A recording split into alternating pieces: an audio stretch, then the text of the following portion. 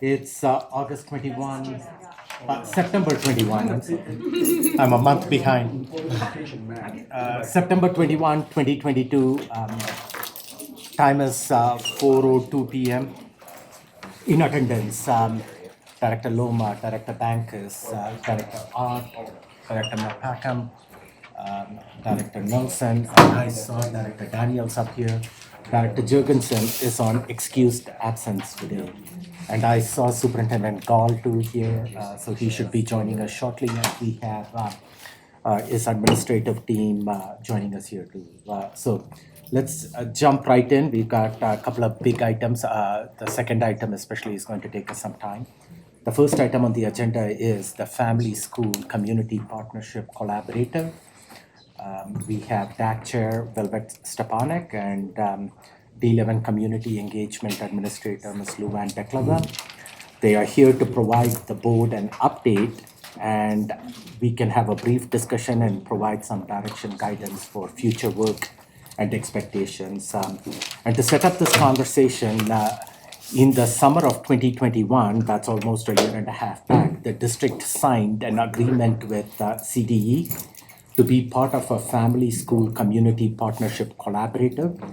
The idea was the work of this collaborative will help strengthen family engagement in our D11 schools, which in turn will result in improved student outcomes. Last year at this time, the collaborative was put together with various stakeholders. I think you have a list of who was part of that collaborative. And then as part of that collaborative's work, they scheduled several listening tours at community venues this past spring. Some of us board members also got to attend those events and participate in the restorative circle conversation. The primary question they were trying to get feedback was on the lived experiences of the families and communities in our school. So the board is going to hear some of the feedback today from those listening tours. In addition, the collaborative is going to continue their work this year. And we, as a board, have the opportunity to provide some feedback to guide their work. What questions do we want answered, and what are some plans or board guidance for this work? With that, I'm going to turn it over to Velvet and Luann. Thank you for joining us. And there was a summary report that was added on board docs, and I think board members got to read that. Maybe you can quickly summarize some of the takeaways from the listening tours, and we can open it up for questions after that and feedback from the board. Okay, thank you. I also want to go ahead and have, there's two people from the collaborative that came to help support that didn't get to, so can you go ahead and introduce yourself? Sure, I'm Jennifer Schulte, one of the MTSS facilitators. Nice to see all of you. Thank you for letting me be here. I'm Lawson Ortiz, restorative practice specialist for student support and engagement. Right. And so one of the main reason that we are here is because we made a promise to our community that after we had these listening sessions that we would present to you to make sure that you heard what the community was saying. When you're having something and people are just giving feedback like that, I mean, we produced the report, which we're gonna do out, but we wanted to make sure we came and talked specifically to you. Creating an environment of involved families has been shown to be a significant factor contributing to improved academic performance. You know that from the 5 essentials data. I want to, Luann, the list that Luann passed out is actually a list of people from the collaborative for this year. We added some people as we went along. So Parth gave a very, President Malpacum gave a great summary of some of the work we had. I hope that one of the other things that was on board docs was this user guide that is from the Colorado Department of Education. If you look at the back of it, there are stories from every district that was in the collaborative. The D11 story is the first one. I would hope that you will read that story. It actually is, I think, very impressive that that that's a user guide that the whole state is going to see and use. So that gives you a little more too about things that we did. One of the things, so part of the reasons why they had that collaborative was because the state has a rubric, a framework that they want to be used. So part of our group, what we had to do was look at this rubric. That is in this user guide as well. The rubric has 4 essential elements: creating inclusive culture, building trust and relationships, design capacity building opportunities, dedicating necessary resources.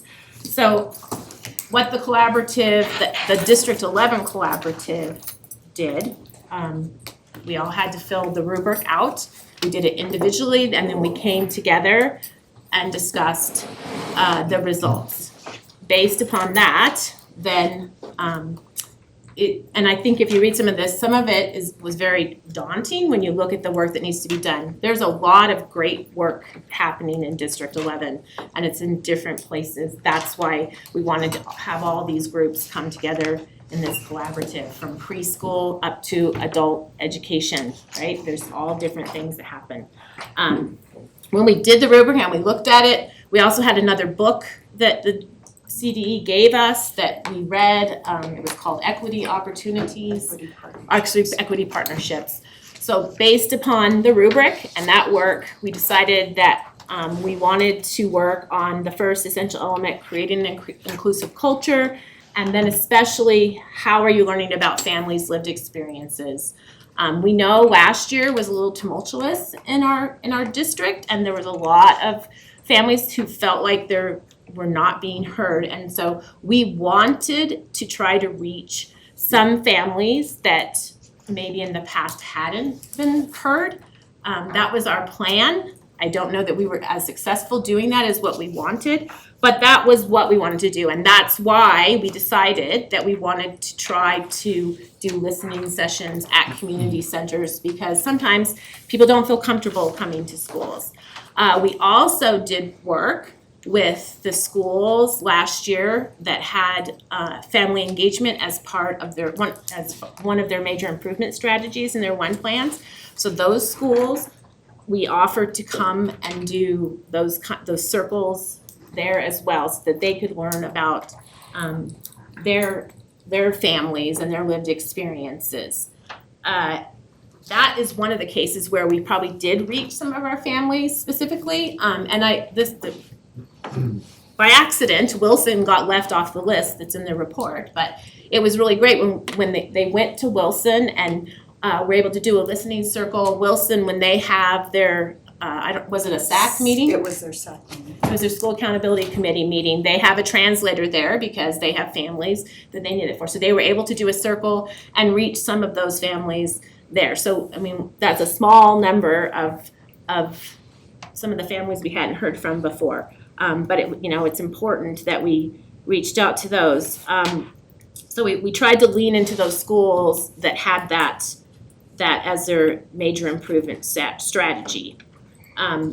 So I don't necessarily want to go over if you looked at the report that Luann and myself, Luann did most of the work for the report, and the facilitators. So the whole group, those people came. So Dr. Colicky took all of the input from those circles, tried to generate themes from them, and then Luann went back and met with a lot of the facilitators from those circles to make sure that we had covered the things that actually had been discussed, because it's quite a few people can't put every single comment in there, but to try to cover in general to give you the things that people are saying about what's happening in our district.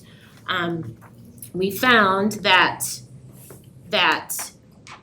people don't necessarily feel uncomfortable coming into our schools. A lot of people feel very comfortable in their school communities. And so this year, I think we plan on trying to once again lean in on the 12 schools that specifically have family engagement in their one plans, to reach out to them and try to support them doing a listening circle or, whatever we can do to help them with family engagement. The other things that we plan for next year, so we learned a lot from other districts as well. That's part of why you're going to this collaborative, right? To understand what other districts are doing.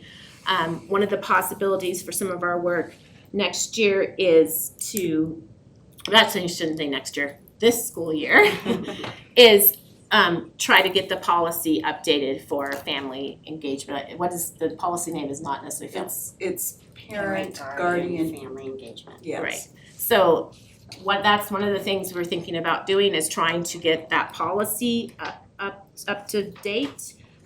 We want to continue with our listening tours and outreach, like I said, reaching out to schools and not necessarily having a specific event, but maybe having something available at another planned event, right? So that you've already got community there, you're offering to do this in addition. So it's not an additional thing, but it is an opportunity to hear. And then we also want to do celebrations of schools that are doing great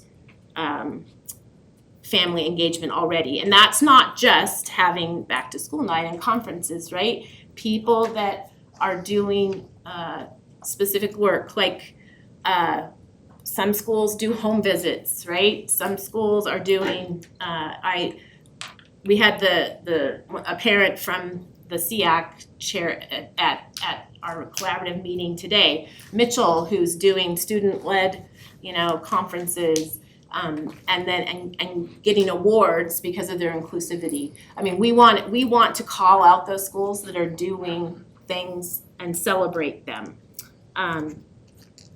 We're planning on trying to do other things, celebrate those in the DACNA newsletter so that other schools know what's happening as well. Coming and just commenting to you, maybe in citizens comments, to let you know about good things that are happening. I've reached out at all the principal level meetings and let them know about some of the work of the collaborative, and just working even with the district to try to put celebrations out there on Facebook. Another important thing that we wanted to add this year was some student voice. That didn't happen last year.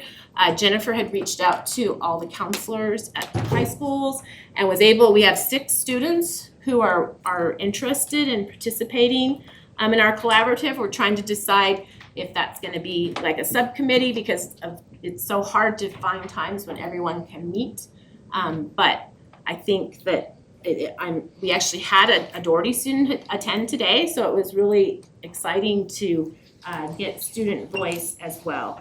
The other thing that I wanted to make you aware of, if you didn't already know, is that because you haven't seen the district improvement plan yet for this year, but that one of the major improvement strategies actually has some action steps that include this collaborative as well. Is there anything that I've forgotten? Okay, thank you. Appreciate that feedback. Board members, do you have any questions, comments for Mr. Parnick and the rest of you joining here too? Thank you.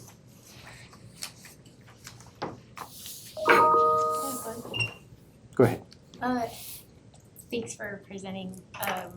In the summary, it said that this past year we focused on element 1, creating an inclusive culture, specifically learning about families' lived experiences. Is that going to be our focus again this year? Or are we going to say did that, now we're shifting? So we met for the first time today. We've decided as a collaborative, we're all going to do the rubric again, do the rubric survey. If you would like to participate in that, we could send you the rubric and you could add in your thoughts. And we see an extension of that because we feel like we didn't actually get to all of the people that we wanted to hear from. So we will continue to reach out to those families. And then based on the results of the rubric survey that we do, we'll see if that's still the direction. I'm glad to hear that our schools are welcoming. That people can come and give us feedback there. That's good to know. Any further questions or comments? Although I'm also glad to see that we're continuing this work and trying to be more inclusive of families, especially as noted, the English language learner families.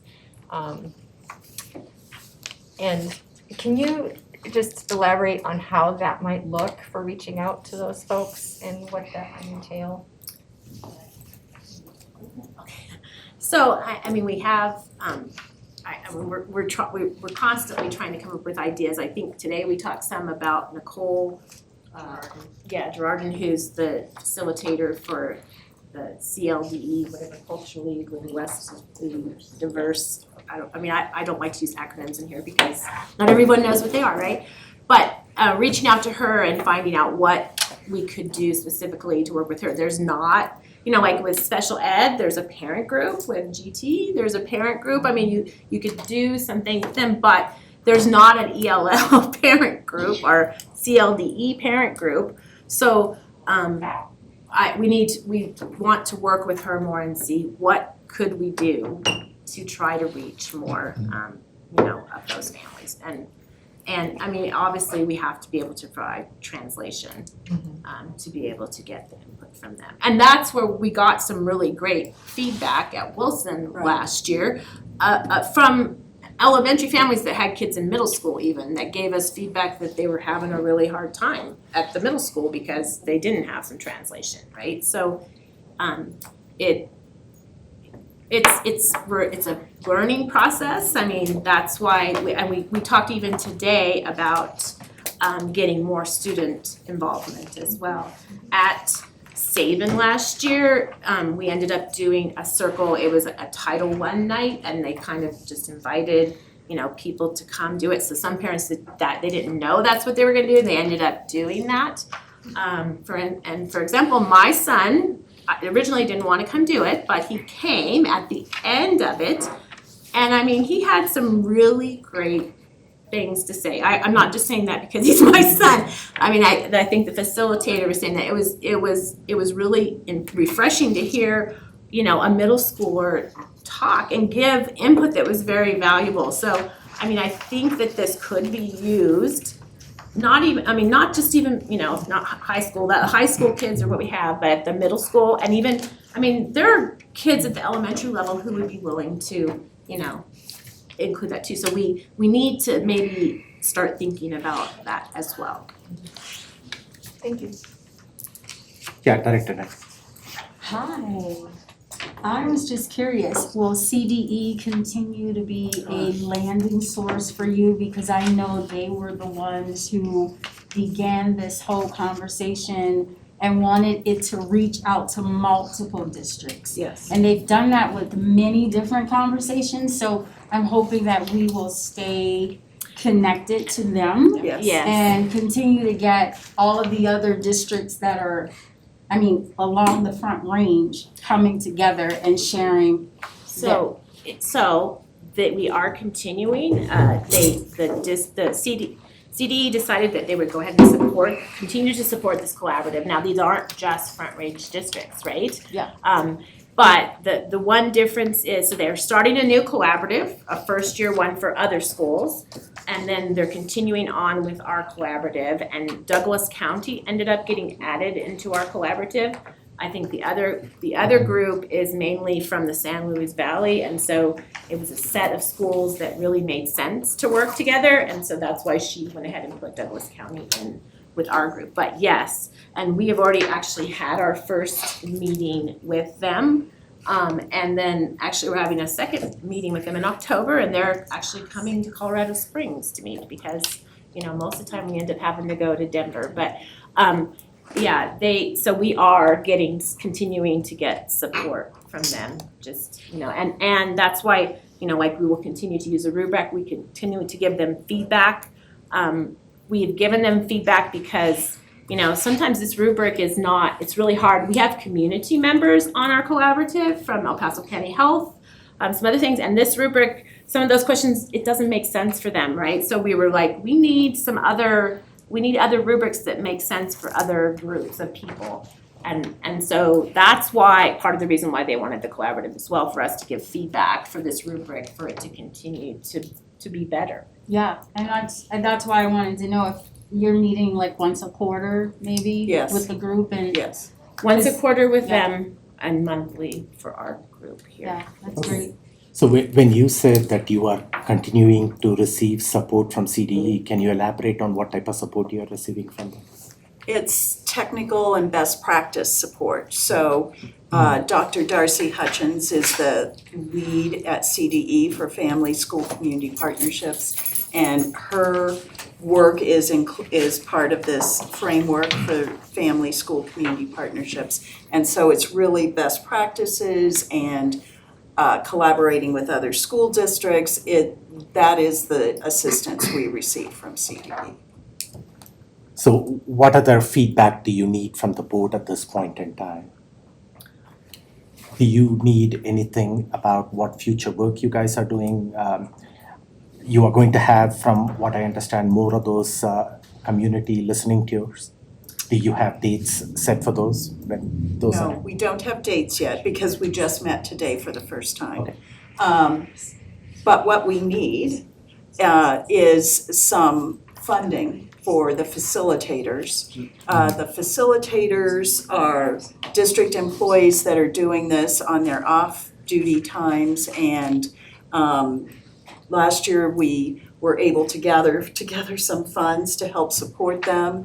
And Phoebe supported the childcare portion of the listening tours, and we had other funding through the equity department to support the meals that were provided to attendees. So primarily, we're going to need some funding for the facilitators in order to continue to do the listening circles that we would like to do when we're reaching out to schools to assist them in their work with family engagement. So is that the plan, to have more of the listening circles going forward? Yes, in the schools that have listed family engagement as part of their one plan. Okay. That's the plan. Well, that's the start, right? That's I the mean, start. those are the first schools that we want to try to lean on. Director Bankus. All right, have you noticed, are you drawing out people who are in your SACs or who are in your other committees there at the school, or are you drawing in different parents? I mean, I know the one at Sabin, it was different parents because it was done at a Title I night, right? I don't know, and I can say I didn't attend any other school-specific ones. The community ones, I only participated once, and then I did attend one of the other ones and just helped. But it was, there were some people, but it was a wide range of people. It wasn't just people that participate on SACs. And I mean, I know the one I participated in, some of it were parents who were unhappy with something that had happened, right? Something that had happened at their school last year, and they wanted to come and air that. And it was more than what they expected, right? Because it wasn't, they did have the opportunity to express those things, but they were able to share things they liked about the district, things they were hopeful for. And I mean, Lossie might be able to answer this better, but I don't know that there was anybody at the end, like when you looked at these questions, you know, what were their feelings at the end of the circle? I think most of the people had pretty hopeful feelings. I do. Is that valid? At least in the circles I participated in. Would you like me to answer that question? I'm happy to. Yes. Okay. The feeling that I received, or that I left with, was hope. And during the questions, frustration, lots of frustration. Toward the end, the question was, who's gonna see this? What are you gonna do with it? Where is it going? But at the end, after we went through the questions that were meticulously scripted, there's hope. So let me ask this question, for the folks that you're seeing, is it, my concern initially is people being drawn off from other committees because you only have so much time. Do you see it going the other way? Do you see coming and being able to express those frustrations, being able to have a conversation, see the hope that maybe that schools will be able to draw up some of the people who are participating onto their SAC or onto the committees there at the school? Do you see that happening? I definitely feel that that's a selling point, that here's this one-time opportunity, but if you want to continue and serve your school or serve your district, here are all these other opportunities where you can engage. And I had conversations with people afterwards about volunteer opportunities or different committees or who decides the calendar, how does that done? And all of those things help redirect that energy toward a positive end, I really believe. And I think if we acknowledge and focus on the fact that they are contributing, just as you had mentioned, where is this information going to go? How is it going to be used? What can we at the board level do to support giving exposure to what you're learning, not necessarily here, but for the folks who are participating to say, oh, they're really interested in what we have to say. Whether they show, whether you get 10 people to show up or whether you only get one. The invitation goes out. The communication is there and the support is there. And I think that's a really strong building block for that community engagement for those schools who have chosen that to be a focus for them. So I'm hoping to see that cooperation. And I think we talked today about it's a building over time, right? We're beginning to rebuild trust and rebuild the fact that people can communicate with us and we're open to listening to their thoughts and wishes, and it's going to take us time, but we're moving in the right direction is what we feel. One of the concerns that I have, so didn't we go to the one together at Hillside? And that was because it was at the community center, didn't really inhibit my wanting to go. It's at the community center, it's off-site. We're all going to just chat and talk and hear what we have to say. But my question to you now as we go forward, do you think that board members should attend or not attend? Do you think it'll stifle what the conversation? And that would certainly be counter to what it is that you're trying to accomplish. And you don't have to answer that tonight, but give it some thought. Being willing to participate is one thing. How it's interpreted is a whole different thing. But I do want folks to know that they're supported from this level.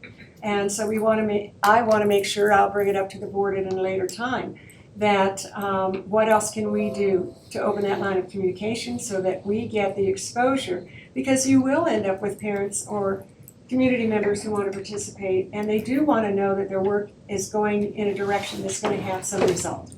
And I think we as a board want to make sure that we do our part. So we'll look forward to all of that. Yes, sir. I'd like to address that. I think it's a really great question about board attendance. And if the facilitators or facilitator does a good job of leveling the power differential, there's always going to be a power differential. But if that's minimized, then there's a welcoming in the audience. There's no one up. And it's been successful in several of you, and we appreciate those of you that have been there. And it wasn't, well, you're gonna say something to override. And that was all set up in the expectations and at the very beginning. So it can definitely be done. And so I'm board secretary, and so the responses that I was giving when those were going on and the board members didn't even bother to show up, and I responded back saying, we have chosen ones to go to and we can't be at all of them. And so if you would help us with that, we're not ignoring people, we just can't go to all of them. Sure. Not every one of us can go to all of them. Right. Okay, thank you, that's it, that's my questions. So thank you for the work that you guys are doing. You heard the feedback from the board.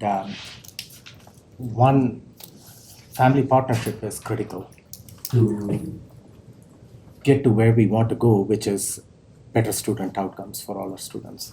So one question that I would like to see come out of this collaborative, if you've got the answer already, is what are the barriers that are right now in the district, and what are the barriers that are preventing family engagement? The report that I read, you got 4 listening tours that took place this past year, and that was widely marketed, but still the attendance was about 130 people, and I'm sure some of those are repeat people that we see at most of the meetings. What can we do to reach? We still have over 20,000 students out here, so what can we do to engage our parents? Because we got to have more parent engagement if we want to have student success. So if there are any barriers in place that we should be aware of, that we can help then remove to open up this conversation, that's only going to come from community engagement and finding out. Give us a feedback on that. Well, and the problem is that I don't know at a district level that it's different at every school, right? I mean, when you read the book, when we looked at the book to decide about lived experiences, it gave an example of a school in California, which the school, they had to go out to a field where a lot of their parents work to be able to get input from them, right? Because they couldn't. So it does depend a lot on the school, what's happening. We can try and come up with general things, but what's happening at Jenkins and what's happening at Adams are not the same. Sure. And Well, that's why you're having these community tours at various quadrants. So you are probably going to get a feedback from the southeast part of town, just as well as the northwest part of town. So thank you, Loma. Well, no one can argue with, the plan, everything looks nice, but I'm looking at it from my mother and my father's perspective. They wouldn't go to any of this. They're too busy surviving and working. And this is gonna help those parents and children who probably don't need help. They're gonna succeed. That's the first thing I look at that. Second thing, when I look at this list, and this is probably one of my pet peeves about public education, 28 names, right? 5 males, 23 females, and which is, I got nothing against females, but when you're dealing with minority boys, there's gonna be a disconnect. And not intentional or not malice, but there is gonna be a disconnect. And I've been crawling about this for years, but nobody wants to listen. And that's something that I don't see anything addressed here, because my studies show that white women treat minorities different than they do white boys. Not intentional, but they do. And so this is gonna be affected by that. And when I look at this, it's gonna be affected by that. So that's my only concern, not that, everything here is good, but I've seen something like this 10 years ago, different name, different color, same intent, and it didn't work. Maybe this will be different. so That's my concern. So can I say, so one of the school districts in our collaborative is Greeley, has a very high Hispanic population, farm, so that's, and I can't do anything when you're talking about the Yeah. committee, right? Okay? Yeah. I mean, I can't do anything about that, I'm sorry. But I can listen to Greeley. I mean, we got to go visit their family center. We got to listen to the amazing things that Greeley is doing to include all of their families. A lot of the Hispanic families, what they have done to get input from them is amazing. And so we're trying to learn from those other districts as well, right? I hear what you're saying about that thing. We knew that was part of the problem too. I was just gonna say, we And know it. see, and it's not really that you solve it, but you won't even know, unless you define a problem, you won't even think about it. And it's not even mentioned in here. If you don't put it right on the wall, it won't even be considered. Not that you can't solve it like that, but until you start discussing it and it be written down, it's gonna go on like normal and go, because you're gonna default to who you are. You can't help that. Well, And I would like to say, if you have a community that we could come and do a listening circle with, I would love that. That would be the greatest opportunity we would have, is if you could connect us to that community so we could come do a listening circle there, because that's exactly what we're trying to get to, and we can't we haven't been able to yet. So I welcome that opportunity if you can make that happen for us. Okay. Thank you. Thank you. Thank you for the feedback. Thank you for the report, and we look forward to the work that you guys are going to be doing going forward. I just wanted to add that, as you'll see in some of the fund balance recommendations, we are thinking more holistically about engaging with the community and finding the pockets of family members that we're not reaching to overcome some of the systemic barriers that exist in the traditional way that we've engaged. So I appreciate Director Loma for bringing that to our attention. I really appreciate the partnership that we have here. It is clear in our 5 essentials that particularly in our schools that are turning around and are performing strong, we do have deep and strong relationships, not just with parents, but with extended partners through Engage. But again, make no bones about it, in the schools that are underperforming, we lack both parent representation and community partners. And so now that we know where those metrics are on the wall, we can back build in to be able to deliver on that, to get that depth and breadth across the system. Thank you. So moving on to the next item, which is going to kind of predominantly occupy the rest of our time.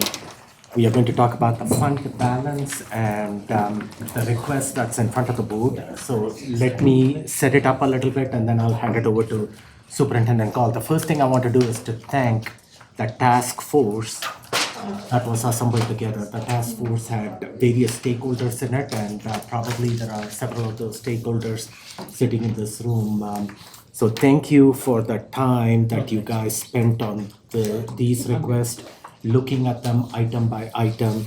I think it happened over a period of a month for the past, in the month of August, that you guys met several times. I attended one of those meetings. I saw some board members in some of those meetings. So thank you for investing your time and trying to prioritize some of these tasks and bring forth this recommendation to the superintendent and then the superintendent to the board.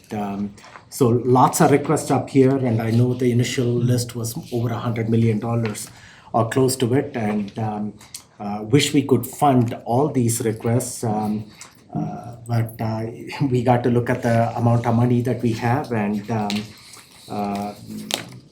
get to a middle ground here on what to fund. Over and over again, the board has indicated through the board priorities, the focus is on student success, on staff support and community engagement, and we cannot get to where we need to get to by cutting our way to that goal. So to change the direction where we are going and to deliberately, intentionally get to that student success goal, we have to invest in our schools to some extent and invest in our staff. But that investment has to be thoughtful, deliberate, and backed with sound rationale that is going to bring the desired change in results. So we have this one-time money between this fund balance money, and we have the ESSER money too. It is an asset. Financially, we would be in a far more challenging position without these additional money. We just need to capitalize on it and put it to work for our best advantage. And we have some challenges going forth over the next couple of years due to declining enrollment. That's going to have an effect on our general budget, and we will address that at a future work session. With that, I'm going to turn it over to Superintendent Gall, and you can set us up and take it from there.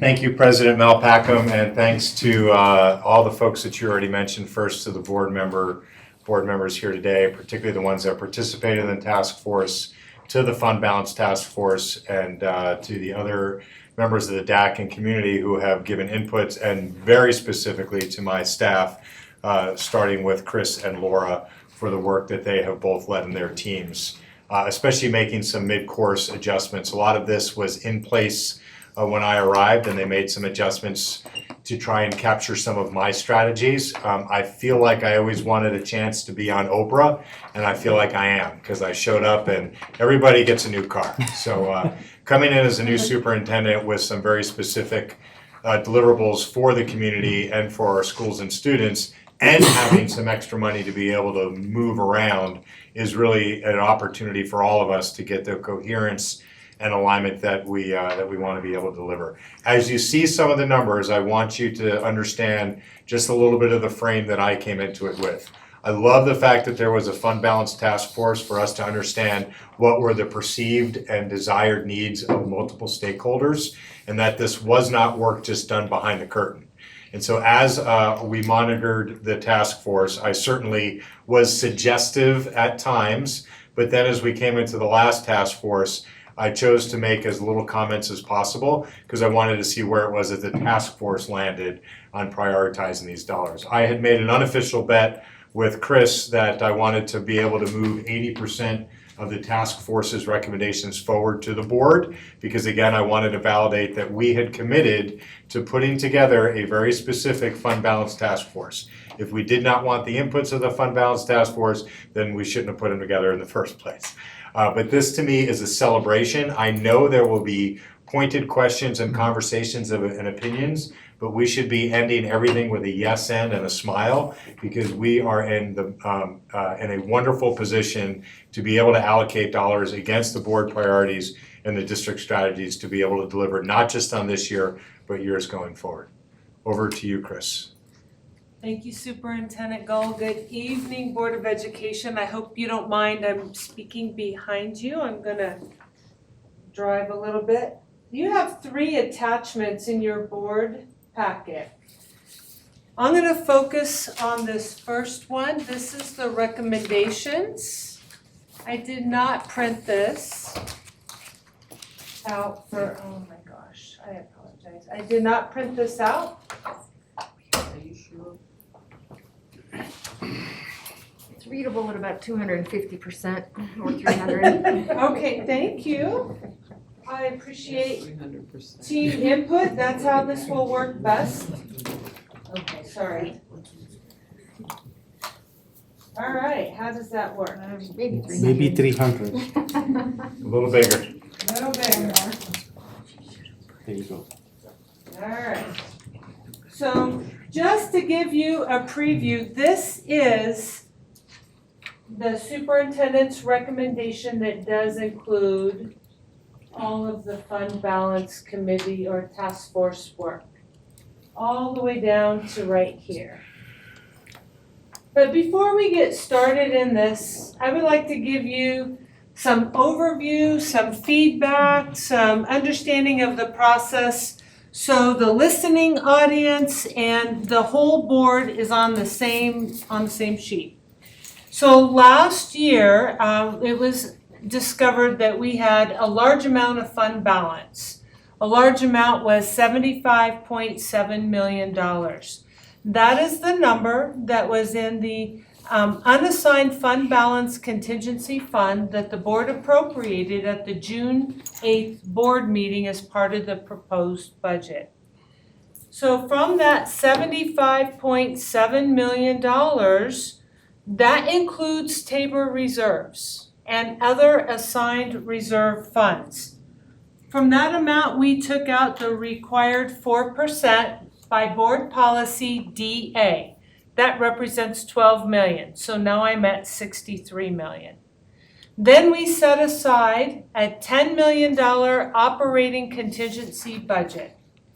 That's for unexpected expenditures that the board or the superintendent may endure during this time frame.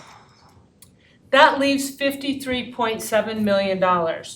We just rounded it to a very conservative number of 50 million. We feel this number can be spent moving forward as quickly as you all want to start spending it. So in early April timeframe, division heads and department heads were asked to collect feedback from their areas, schools, divisions, departments, to seek requests for purchases. They had through the middle of June to turn that in. And what you will see that in the July timeframe, we ended up with $101 million of the original request.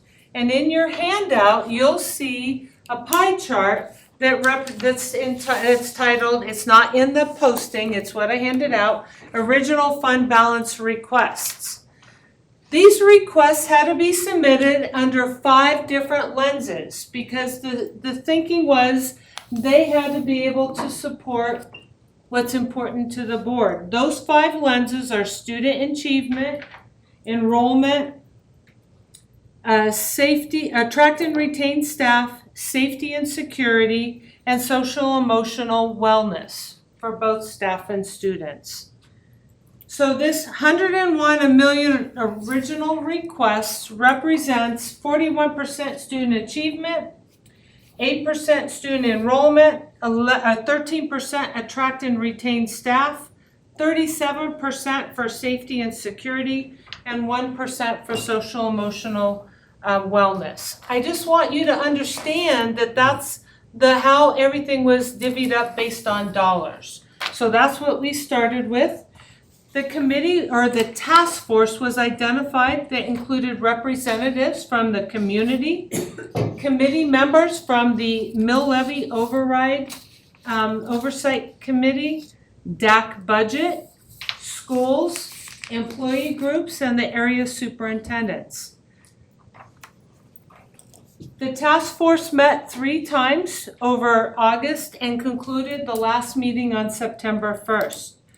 2 meetings were dedicated from the owners that are present tonight to give overviews of their asks and to answer any questions during that meeting. Follow-up written questions and answers were offered, and then online voting was allowed, or was the mechanism for ranking. I think it's important that everybody understand that the committee had 3 weights assigned that they had to evaluate. Best use of funds, how well is the request to result in the desired outcome, and in executing this effort, will there be a heavy lift on staff? What you see in your packet is in rank order. The task force was informed that there was a likelihood that the Palmer High School HVAC effort was going to get pulled.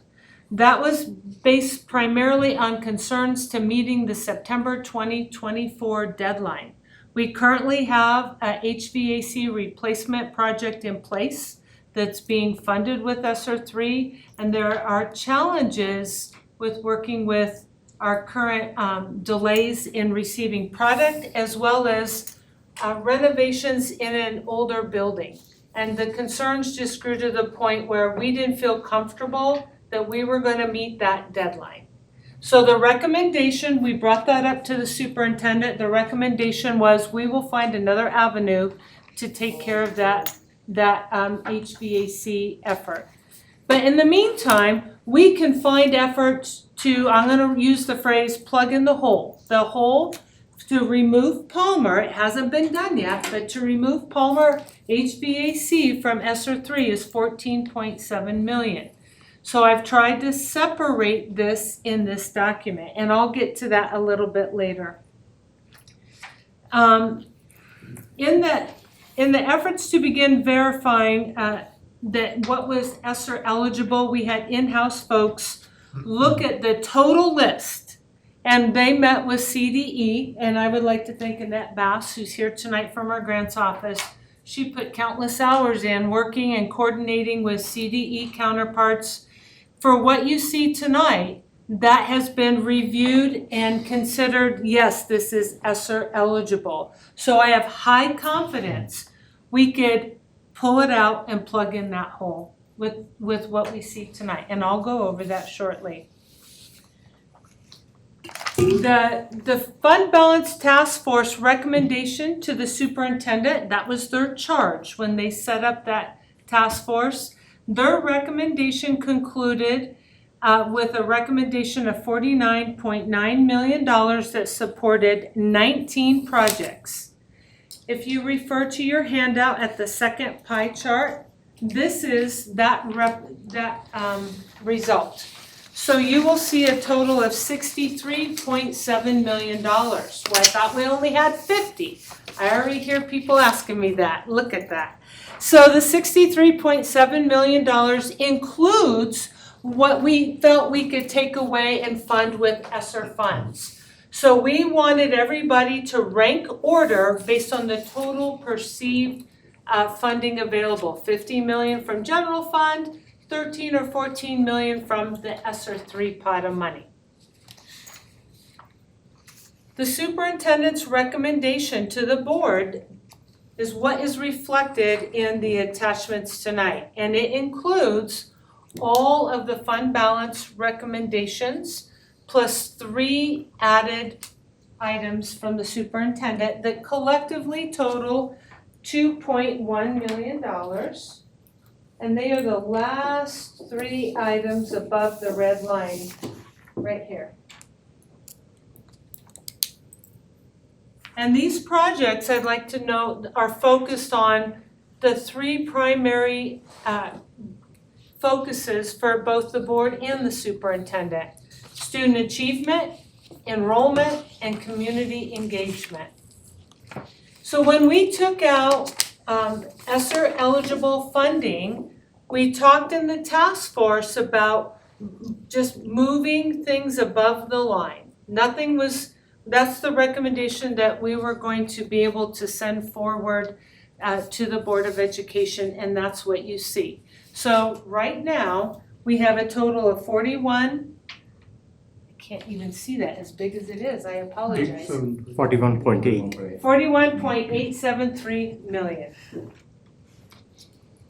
The task force did ask for the board's consideration in adopting a 5% reserve. I'm going to call that a margin of error reserve.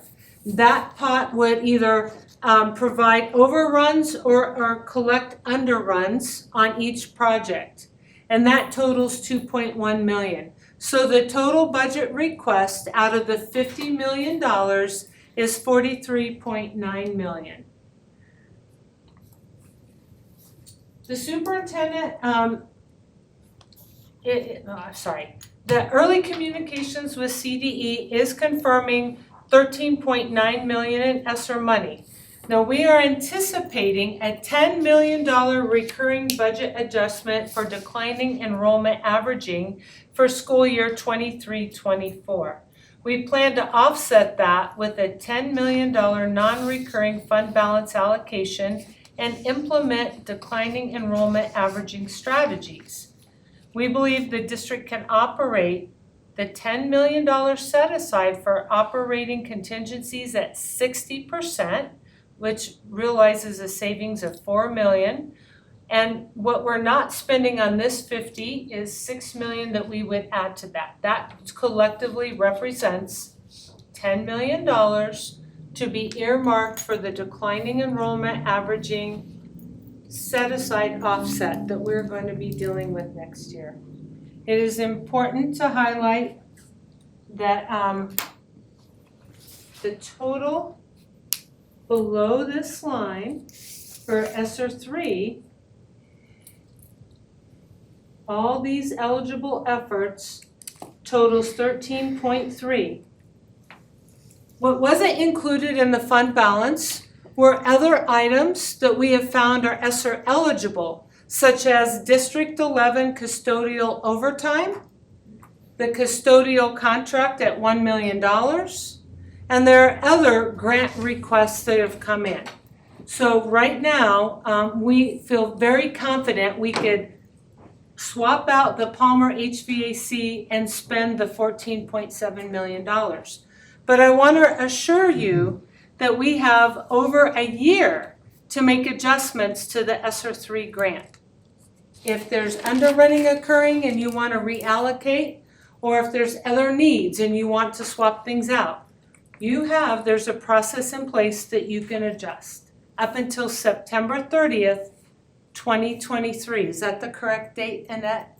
Thank you very much. So we can make changes to that ESSER 3 grant up until September 30th, 2023.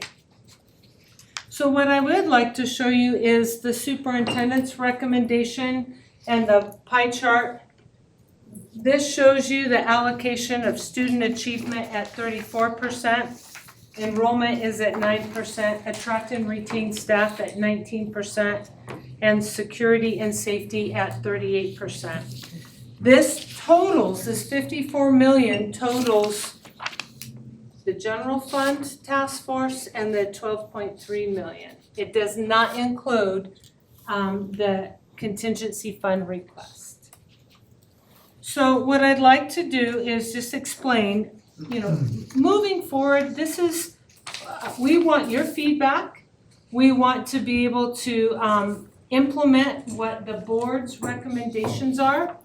But I would like to share with you the process to move forward. If by chance you accepted what is presented, all we need to do is issue a contingency fund transfer because the money's already been appropriated. You appropriated that in the June 8th budget. So we would need to issue a contingency fund transfer, and that could be done as quickly as the next board meeting if you give direction in that manner. From the ESSER 3 perspective, we would like to submit with input from the board and approval from the superintendent, the paperwork to change out the ESSER 3, to pull out the Palmer and put in these efforts. Once CDE approves it, I have to come to you anyway to do a budget transfer and funding allocation because it's in a different funding. If you'll remember back on June 8th, every ESSER 2 and every ESSER 3 line item is represented in the budget. So I would have to come to you to do the paperwork to transfer those budgets out of the Palmer HVAC umbrella into the other ESSER projects. So I would just like to end by letting you know that we have all the owners here tonight if you have questions. If there's something you would like to let us know you would like to see change, we could make that change. Or if there's just discussion. It's your time and I'll turn it over to the board for whatever conversation and question you may have. Can you clarify really quick? You said something about 60% and I didn't catch what you were. Yeah, let me try. So we forecast that there's a $10 million set aside for decreasing enrollment averaging, whatever strategy is adopted. If we had one kid at a time in every school to turn that corner, we need $10 million into next year. To get that $10 million, we thought that the best way to approach it was to split that. Let's take some money out of the fund balance, which would be $6 million, and then we thought of the $10 million that was originally taken out of the $75 million for operational contingencies, that we should be able to operate at only 60 cents on the dollar there. We have, and Laura, you can back me up, the last few years, we have not spent more than $4 million, is that right, on operational contingency? True. We have not used anywhere near $10 million for the past entire history as long as I've been here. So my obligation to not take money off the table is for me just to be better at spending the money that's already been programmed. And so there's two philosophies there. One, which is the sooner we can program dollars against students, the more likely we are to see results. And then secondly, with $50 million of fallout money, we should have a much shorter Christmas list in March and April and May, where we traditionally have needed contingency funds. So we feel very confident in one, not having spent that much money in the past, that we shouldn't be asking for extra money, because here we have extra money. So it's, of the 10 million that was pulled out, we just want to pull 6 million out, or I'm sorry, 4 million. Leave 4 million on the table, because there'll be 6 million that would come out of fund balance. So this recommendation is our middle of the road. Your most conservative would say, I think we need 10 million for decrease in enrollment averaging. I want that in one chunk of money, and I want it out of fund balance. And then the most aggressive would be to force that whole 10 million on the district. Because remember, decreasing enrollment averaging is us getting off unemployment. We have been paid more than we have children. So the community or the board could say, it's on the district to operate to the exact number of kids that they should be funded for. Eventually, we have to get there. I think a 60-40, 50-50 split is the right way for us to progress out of that bathtub, and we'll continue to find those efficiencies going forward. So, okay, thank you, Chris, and thank you, Superintendent Gall. So before we go into these requests, let's look at the overview that Chris presented with the numbers and starting from 75 million, how they came to 50 million, and are there any questions on that to Chris or to Superintendent Gall? And then we can look at these requests and make specific recommendations or revisions on that at that point in time. The overall picture, any questions? So does this fall in line with something that you had said earlier when you came on board, Mr. Gall, and that is to put our money up front so that when we get toward the end of the year that we don't have money left over that we coulda, shoulda, woulda spent to carry forth on our programs? Is that the philosophy behind this? This is, well, I mean, this is the benefit of the anti-philosophy of that. We have collected monies because the district has either not spent them or underrun existing budgets. And so, yes, this is a flip towards, let's move our money to the front end of the year and not just collect it at the end of the year. Okay. So to add on to that, it's also from vacancies. That's mostly where this money built up, is that we've been short-staffed for several years. So that's why this pot of money has built up. This is not normal. In past 10 years, this has not happened. So it's not just underrunning or. Well, yeah, when I meant underrunning the budget, that includes the FTE, but Okay. it's not just FTE.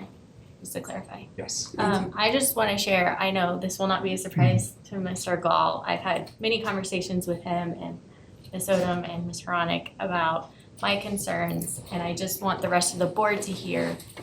We are not discussing this tonight, it will be at a later date, but I'm concerned about this declining enrollment averaging and whether we should be reserving more money now out of this pot to keep us from having to do major budget cuts in the future. And so we'll have that conversation at a later date, but I just want you all to keep that in mind, that I personally am not convinced that we should even be spending 43 million at this point. I would like to have more information before I make any decisions. So just so the rest of you know where I'm at. Go ahead. And so in this having said that, in this conversation with the declining enrollment, sometime we're gonna have to be able to talk about closing schools.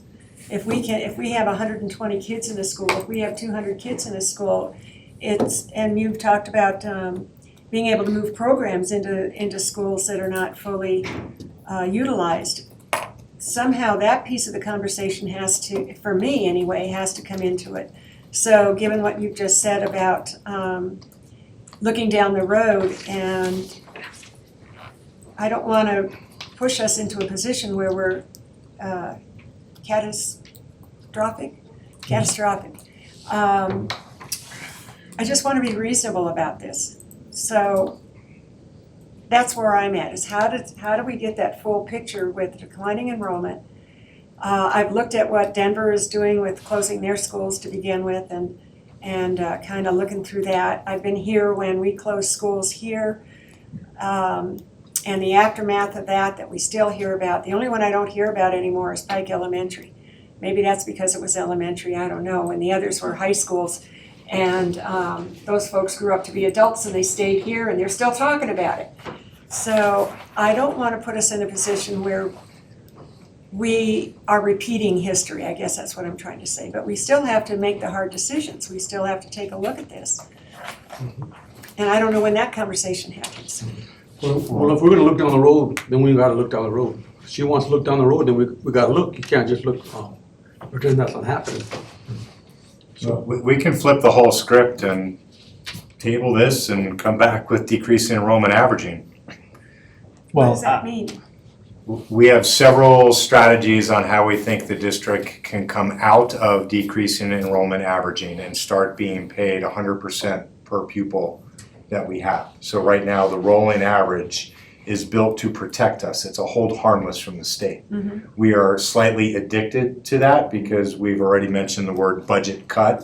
It wouldn't be a budget cut. It would be less money, but it would be more money per pupil. Right now, we're paid at a different rate than what we should be paid because of the averaging going down.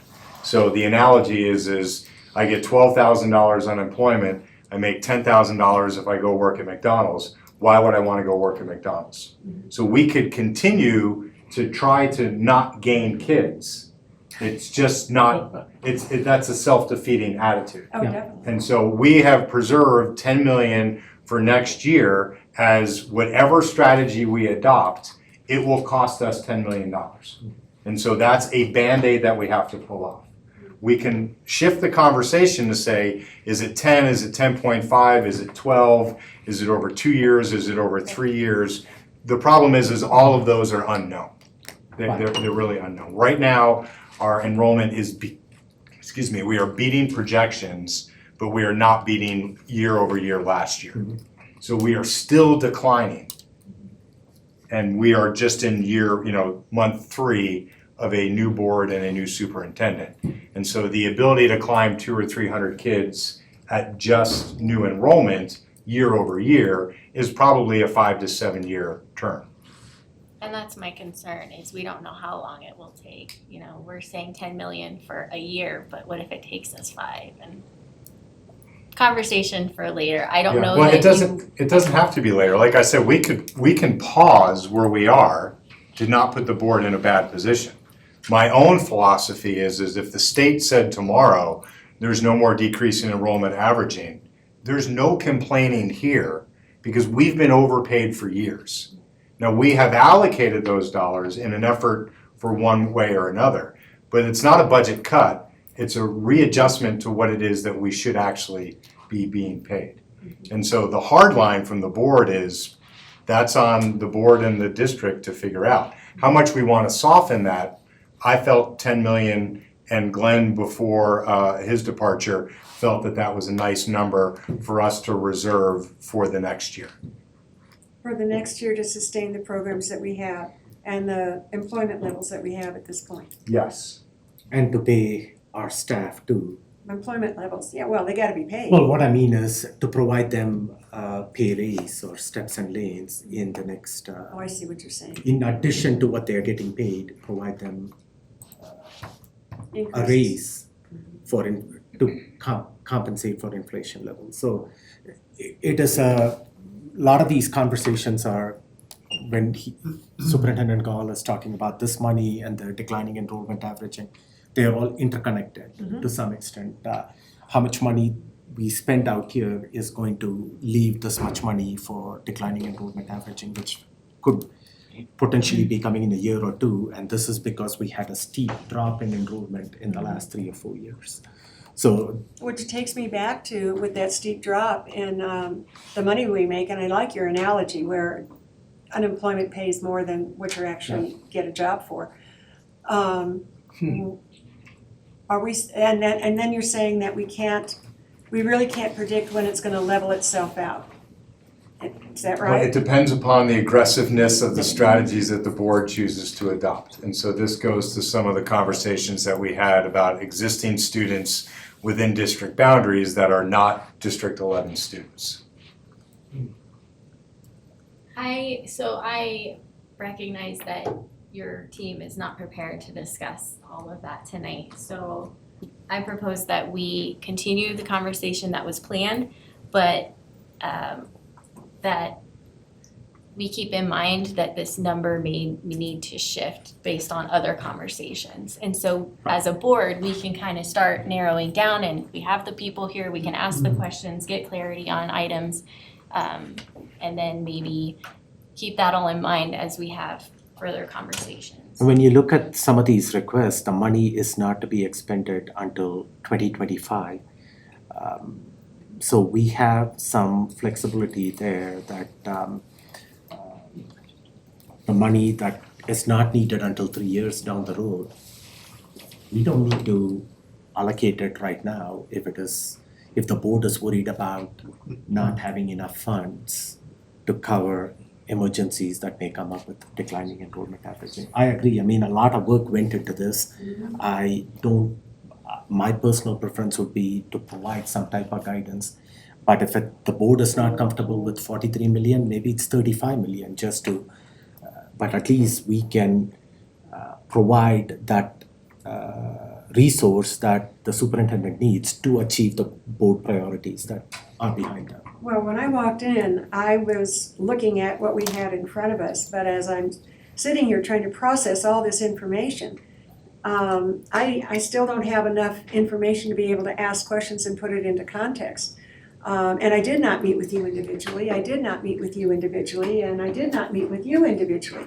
So I'm sitting here trying to have this overall picture of how this all fits together.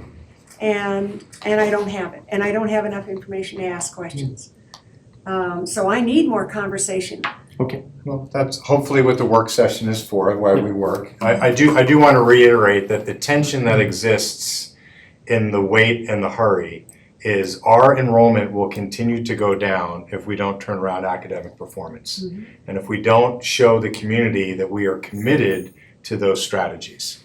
And so I do have great fear that we hold $50 million in reserve to continue to manage decrease in enrollment. Instead of put the money on the table, make the bet, hold me and my team accountable, and if we don't get there, then adjust on the fly and move forward. This is a once in a decade or more opportunity that these monies are available, especially the ESSER dollars. Those expire in 2024, and I think we had all agreed that wanting to put them as close to the outcomes of children was a high priority for the board. So there is a natural tension here on betting and hedging. Right, and that's what we need to provide the supports that he needs to accomplish the board priorities, which is student achievement, student success. And which comes back to the request that is on the table, and the board can provide feedback on if that is going to accomplish that goal. And that's where we can provide some feedback on the requests that are in front of us. Is there Well, any? I gotta trust, I'm a betting man, and I wanna feel like, I wanna feel like Oprah too. So I can see where You you're want to going. hand out money? Yeah. But we gotta do something. Yeah. You know, and I can see the logic of this proposal here.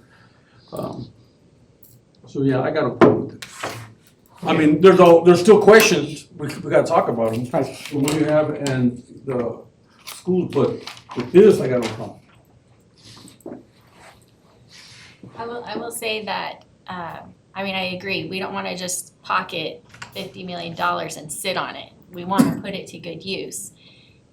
I do need to say that I am disappointed in the requests that are presented, in that I'm not certain they will improve academic achievement.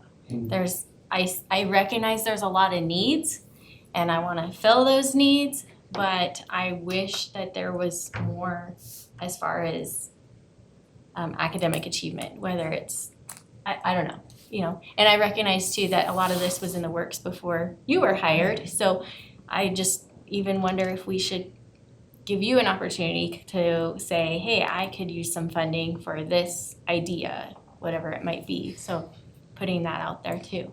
And I realize I am just like, to your plan. No, you're good to But- blow it up. So you'll see that most of those academic pieces actually fell into the ESSER requests. Because again, my goal was to not be completely disruptive of the task force recommendations. And you can ask Chris and everyone else that I was certainly distraught after the first one or two. But what I started to learn was it was reflective of what our community believes they need to have confidence and trust in the system as well. So the amount of dollars that are identified for safety and security just really has to have a pause behind it. That nearly 40% of the dollars that came from the community said, we want to make sure every one of our buildings are safe. Yeah. And I don't think any of us can say that every one of our buildings are safe. So it will be the board's decision and conversation But we chose to lean back, and I thank Chris and the team for finding the way to get my academic achievement recommendations into the ESSER lines that fell below the red line, because those were the areas that I thought were critical for us to be able to deliver on that academic achievement promise.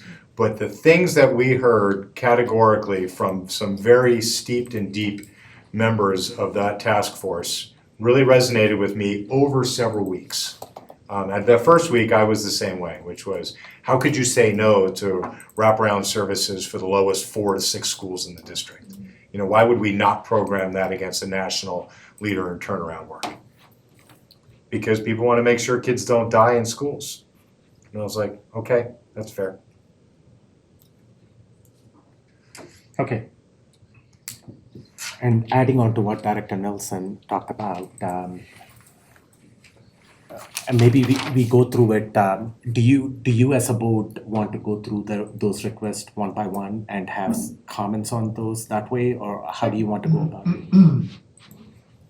Good with that, or? Okay. Do you want me to? Line item? Well, or There's not that many. there is not that many. I don't wanna do that, that's why we pay these guys to do that. Okay. Or do you want to make I want any? some explanation, I would like to have, Sure. because I sat in on the I'm not fund. ready to vote yes on some of these, so. Can I go watch a movie while you guys do that? We can go quick. Do you wanna start, just review the ESSER eligible item? No, let's just go. Well, let's go to the top. top down. And I will try not to be making. And I really appreciated the ranking, because the ranking also showed us again where the eyes and the ears of the community were. That the first thing that anyone thought that they should spend money on was a freezer. And of course, my question was, how did the broken freezer not make the budget? Right. And now I wasn't here for that, so now I can correct that. And at $560,000, I'm more than happy to correct the budget for the freezer. This is a 40-year-old freezer at Food Nutrition Services warehouse that when one part goes down, they have to move food to the other side of the freezer. We had pictures, et cetera, et cetera. That's probably why it got voted the top. And that takes us back to the maintenance budget. Whether we're talking about a freezer, or we're talking about parking lots that have to be resurfaced, or whether we're talking about air conditioning systems that have to be maintained and upgraded on a timely basis for HVAC, it's what, 20 years? Depending on the equipment, 20 to 30. If you buy it today, so. Again, depending upon the equipment. Okay. And so that's the question that I have when I look at this. I want them to have a new freezer, but how is it that I want to know, are we changing the way in which we operate so that we have funds that are consistent and reliable so that we don't end up with air conditioners that all of a sudden don't work? No, because to do that would completely change the compensation structure that exists within public schools. The So, general way that schools budget is facilities and maintenance become bonded issues. And so you build it and you just hold on for 20, 30, 50 years until you have to build it again. Yeah. 90% of our budget goes to, 85-90% goes to compensation. Yeah. So this is a Band-Aid to punting, to the need to request bonded dollars in the next several years from our community. so when the bond issue goes out, folks are more likely to vote if they can see that that it's gonna go directly to their kids. Yes, the air conditioning is critical, the HVAC is critical. And yet, the questions that we keep getting are, well, how come they don't take care of it on a timely basis? And so maybe what we have to do is re-educate people, including me, that that's not the way this works. It's not like having your household budget where you take $150 a month and you stick it in your household maintenance, so when the air conditioning breaks. Hot water heater and all that. Yeah. I don't think the general public understands that, and I think our bond issues are hard to sell when it's, we're gonna do, well, it's like taking your tax refund and buying a new water heater. Oh, I wanna take a trip, I wanna take the kids to Disneyland. And you know, it's a hard sell, but you gotta have it. And so maybe as we go forward, that we need to do a better job as a district to explain to our voters that this is what this bond issue is all about. And Agreed on celebrate, that. It's just that, yeah, and go ahead. celebrate the fact that we actually pay these things off. Yeah. We're paying it off in December, right? Yeah, right. Yep, and I think we need to celebrate that Yeah. and gear folks up for the fact that, yes, when we ask you for money, we spend it the way we said we were gonna spend it. And, a year later, we're gonna ask you for some more, because we got more stuff to do. But we're using your money wisely. Yes. Okay. Amen. That's a hard sell because It is. most people are low education voters. They don't want all that detail. They were super like the gas, you know? I want to know how much I pay for my gas. I don't care about all the other reasons why my gas costs so much. So we have to No, but what find, they wanna know is that when I pay for my gas, that, I wanna know the reason for that gas. I don't need all the details, but I wanna know the reason for it. sure, but we have to find something. And see that, I always go back to, until we start showing academic growth, they don't care about that other stuff. They're looking at the gauge. And that's the selling point. Once that changes, then you'll be able to, they'll give you anything. But they're looking at the meter and they said, I don't like what it says, I don't care what you do, because they don't care what we do. They don't care about his job. They don't care. They're not interested in that. They're interested in one thing. My kids are not performing like they should. The school's not performing as they should. I don't care about all that stuff. And that's the sell. That's the only way you're gonna get the community. And that allows me to circle back. When I looked through all of this, I didn't see anything in there for tutoring. I didn't see anything that's gonna put us in a position where we're gonna say, yes, our kids left out of school opportunities because of COVID. And we did the half hour extra, that I think that's important. But I didn't see anything else that was gonna give us. We already have tutoring in ESSER 2 and ESSER 3, is that correct? It's But not in all 600. schools. I got a teacher today telling me there's no tutors in that school.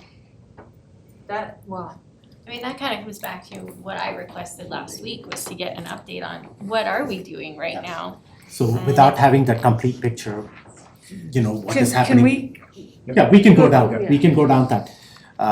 And fair enough, to address what Superintendent Gall was talking about, the way public education has worked, and I can talk about District 11 because that's where I had most of the experience, 85% of the money is tied into compensation. So that's how the practice has been, that maybe the way we should have budgeted it is 75% for compensation and 10% for facilities. But more and more money has been set aside for compensation and programs. And so then we have a limited amount of money to renovate our schools. So that's why we need to go back to the bonds. hence the conversation. Yeah, agreed. And then the follow-up question to you, Terry, would be, it's good that these are all priorities. But what if we didn't have this sum of money coming up? Then what are we going to do in that case to take care of some of these problems, like the freezer and the paving of our asphalt and things like those? I would take and prioritize these within the existing capital program.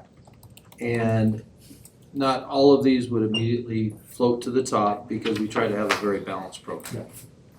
But I can tell you things like the Jenkins, well, actually, let me just bring up the clean water. Okay, that's a new state law that is in place right now. It requires us to do 100% testing and public reporting on our water systems by March of next year. So when we do that, the testing won't cost us anything because we can send it off to a state lab at no cost. But when the results come in, we're on the clock. That clock starts with, I think it's within 2 weeks, we have to have it out to the community. We have to have it corrected in 90 days. Wow. Now, that correction can be removing a water bubbler from service if the lead content is too high. Okay? If we remove it, it's considered to be fixed. But we have minimums there, so that we have to watch. And so there are some of these that will either be in our mid-year budget if you choose not to fund them, or next year's budget. But we will just prioritize them based on the relative importance of each of them and the criticality. Okay. And is there, there should be, I'm just asking for clarification. So is there an equation for how many water stations you have to have given the population of the school? Yes, ma'am, it's based on the design capacity of the school, Oh, not the enrollment, the not design. the design. Okay, so let's go one by one and the board can give some thoughts on it. The first one is the freezer one. They want to replace an old 40-year-old freezer at the rough cost of $550,000. So the one feedback that I wanted to give you, Chris, on this is that all the lens that we have out here, which we've identified 1, 2, 3, 4. For example, this is under lens 3, which is to attract and retain staff. I don't know how getting a new freezer is attracting and retaining staff. Now, it goes to the point that any one of these can fit into any lens if we want to look at it, so. Some of them do fit multiple lenses. Yeah, It's well, I don't certainly if know. you're in food nutrition services, this is a major attraction to wanting to keep your job, is that we're gonna have the freezer fixed. I think it also has to do with the efficiencies that we can now store food in one location. And it creates efficiencies when we have to, for buying, okay? So just, Okay, because right now we can't fully use what we have. okay. So any thoughts on this one from the board on this item? I'm good with this one. I'll Better just than one- dry ice. I'll just make one comment that it says the bids received start at this amount, so we should probably expect that it's gonna come out higher. Well, that's why we have the contingency Yeah, at the very end. I just wanted to put that out there, that nobody's surprised. Okay, Next item is so what. do we want to give you, do you want some feedback, thumbs up or things like that from this, or are we You just? tell me. Okay, are we good with this one? I think overall?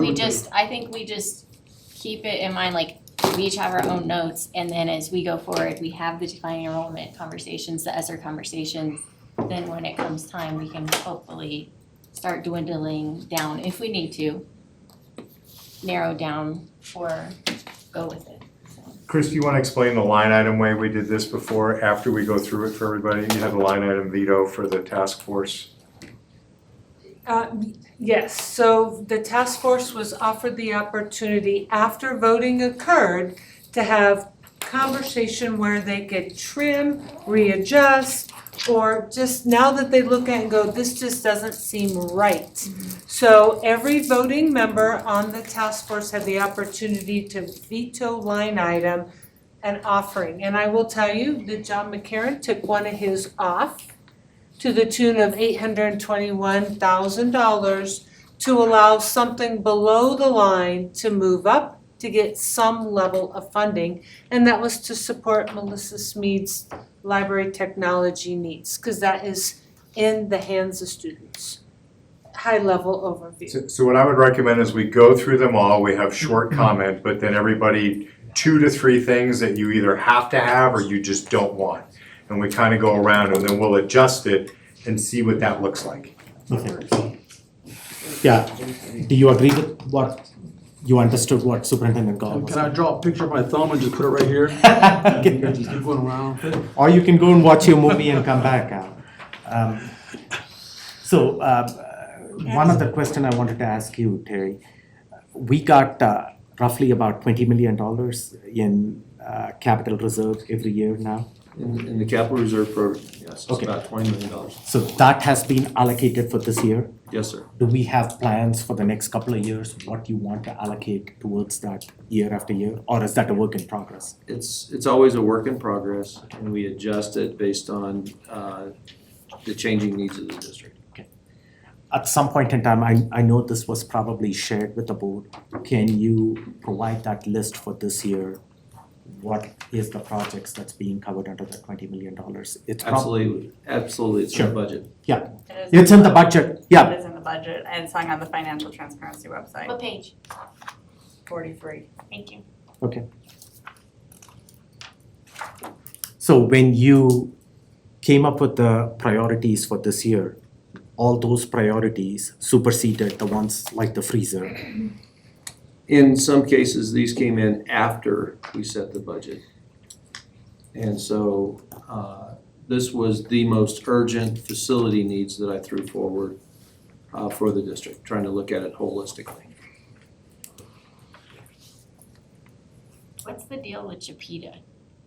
So now So, going to the are we- second one with Yeah. drinking water. Okay, for the last 4 years, 3 or 4 years, we've had a drinking water study going on because of things like, remember the Wasson repiping? That was just one of the larger outfalls that prompted us to look at every school, and we did some very comprehensive water quality testing at the schools. Now, we were intended to meet the federal lead and other drinking water requirements, but lead primarily at 15 parts per billion.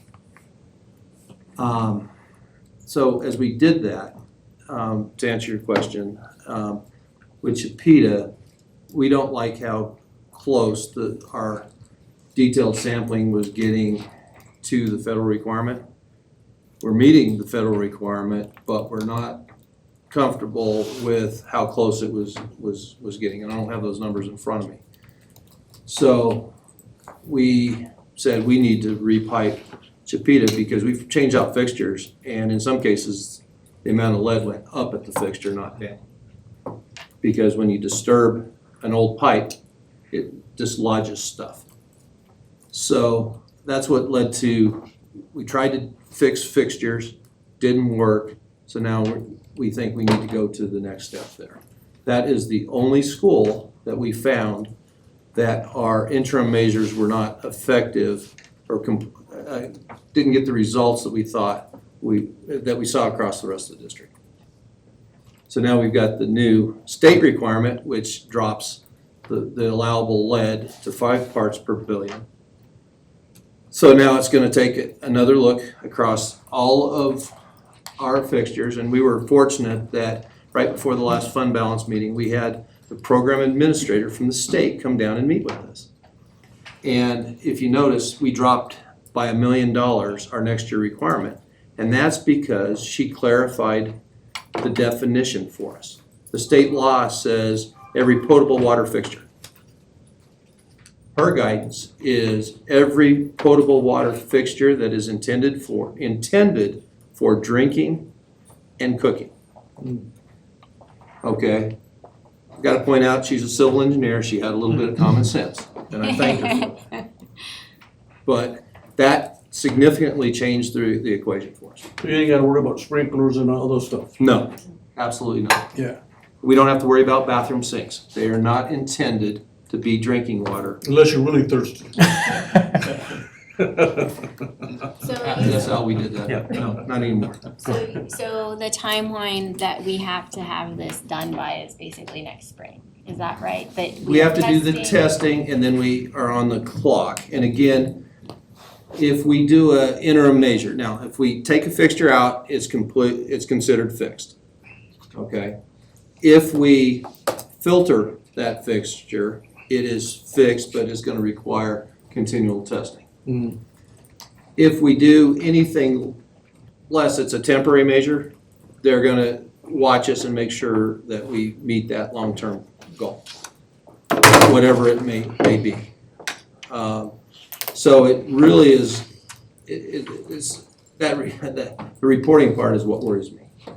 Because it's gonna be put on the state website, and we will have to link all of our schools to that state website because I don't want 2 databases out there. I want one database that everybody has the same information on. Is this testing gonna require extra personnel or extra duties for the personnel we already have? How's that gonna happen or work? The intent for the state is the testing protocol is so simple that we could task a school janitor, for example, or an administrator or somebody from my staff. So it's very easy protocol. We would most likely use our ongoing study and corrective actions to do the testing just so that we make sure it's done appropriatly across the way. And you probably already said this, how often does it have to be tested? The initial program, once it passes, it's good to go.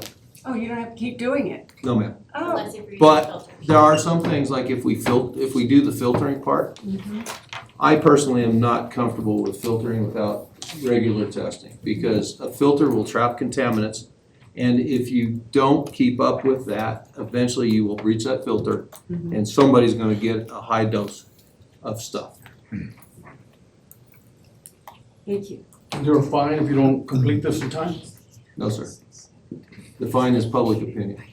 Yep, yeah. At Chipeta. So, this, go ahead. so this was a state mandated, not funded, they just said you have to do this. Is there any Is chance? it funded? Oh, yeah, is That's- there any chance that The there will be? testing, we can go through the state lab at no cost to us. The corrective actions have yet to be defined on what the requirements are for any assistance. At best, that's a pun. It would most likely follow the best guidelines, which we were required for 68% of the bill. That we what? Under the BEST program, which for other state grants, we pay, it's a 68% district, 30% state cost sharing. Right. That's most likely what the cost sharing would be.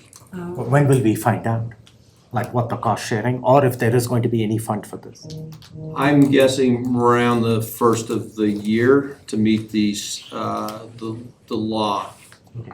But again, until it comes out, Right. since I don't control the process, I'm guessing. Okay, at this point, we gotta consider this as an unfunded mandate. Yes. Yes. And then if we can get funding for it, then we put it back into the general fund. Okay, so we could still, even if we put our own money in now, we would still be able to get the money from the state. They wouldn't say, you're. I think so. Because not everything's gonna happen immediately. You know, it's a phased approach. We'll have a lot of ongoing actions. Most likely it'll be a kind of an indefinite delivery, indefinite quantity type contract to allow it to happen quickly. So it'll be a lot of task orders issued against the contract, work contracts.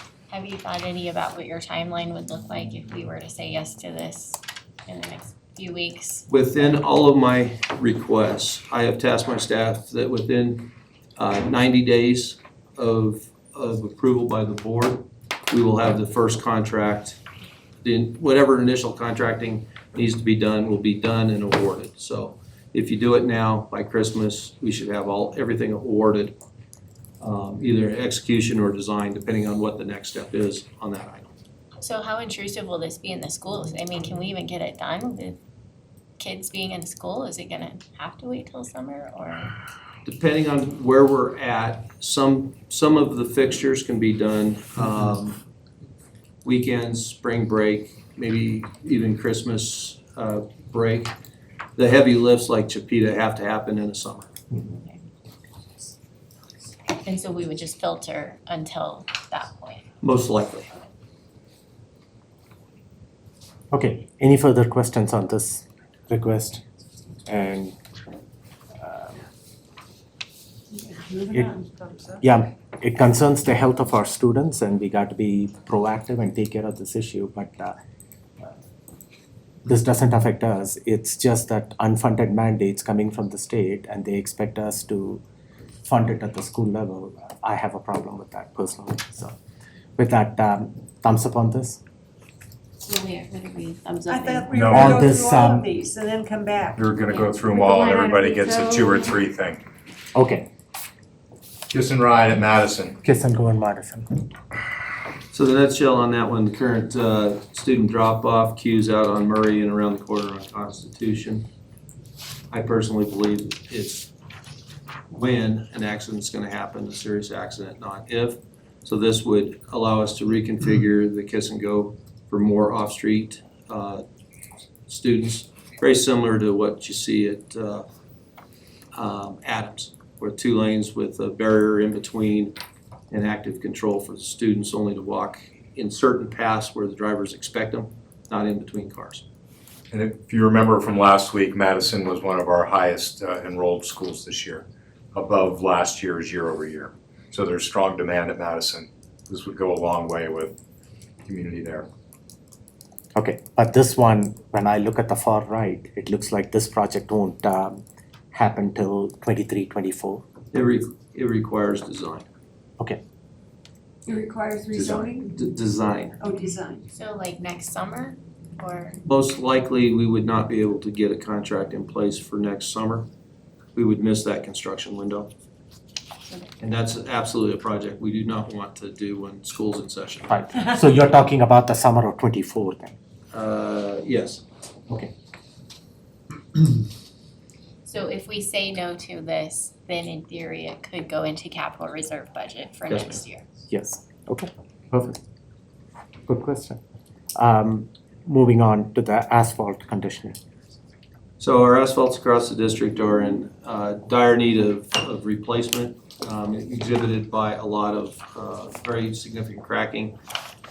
We define that as greater than an inch in width. So it was either last week or the week before, we had a staff member coming out of a school on a scooter. She had ankle surgery, hit one of those cracks and flipped her scooter. Okay. So we have some unsafe conditions out there for specifically mobility impaired people. But if you for ladies that wear high heels, I would caution that a lot of our pavements, walking to the parking lot, through the parking lot is unsafe. So the intent of this is to cut out and patch those large cracks to make them more safe, not to resurface the parking lots. This is a Band-Aid. Long-term, we plan on doing things like we've just done with McAuliffe, where we put a fog or a chip seal on top of the pavement to extend its service life, so we do not have these cracks form. But that's a long-term solution. This is fill an immediate need. How much does that long-term solution cost? Whatever you did at McAuliffe? I don't have the numbers in front of me, but it's a lot cheaper than waiting for a full mill and overlay of the pavement.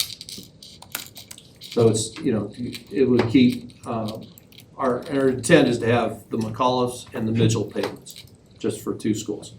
This 540,000 is for 2 schools. No, that 440 or 540 is across the district, just to do those large crack repairs. The sustainment of the pavement are projects that we're putting in annually into the capital reserve program to sustain those pavements. What happened at McAuliffe you're talking about? That goes Well, with McAuliffe, that was a pavement that was aging, we hadn't done anything since the school was built, but the pavement was salvageable by putting a seal coat on it and restoring the surface. So if you go to McAuliffe, the uneducated would see brand new pavement. It's not new pavement. It's old pavement with a layer of bituminous material on top to extend the life. So there is already in our current budget a plan on keeping our asphalt maintained? There is a programmatic intent. I wouldn't call it a plan, because a plan would say we have everything prioritized. We're not quite there yet. But we have budget amounts every year that we're planning to throw forward to improve the pavement quality across the district in a systematic manner.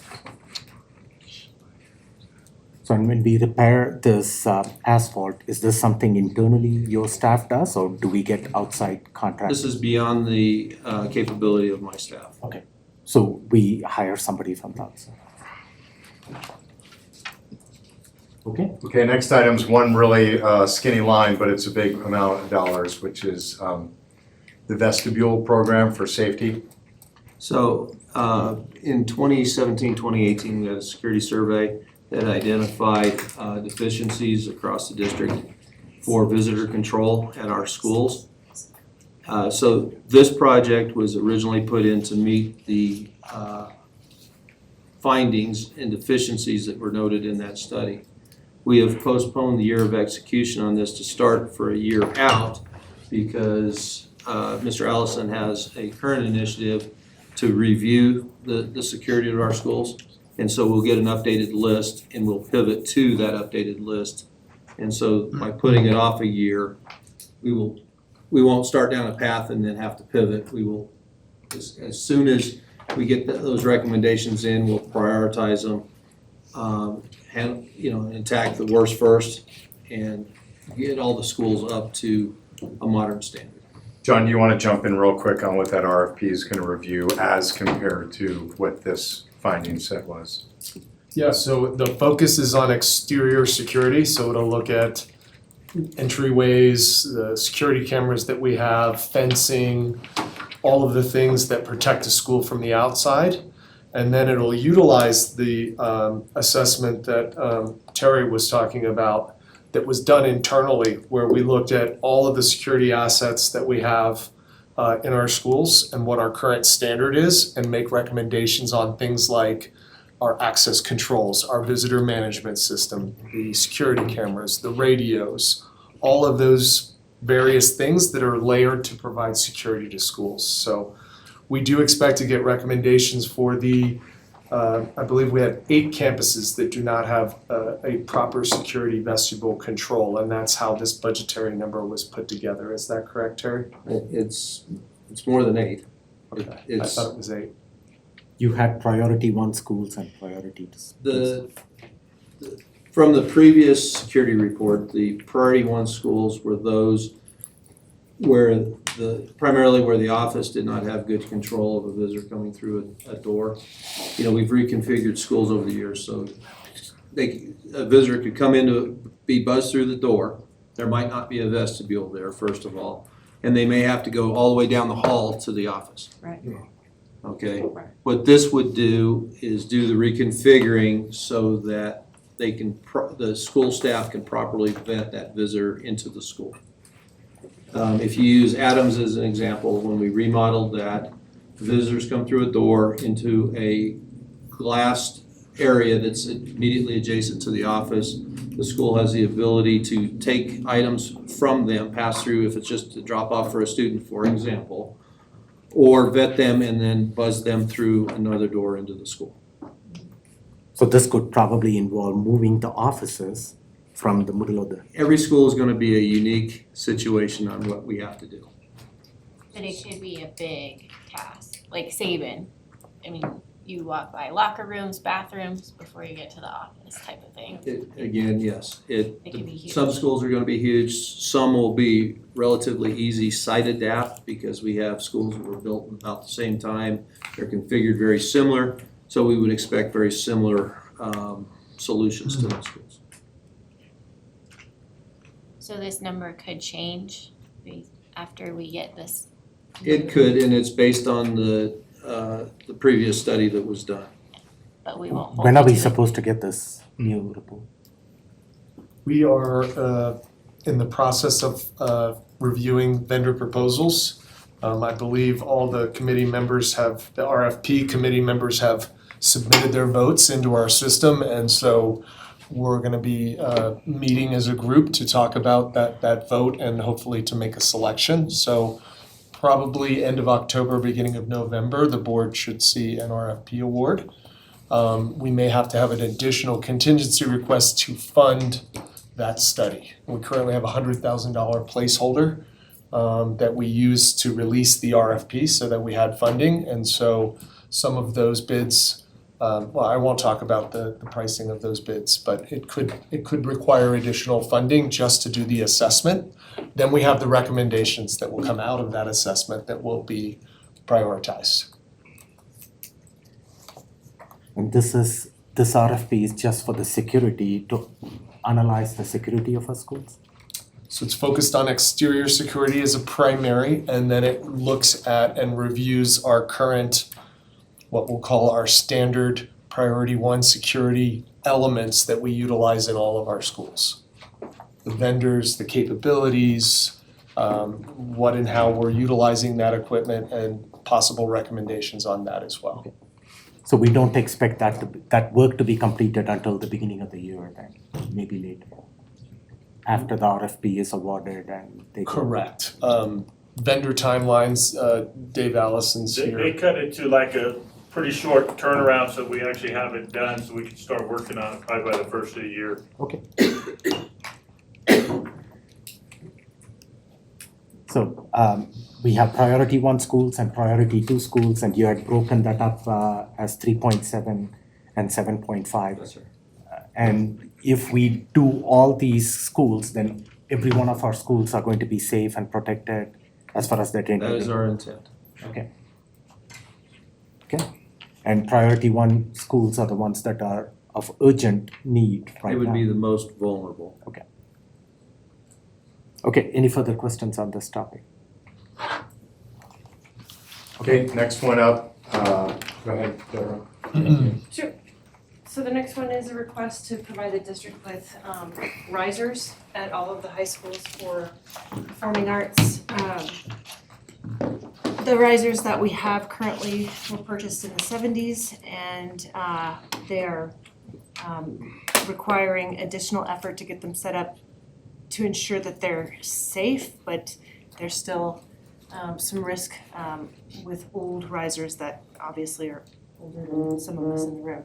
Steve, our auditorium manager, is here to answer questions regarding this item. Steve Are you Jessup. Steve? Yes, Oh. Steve Jessup, I'm sorry. everybody. Any questions I can answer about the I'm looking at the total cost of it, and I am impressed that it's as low as it is when you're talking about all the high schools. Are you talking about the bleachers that are in the gym? No. No. The bleachers that are in Like for the choirs. staging, that's where? This is the auditorium typical use. Think of show choirs, jazz bands, that type of stuff where we do staggered performance. Oh, okay. Risers. And or Okay. capability of this being also to be able to combine sets, do one large platform set as well. Okay, thank So you. this will be moved and stored away somewhere and you bring it in. Each high school would have their own set. Right, that's what I meant. Correct, yeah. And But the then high school will have it stored and bring it up for a performance and take it back up, so. Okay, We're gonna discuss this one too? $67,000. that's why I'm ready to move No, on, I we're think we're done. good. Yep, just need clarification. Thanks for Oh coming. my goodness. Yeah, thank you. Talking about diving into the It's weeds. not going too far. Get a weed cutter. Remember, we presented these, can you scroll to the right, Chris, to just show the scoring? So again, the intent here was to bring to the board, what's that? I didn't have the scoring. You don't have the scoring, okay. But if we can get you the actual scores, the disparity between the extreme number of people who felt that the highest need for the district was a freezer as compared to some specifics about academic achievement or even compensation for employees is noteworthy. And so I think a lot of what you're seeing right now, these are presented not by lens, but by order. And so the first 5 or 6 were facilities. There's a lot of hurt feelings on the failure of the bond. So I think that's what you saw. To clarify though, the ranking is based on how they saw it fitting in that lens, right? Because There some are of 3 them, weights. yeah, some of them, like this one, I went back through, it got a 73% best use. Like the committee thought, 73% of the committee thought this was the best use of funds, whereas some others are at 90 or, so it, They're gonna start decreasing, is what I'm gonna say to you. well, no, there's some that are like lower in the list but have a higher best use. Right, but there are 3 weights, I think, when Yeah. you combine those weights, that's Yes, where that's correct. they end up landing. All right, switching over to safety and security training. You want this, John? Yeah, Dave. I'll start, and we've got Dave Allison here to answer any detailed questions. This request is for $100,000, basically to provide outside training for both the security operations team and then also to provide training to schools as appropriate. And so we expect that part of our security assessment may include recommendations around training of staff, drills that we do, things like that. And so this money would be used across 3 fiscal years. I believe we broke it 30, 35, and 35 across the 3 fiscal years so that we could engage those outside experts and possibly send some of our staff to national conferences, best practices, things like that. Having attended a couple of conferences on school safety, is this gonna lead to a conversation about having devices that that are in communication with the police department so that everybody knows who's armed in a school and so forth? I'm gonna ask Dave to speak to that. It certainly, There's could. an interoperability question with the police department. All of our patrol guys and the staff that have radios that communicate with the police department. Plus with the resource officer being in the school, he knows what officers are armed in the school. Thank you. Thank you. So this is not part of a current professional development. What type of professional development do our security officers get at this point in time? I'm gonna let Dave answer that. It's homegrown, it's delivered. We find as many free conferences that are close that we can basically pay out of our pocket to get us up there, and then use piggyback with the police department and El Paso County to give us training of their expertise. And then Dave, at the beginning of each school year, you train our security, campus security officers in a variety of. We do the mandated every other year. We do either first aid or CPI training with the campus security officers. So what you're asking for right now is over and beyond what is being provided to our staff at this point in time. So we have no funding for any conferences, so basically, again, it's whatever we can find free, and basically traveling up to Denver and down to Pueblo is about as far as we go for training. But even this is not going to get all your staff out there to conferences if it's in, Florida or California. And I think the other piece we wrote in there is actually bringing experts into us so they can do the training here. But at some point in time, after those funds run out in 3 years, we have to find a way to sustain this kind of training in our schools. Yes. Maybe that falls on you to learn from this and sustain. You wanna give them more money? Yeah, if I have a money tree growing, I can, keep funding all these things. Any further questions on this topic? There you go. Let's give them our CASB money. We don't use it. All right, let's switch over to non-recurring compensation for employees. This is one of the larger items in the recommendation. Evie, you want to cover this? Yes. We originally started out with a larger request of 5% one time for all employees, but we had to, be flexible and allow room for other items that were below the line to have the opportunity to rise to the top. So therefore, we're asking for a one-time 4%, not this year, but next year, to help offset some of that compensation conversation that will happen in the school year of 23-24, because we just don't know what's gonna happen. So, that was our ask. That would impact all 3 employee groups. Well, my only question of the whole budget, the only thing I had a question on it, but I was gonna let it ride, but you guys forced it on me. It's like you're telling the union and everybody, wow, this money is yours already, and we haven't even negotiated. This should be part of negotiations. Yeah. We haven't negotiated, this is for next year. Yeah, but I thought the intent of the board, I thought we had all agreed that we were gonna do what we could to make sure that we were adequately, or at least Well, we did that this year, potentially, and. but next year's another year, But these are non-recurring, right? Yeah, it is not recurring. But next year. Yeah, and next year is a whole new negotiation. I just hate throwing my chips before I get into the game. We are setting aside this. This is in addition to, isn't it? No, Correct. it's Yes. for the It's in following addition year. to. It's in addition to, you all, this is like that wellness or retention bonus, that's all that is. This That is, we decide whether to do or not and how much.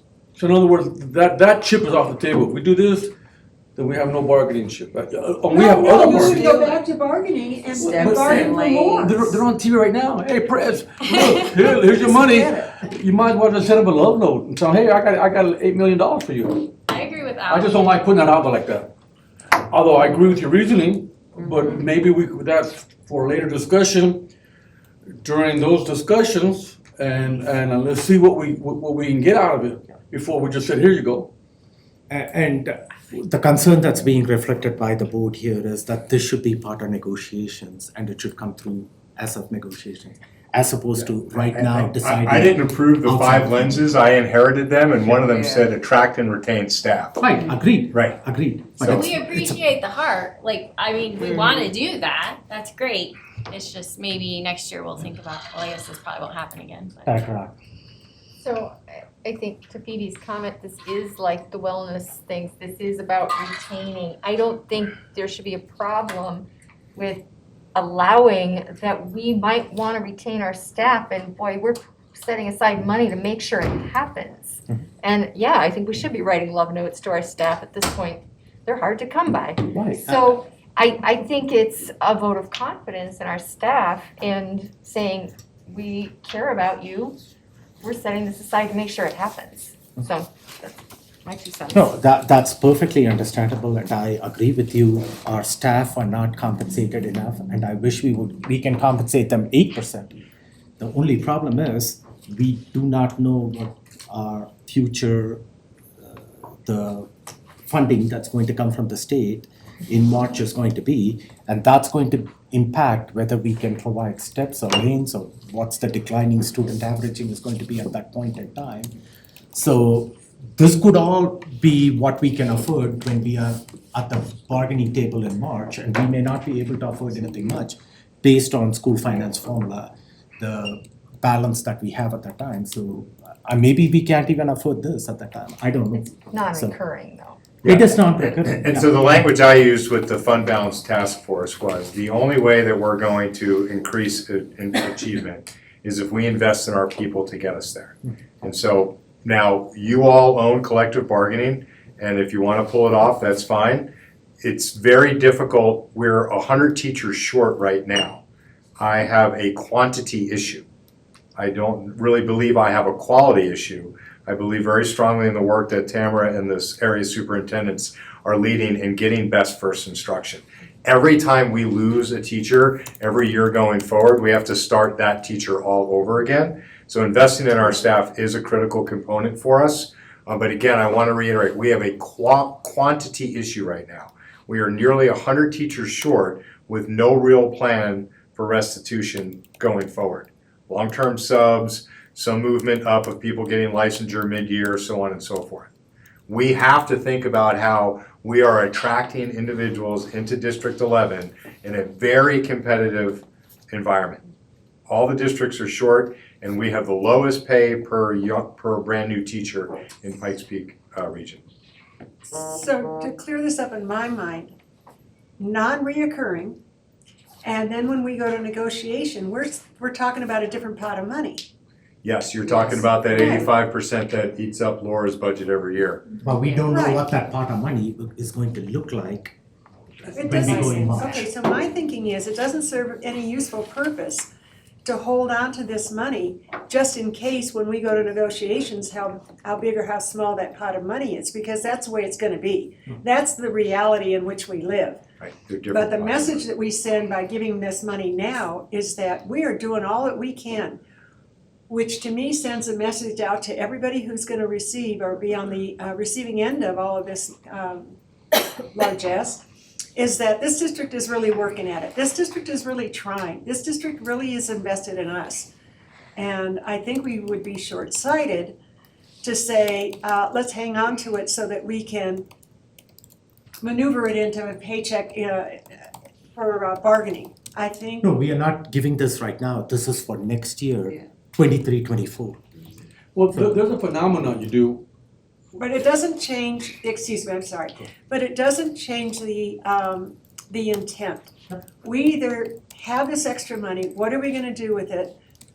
We're gonna put it into asphalt, we're gonna put it into security. What about the people? We need to show folks that we are really invested in our folks, no. So just one of the items that we talked about with these dollars is can we position them in a way that guarantees us the next year's work? So instead of paying at the end of the year, can we say, if you get this distribution of a 4% non-recurring bonus, you are now obligating yourself for next year?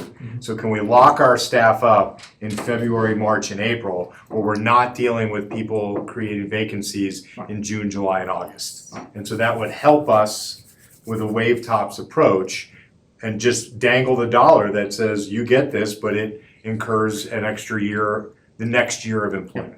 Make it an And that's incentive instead of sometimes a how reward. we even do it now, where we distribute the 4%, 2% in November and 2% in March. So it's not all coming out in one. Yeah, but I'd be happy to write the language in there that Right. says, you take the money, then you're on the hook unless there's a criminal or a low performance Yeah. issue. Because I mean, we deal with this all the time. And again, District 11 deals with it more than all the surrounding districts except for maybe District 2. The stability of workforce in District 20 and 38 is much higher than it is in District 11. Yeah. And this movement, these are all these little indicators of why is it that we graduate kids who can't read. And so Sherry, can you tell me how many teachers are we short at Mitchell still? 18. Okay, that's down, way to go. And we have a plan with the other high schools to help support, right? Yes, we'll Right. be down even further by the beginning of next week. Right. That plan. Awesome. Well, but here's the thing. Those districts you mentioned don't have to deal with the collective bargaining. True. And so that's the big gorilla that's causing the problem. So whether we like it or not, we're gonna have to get in collective bargaining. And we've already argued about 5 minutes here, 2 minutes here, 3 minutes here. That's just like almost ridiculous if we didn't have to do that, but we have to do that. So, and I agree with everything you said as far as compensation. I wanna do the same thing. But because we have collective bargaining, I want them to commit to something before I commit to that. And that's just the animal we have. Now, they go, like I said, But I that's wanna give them all the money they want. Yeah. But because we have collective bargaining, they gotta give me something first. This tells them, they don't gotta give me jack. No, And I- because the yeah, it collective does. bargaining It sure does. is a second step. I'm against it. I wanna pull it. Yeah, Moving on. should've, I'm the gonna whole ask- thing. This is human resources, all employee group. So it's not just about collective bargaining, it's about two other groups. We can't keep our food and nutrition staff, we don't have enough bus drivers, so it's about everybody, is my understanding. Correct. So I want to make sure that's covered and out there. And then added on to that, one other extent of this conversation, should it be a percentage or a dollar amount, which is something that the board has in the past decided on a set dollar amount, because some of our food service workers only make 30,000. So 4% of 30,000 is very different than 4% of 200,000. So just throwing it out there. I wanna give Phoebe the floor here for a second. But also because of the 100+ vacancies on the education support professional side, the, almost 100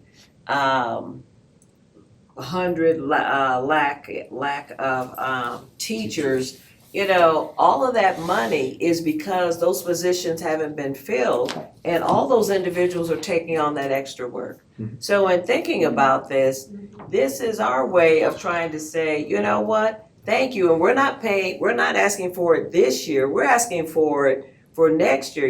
We're trying to forward think and forward plan that, you know what, we hear you, we understand you, because we get calls all the time. They're doing all this extra work and they're not getting any additional compensation. And adding to what Director Loma said here, in a way, we are entering into those negotiations in good faith, that we are putting this on the table and saying, hey, we are taking care of our staff, to what Director Bankus was talking about and Director Art. We are taking care of our staff, but then we are entering into good faith into those negotiations, hoping that they would come to this table wanting to work out what is it that they want to bring to the table for the benefit of our district in the long run. Yeah, Dr. Loma, do you Director want to? Loma's comment is he's just tired of hoping. Yep, that's exactly right. Right, and I think then that's a different conversation. But with $75 million publicly stated, we would be hard pressed to leave this exercise without saying, here is some way that we're compensating ourselves. I agree. Okay, For that, I mean, that's built up over time. Okay, next item, that was 11 million. Oh, and now that, It's down to 8. 8.8 million. 8.8 million. Okay, thanks, that's right, we had adjusted that. Deborah, you get all the easy ones, thanks. Give me 5,000. Hope it's easy. Yeah, this one again is another outdated riser issue over at Mitchell High School in the Black Box Theater, which is their theater classroom. Again, we're putting Band-Aids on risers that are not safe for that classroom, and if we don't set them up correctly, they could result in injury, and they don't meet code currently. So the only question I have questions for is, Steve Jessup? yeah, I mean, it seems like we had 4 high schools and Wasson 5 high schools for 67,000, and we need 35,000 for one classroom. So embedded in this is seating as well too. It's not just the platforms themselves that they're on. The platforms is what kind of spurred this topic. We're kind of going through and looking at it, and they're the same type of platform as what we were discussing earlier that are significantly aging. Embedded in the classroom, the Black Box Theater is a performance space. It's utilized both for classes and for some small-scale public use as well. The chairs that sit on them is also being looked at, and they're just in as bad of a condition as the platforms that are underneath them. That's why that figure is significantly higher than just the 4 schools. That is encompassing some other stuff. And can you explain just briefly the difference between the Black Box Theater and then the stage at Coronado? So Black Box Theater is a small-scale configurable space. Think of it as a single 4-sided room that is painted black. The intent is that it's flexible use, so it can be moved around, shaped, reconfigured to a particular performance's needs. By contrast, all of our auditorium stages are a fixed proscenium stage where the audience looks at what we call a picture box. That is that frame of what we're looking at there. That's the difference in the 2 types of spaces there. Auditorium stage being significantly larger and Black Box being smaller typically space. So is that theater in the round? It can be. It can be. It can be all kinds of different configurations. No rounds and boxes. And other high schools don't have this? They have not invested in that process just yet. This was a process that came up at Mitchell, about 15 years ago. It was slowly converted to a performance space. The building was built with what was called at the time a drama lab in 1965. And it was kind of adapted to. Our other schools weren't built quite the same way at the time, with not exceptions of being made for Wasson High School when it was a traditional high school. Any further?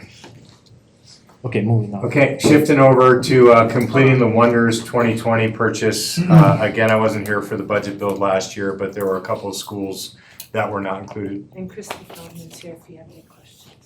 And Christy's here if you have any questions at $30,000.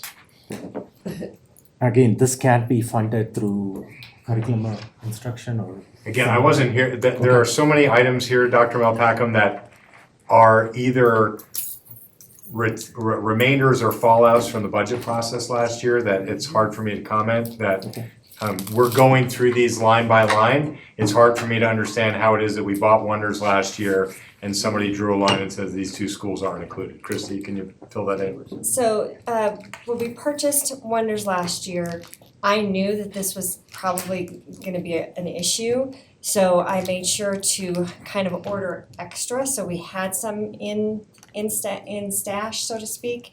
However, our student numbers are increasing in places, in elementary for sure. So now we kind of have a gap that we're going to need some student materials as well as some teacher materials so that that process can move forward. Monroe and Rogers were allowed to move to Wit and Wisdom as kind of a pilot program about 5 or 6 years ago. It was determined by CDE that Wit and Wisdom does not qualify as a core curriculum, so we have to upgrade them into Wonders 2020. It's not a choice. We have used READ Act money in the past to do some of these curriculum purchases. However, we've kind of changed the way we are using our READ Act funds. Number one, we don't have our funding yet this year due to the delay with the teacher training requirement piece. So we don't know how much we're going to be getting. Then the other piece to that is we're funding 5 TLC positions through READ Act dollars. so that all schools have a full-time TLC position. So where I typically would have just pulled money out of READ Act, because those are now tied to people, I can't exactly do that. So that's why we're asking for the 30,000 just to complete the needed materials to switch Monroe and Rogers. We've already switched over Adams. They had 4th and 5th grades that needed switched over. We've already done that work. We just need to be prepared to switch Rogers and Monroe next fall. So they're still using Wit and Wisdom this year? They're still using Wit and Wisdom. That was a building decision whether to roll this year or not roll this year. They decided they wanted another year. We haven't talked with principals this fall to see how staff was feeling. They may choose to roll a semester and go ahead and do second semester with Wonders, which is They're fine. making transitions of pieces this year, and the area superintendents have been working with them on that. I can't hear you. They are making transitional pieces to go into the approved curriculum for this year, but it's not a full rollout.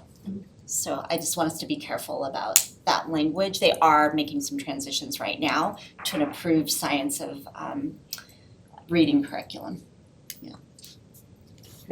So the teachers were hired, or the TLCs were hired, not anticipating that the state was going to invalidate the reading program that the two schools had. Is that what you're saying? Well, we knew that is basically, yeah. Okay. We didn't know until last March, April, when CDE published the list that Wit and Wisdom is not going to be, it's included as a supplemental program, it just can't be used as a core program. And we had already committed to those positions and hired people? Yes. Okay.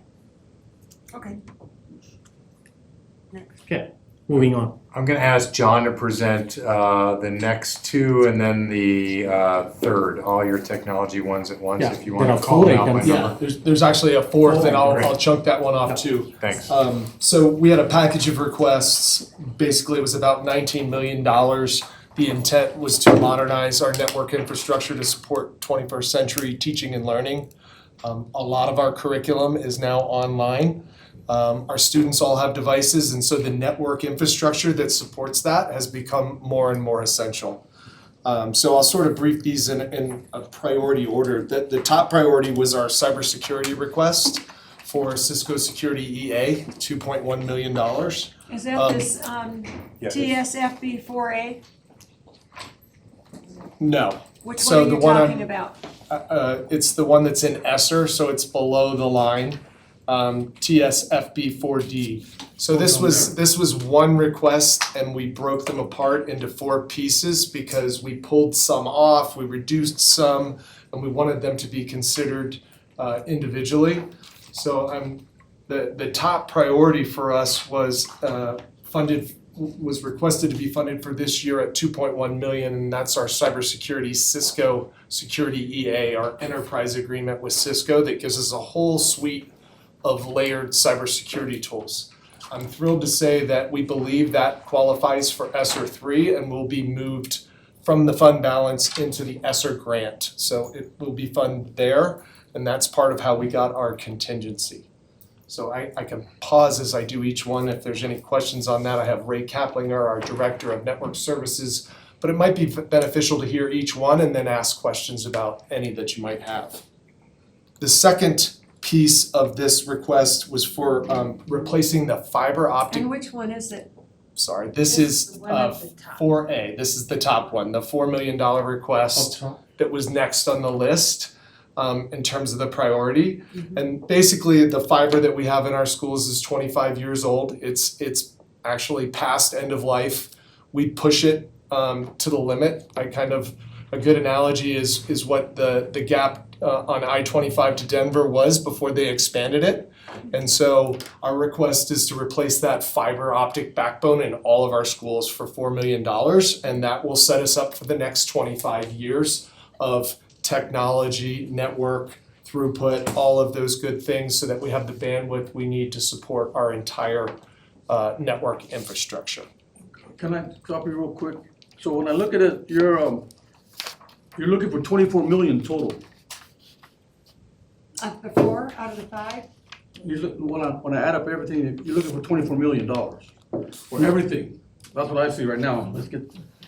including And I security. guess at the cost that, and we need to upgrade, but I'm just kind of adding, I go, well, you're the big gorilla in the room.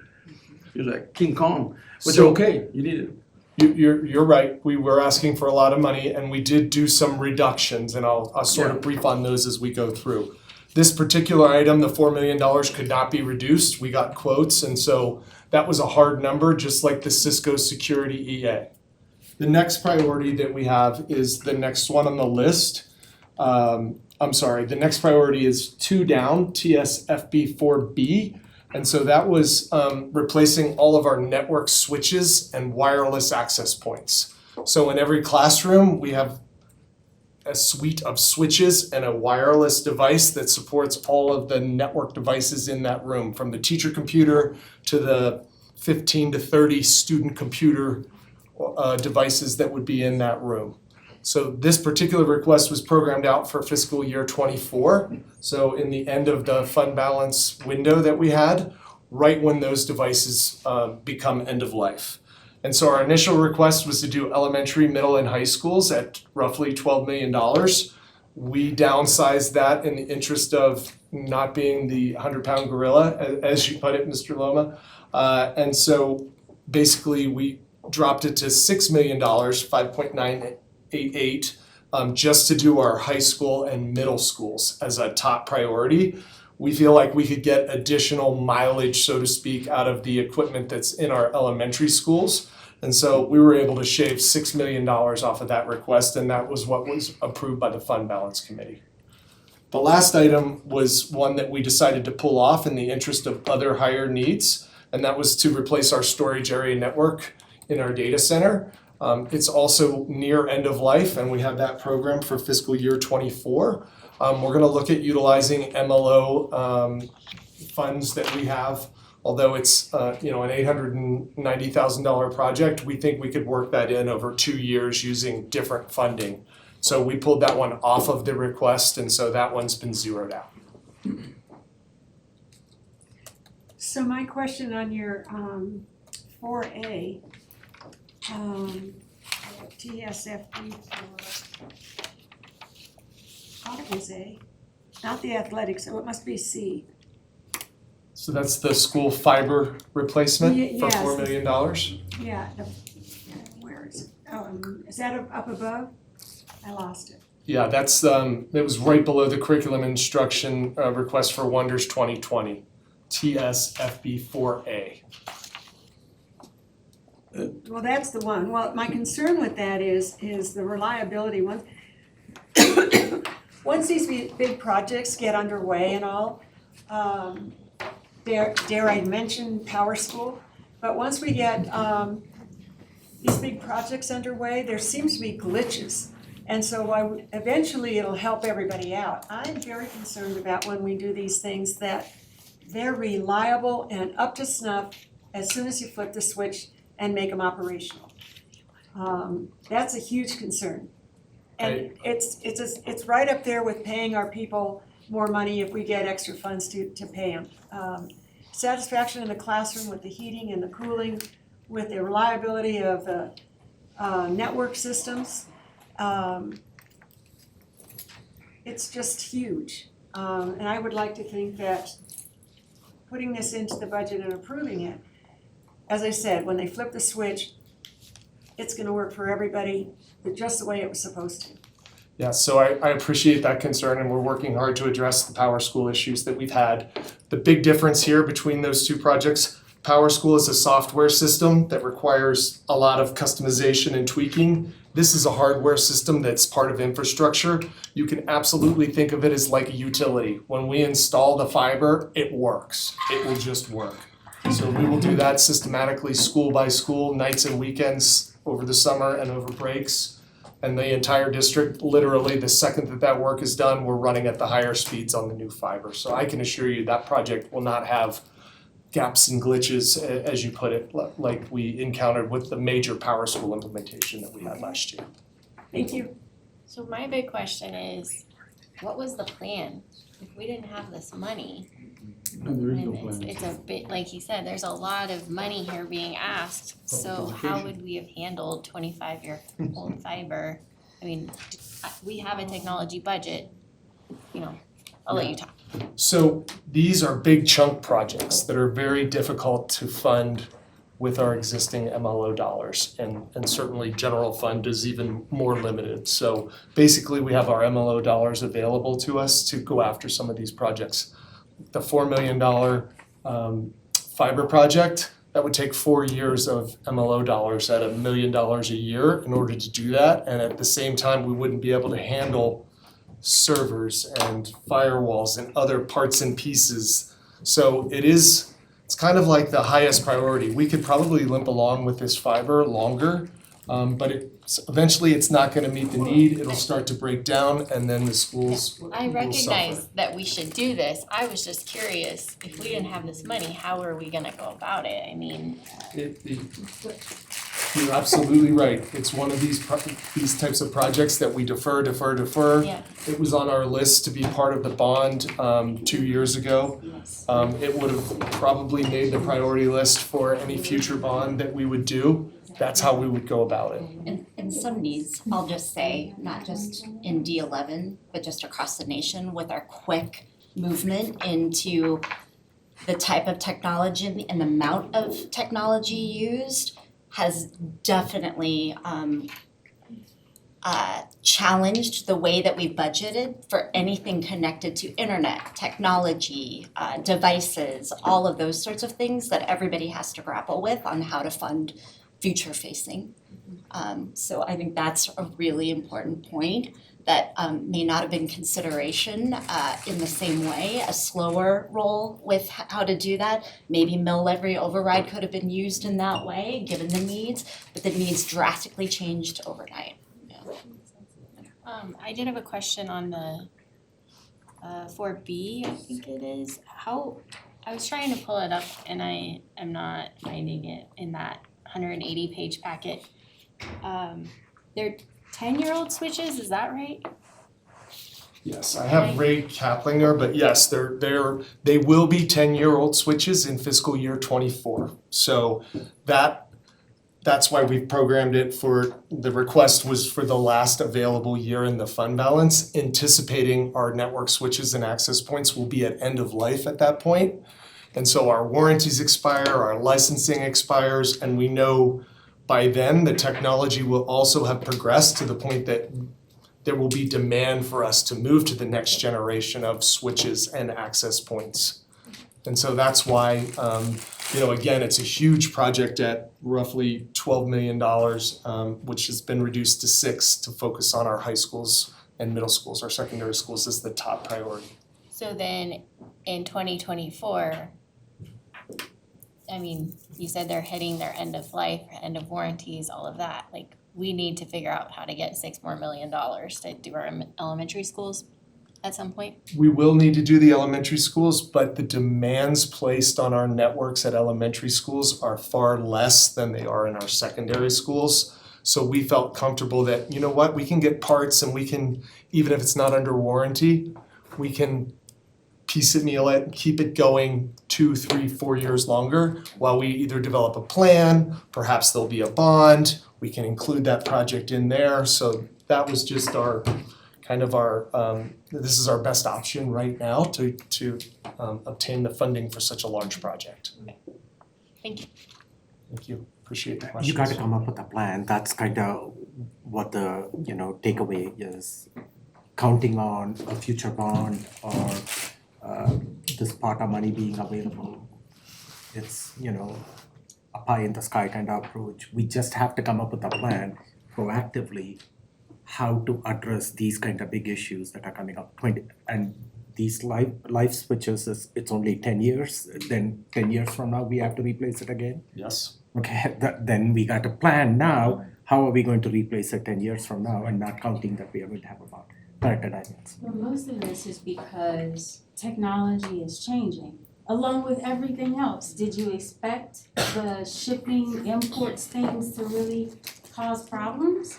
Not really, but the plan was to get the community to understand the situation we're in. And it's not a good situation, which is why we were getting out there, telling everybody where we were.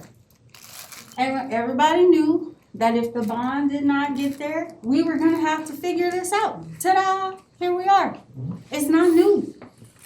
And all I'm saying is, if he comes and he asks for it, or anybody comes and asks for it, they're still going to say, but we are trying, we are asking, we are putting it out there, we're telling people, and yet you got divisiveness and you got people coming in thinking and I'm just saying, this is what happens. It's not hard to figure out. Here we are, having to do it, and we need to get it done.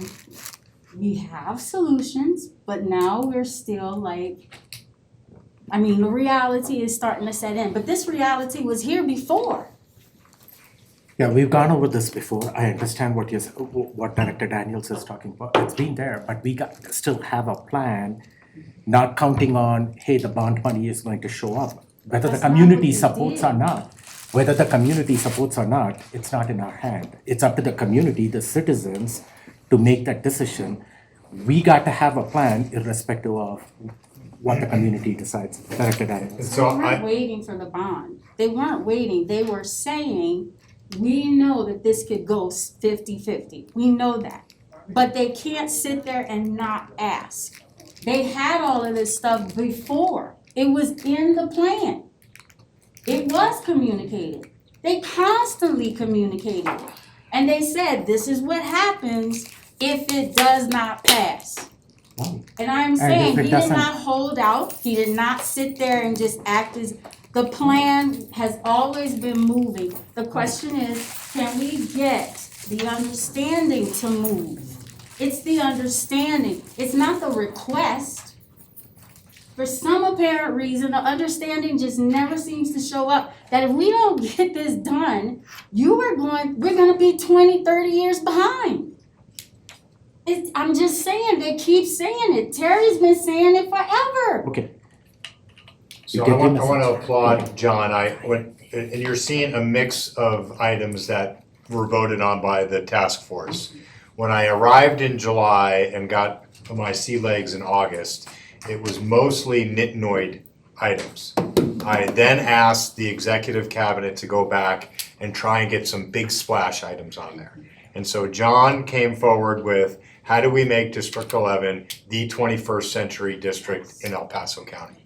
Now, that's a board conversation on if that's a place that we want to be. Do we feel the power of technology is required to deliver on academic results?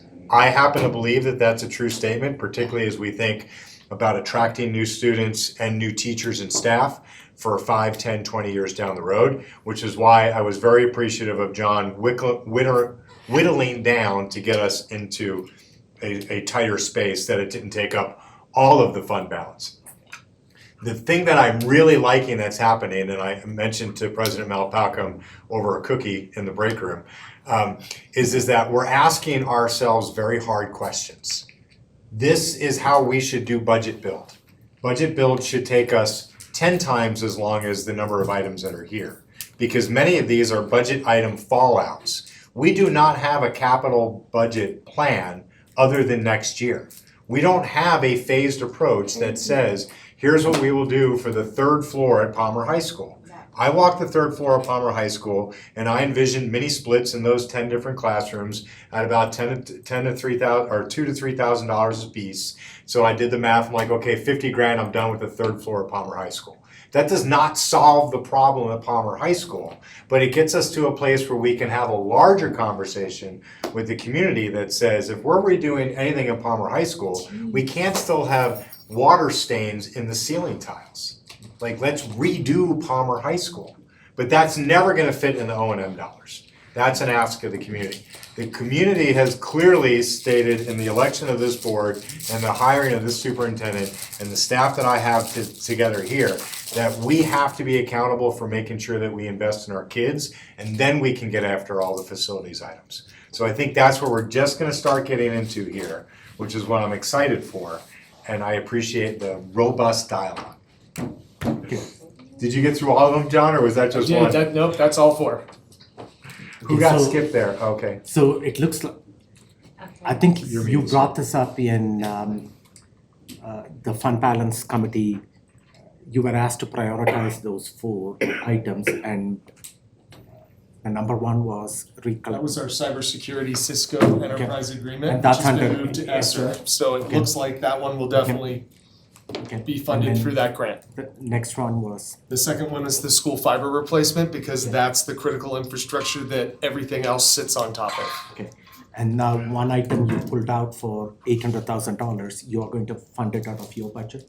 We will find a way to fit it in with our MLO programming, probably over 2, possibly a 3-year upgrade, but yes. It's not going to be, It's not gonna be skipped, it's just gonna take us a little longer and we're gonna have to make the existing equipment, which is a little slower than we would like, last a little bit longer while we get that plan. and the last request is for the switches, which is not going to be replaced until 25. Correct. Okay, so there is some time, wiggle room for that if necessary. It's not an immediate request, but something that down the road, if we don't fund it now, 2 years down the road, we gotta find the money. It will become urgent by 25. Okay, sounds good. And, yeah, moving on. So just to bring us back, yeah, Athletic athletics is fields. next, yes. So this wasn't my request, but Personal has basically advocated that we upgrade all of our high school athletic fields to what our competitions have in the area and the state. We are the last to go this route. We still have grass, we still have scree type tracks that are not all weather, all purpose. When we get to spring sports, these fields are in bad shape, so it penalizes the spring student athletes. Typically, that's the female athletes. So it's using Gary Berry Stadium, is that? That's still our primary competition, but the stadium only handles parts of the competition. No, I'm talking about the Yes. surfacing, Be very similar. okay. Maybe not quite as robust on the track. Maybe not concrete subbase under the track, maybe it'll be a flexible pavement. Okay. But the whole idea is to give them all-weather surfaces that where we can increase the usage on there, increase the level of competition. And we are doing something like that at Coronado right now? Yes, so our 4 high schools, they're prioritized by alphabetical order is how the athletic directors prioritized them. Really? Honest. So Coronado is in this year's budget. Historically, we've been spending about $1 million a year on these athletic facilities. So what this does is accelerate that to happen much more real time. And that money, $1 million, came from the MLO, well, primarily the MLO budget. capital reserve. Which one is that? What is the catalog number here? I'm trying to find. It's ALLFB4. FB4. It's 1, 2, 3, 4, It's only 2 5, fields. 6 from the bottom. Yes, and so we've taken the next 2 priorities, Okay. which would be Doherty and Mitchell, to bring them up to that standard. Going by alphabetical order. And Palmer being the one that's a little bit more difficult, because that is a non-standard dimension. And so how do you put a quarter-mile track in a non-standard dimension and compete on it? The whole Palmer set of campuses needs to be rethought, especially if we're gonna go forward with a bond. It just is, it's not right that we have kids having to cross busy streets to get to an athletic facility. Or walk by tattoo parlors. Right, well, there was a shooting at the 7-Eleven, and so David was there with me. I was running by, because I'm dumb enough to go run by where the cops said there was a shooting. And so we had. This was years ago, right? You're No, talking no, about- this talking about This was Thursday? Friday. I was thinking of one. So the 7-Eleven, there was a shooting, and we had to deploy staff to secure that kids didn't transit either location. So again, this is a new board, this is a new superintendent and new staff, so this is a time for us to define what we believe we want our kids to have and not be told, well, that's just the way we've always done it. Yeah. I promise you, if we build a premier downtown campus for high school, it will be the most popular building in the city. People want to be downtown, but we have no reason to want to be there right now. Yeah. Moving on. Okay, so do you have the capacity to do both those at the same time, when you're talking about Doherty and Mitchell? It's more of vendors, but yes. This, from the staff perspective, we have the capacity. And this goes back, this is just my feedback on this, and goes back to what Director Bankus was talking about. We got to have a overall plan for Mitchell in the long run, how that fits into the district level portfolio of schools. If they are struggling with enrollment, what is the long range plan of Mitchell? And keep that in mind while we invest more and more dollars in the facilities out there. And I don't know what that is. If 3 or 4 years down the road, we got to solve the problem of them, the state accreditation status, where they are in. It's been 4 years that they've been in priority improvement, 2 years and pause, and this year back in priority improvement.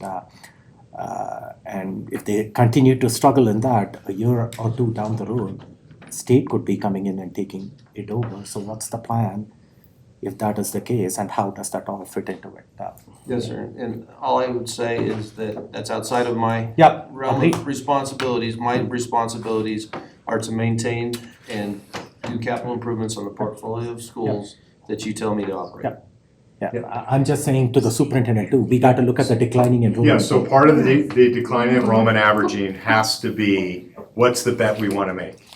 If we want to make a bet that we're 18,000 kids in 2030, we've got the right staff to do that, we'll put the plan for you.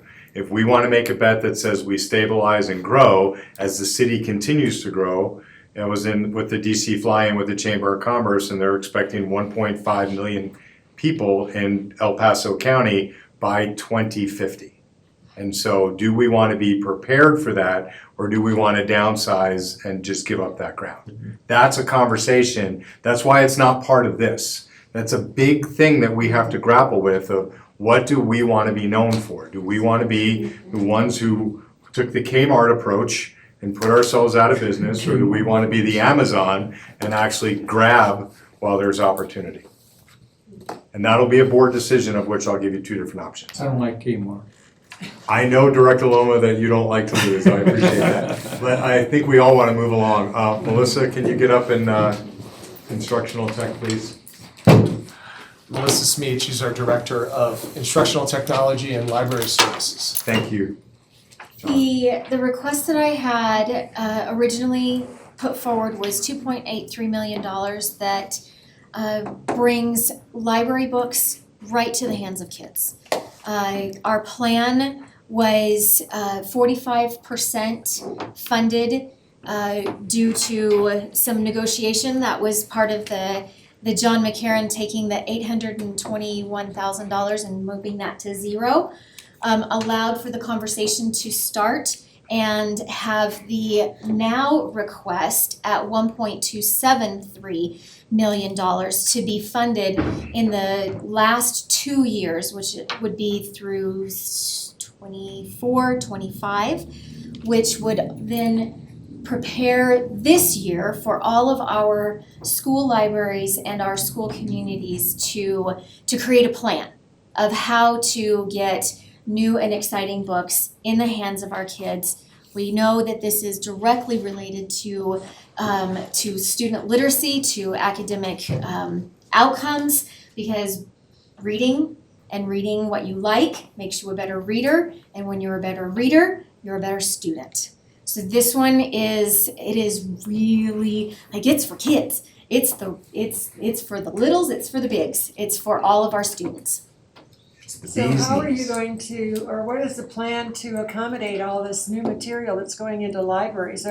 Is someone going to come back to the board and say, now we need to expand our library space because we don't have enough room? Thank you for asking that question. Part of a good library collection includes the weeding out of materials, school books that are either well-loved, that have had spines pulled from kids doing this way too many times, that have just been circulated too much, that are no longer of interest to kids. So a good school library collection, that is part of the learning this year of what is of interest of my kids right now.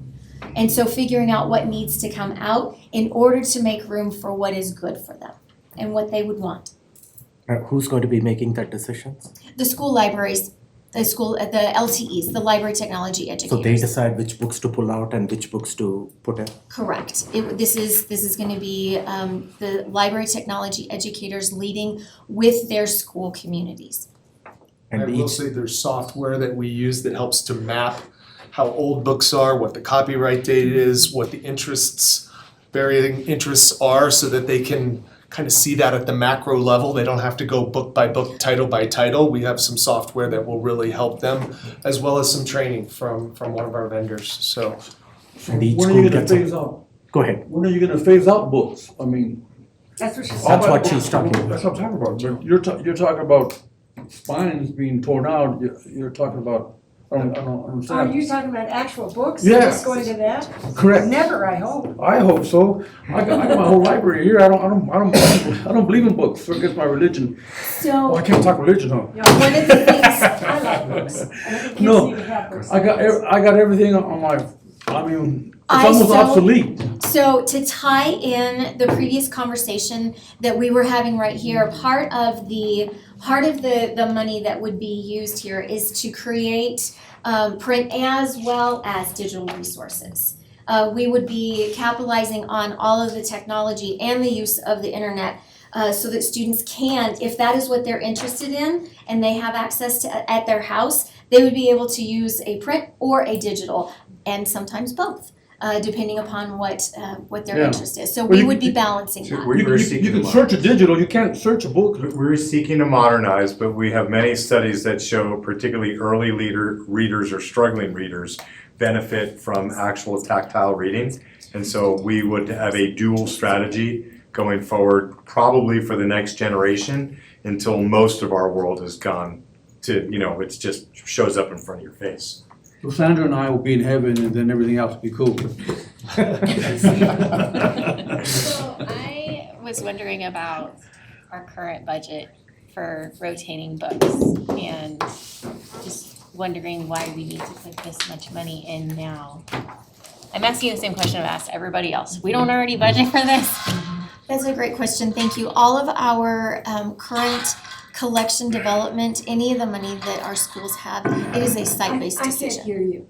It's a site-based decision as to how much a school library is given each year for funding.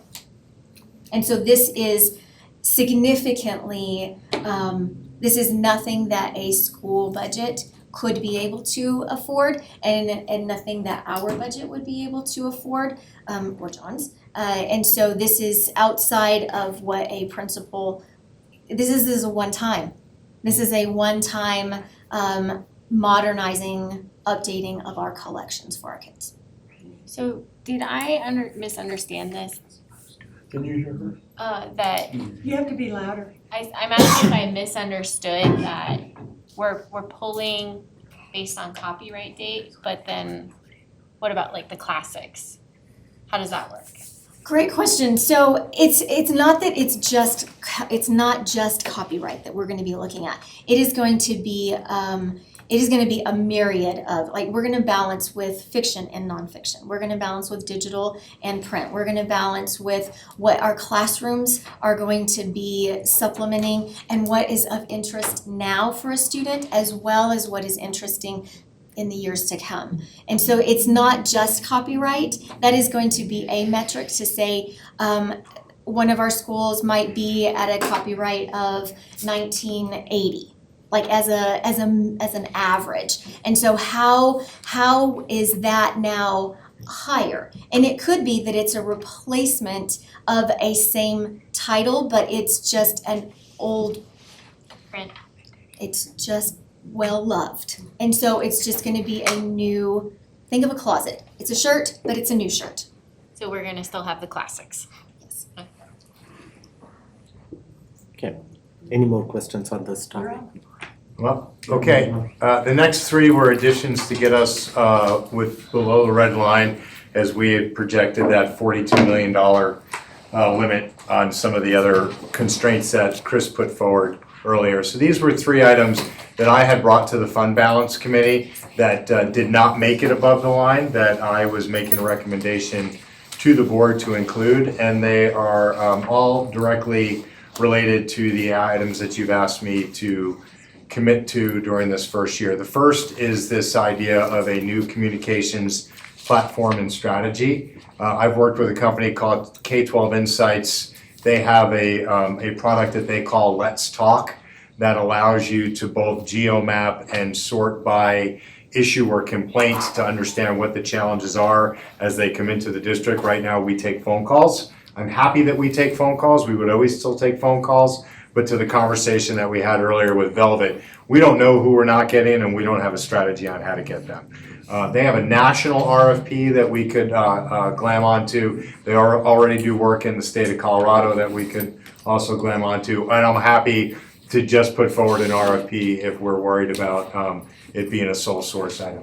But this is $360,000 spread out over 3 different years, and there would be a recurring cost at about $100,000 a year for licensure there afterwards. Any questions on that? This falls under Deborah's department. I've asked her to put the RFP together. But it's really to codify our community engagement and stakeholder input into the system where we're not getting the same 8 voices at every board meeting, where we're mapping against where it is that we know that we're not hearing with intentionality. So they like Crawford for student information systems and cell phones and say you're not getting anything from McCullough. And so then you can then say, okay, let's go do a town hall at McCullough or a different way. So the board receives email all the time, and Secretary Bankus replies to those emails. So that will go into Let's Talk too? Yeah, it would go into Let's Talk, and it would go in, you could duplicate and have it go to Director Bankus, or you could just have it go through and say, this is a board issue, this is an ops issue, this is a trans issue, and it does kind of a pre-bucketing for you. So when Secretary Bankus receives an email, or any of us. No, when it says to the Board of Education. Right, or any of us receive emails, we drop it into this Let's Talk. But it would go in through Let's Talk. That's how you would ask people to connect with the district. Okay. And not email us directly anymore. Right, they would go through Let's Talk and it sorts. And there's 100 other things they do. The conference that I was at with AASA last week, all their surveys are done by Let's Talk. And by K-12 Insight. And so they're kind of the survey monkey of education, so they know how it is to talk and engage with communities and stakeholders. Well, the way it is now, the board is informed when questions come back to the district about a specific school that you're going to address anyway as superintendent. But the way it is now, it comes to the board, and we all get to see it as you deal with it. And are you saying that this one would separate out those, and so the board would no longer have access? No, the board would have access to whatever they want. Again, it's a software product that we can design however the board sees need for it. And it's gonna work. I guarantee this one works. They are nationally recognized. Lessen your workload. Maybe. It will make it more efficient, and it also make it more reflective of what we need to do for all of our community, not just for the noisy places in our community. We have a few of those noisy people. Okay. So this potentially then would be a reoccurring item we would need to fund out of the general fund at a later Yes, date. at a later date. Sorry if you said that. Yeah, 100,000 at about. Yeah, I believe the licensure cost gets a little less as it goes on, as most of those relationships do.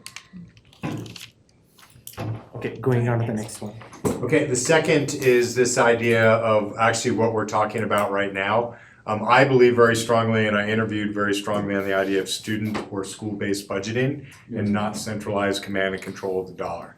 We are sitting on $75 million of unspent money that is collected over years, that had they been programmed against the needs of kids in September of every one of those years, I believe that we would be in a better position than we are right now in how we're gonna allocate what is now 75 turned into 50, because we've heard pull 12 off to pull 10 off to pull another 2 off. We're so conservative with our dollars that we're not using our dollars on what they're giving us for. So every time I put a school spotlight forward, I want you to hear the way a principal says, I found autonomy to be able to spend an FTE's worth of money this way, and this is the result that I'm getting. I know that myself and Tamara and the area superintendents have a lot of really good ideas and answers, but I truly know in my heart of hearts that it's the teacher and the principal who know what they need, and they need the ability to spend every single dollar that they can instead of us jamming square pegs down round holes. And so this would be a relationship that would take us over several years. We would not start this until budget 24-25 because we're too close to budget 23-24 to start making this shift. But it would take us away from this one-size-fits-all, centrally managed by spreadsheets into a more transparent school-based budgeting system where school leaders and community would be having more say in how the dollars that were allocated to the district were spent at the classroom level. Oh, that's radical. Thank you. And this software tool helps you. And so again, this is a company that I worked with in Washington DC, and you can just read the reports for Washington DC being one of the fastest and strongest urban school performance of urban school systems in the country. I believe that this was one of the critical components that actually freed them to get to the place where they could get the dollar where it needed to go, instead of just depending upon how it was that the mayor's office decided that we wanted to spend it. And so this is a company that I worked with there. And again, we could do an RFP or we could sole source, but that's roughly, what was that, 250 we budgeted for that? So even though this is not till 24-25, from what you're saying, is it, 24-25, right? The 24-25. I believe that's where we put it to, if you can slide over, Chris, or we might not have made that change. No, it's all in 22-23 and 23-24 right now. So do we need to buy the software now? We would want to start a relationship with them probably after the first of the year to start getting ourselves ready. It's not just John uploads a new piece of software and we're ready to go. As you have heard resistance internal to the system, it's a different philosophy.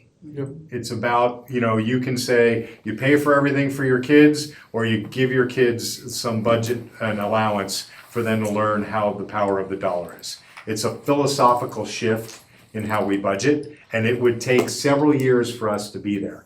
I promised when I had a conversation with Lauren that we would not do this until 24-25 because there's just too much on the plate right now. We have to train. We have to. This is a second step of what we're doing with network supports, area superintendents, best first instruction. This then gives that school and the principal at the center of my model the autonomy to be able to make just one FTE decision in, say, 24-25. And maybe that lets somebody else get Suzuki 1-3 like Bristol does. And now families want to go to Penrose because we have Suzuki 1-3 on the east side of town. Director Roth. Thank you. I wanted to ask Laura, how would this impact your department or Chris, as far as ease of financing, budgeting, and transparency to the community? Well, I think it greatly improves transparency from what I've understand. I mean, I've had one demo with this company that Mr. Gull has talked about. I believe transparency is 100 times improved. As far as ease, I'm on the fence. Ideally, what the schools program in, we can then upload. And like right now, our whole budget is kept in spreadsheets in my office. So that would be a great improvement.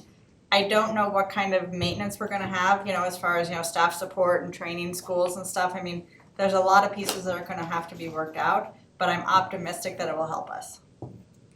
And how would this impact or influence the efforts regarding budgeting that we've done before? I know we had feedback within the community and the DAC. Do you think that would impact this? It certainly brings it closer into each school individually. But I'm just thinking back to the conversations we've had with employee groups and DAC and On how to spend school funds? on district funds for budgeting. So if more schools are at the school level and they're spending every dollar, they say, oh, I have a vacancy, I'm gonna give up that position, I'm gonna spend those resources on other purposes, there may be less need for budgeting at the district level if we have less one-time resources and stuff like that, if schools are making their individual decisions. And the SACs may be more involved in it as opposed to the DAC. Absolutely, the making SACs this and principals and teachers would absolutely be more involved in it. And the little bit of research I've done on this, it definitely promotes academic achievement in what It's definitely, improves academic achievement in the research I've done. So I think several of the other school districts in El Paso County, Pikes Peak region do the student-based budgeting as we opposed did to- it, we did it at the school that I retired from, and we got up in the top 8% of the schools, elementary schools in the state. When you have the ability to make your decisions at the school level, it really gives you the buy-in that's necessary for you to be able to make those programs successful because you are the decision maker. The best decisions are always closest to the work, I would think so. always. You get way up here, they think they know what they're doing, but they don't know their problems. that's us. Is that us too? Yeah, exactly, it is us. Moving on. One feedback that I have for you, Superintendent Gall, is it possible, if this is a plan for 24-25, that's 2 years down the road, but is it possible to pilot this in 2 or 3 schools for 23-24? I would say these type of systematic changes are best done whole scale because the who's in and who's out is very difficult to manage. I think the better way is to take almost a full year of runway as we get ready to 24-25. This company in particular offers a set of professional services as well that bring you along. They actually have a change management team within their organization.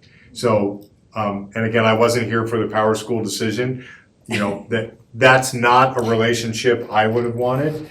I want relationships with small companies that know schools, that care about schools, and that pride themselves on those type of results. That they know fundamentally that if school leaders and communities have say in how they spend their money, they'll be more invested in how that money's spent. Otherwise, it's too easy to just finger point.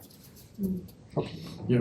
Okay, and then the third one that I added here is really, I almost wish I could have done them in reverse order, because this is really fundamental to this idea of how do we stop being firefighters and start becoming fire prevention.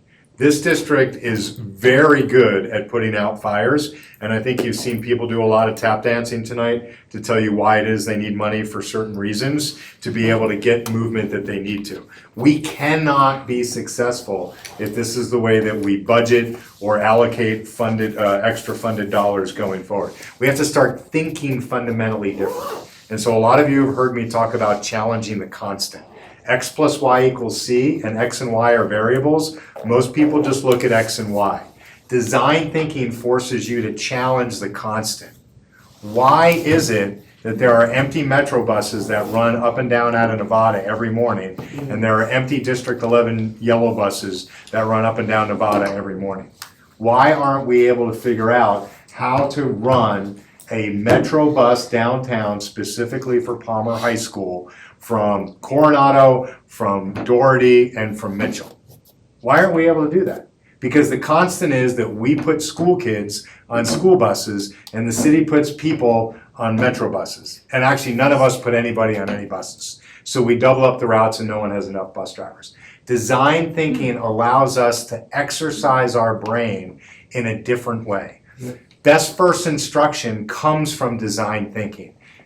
Engineers would say if kids are far behind, you need more interventions and more MTSS, and you just start layering. Design thinking says, wait a second, what if we raise the bar? What if we get continuity and coherence and alignment in what we push forward? What if we focus on the planning that we need?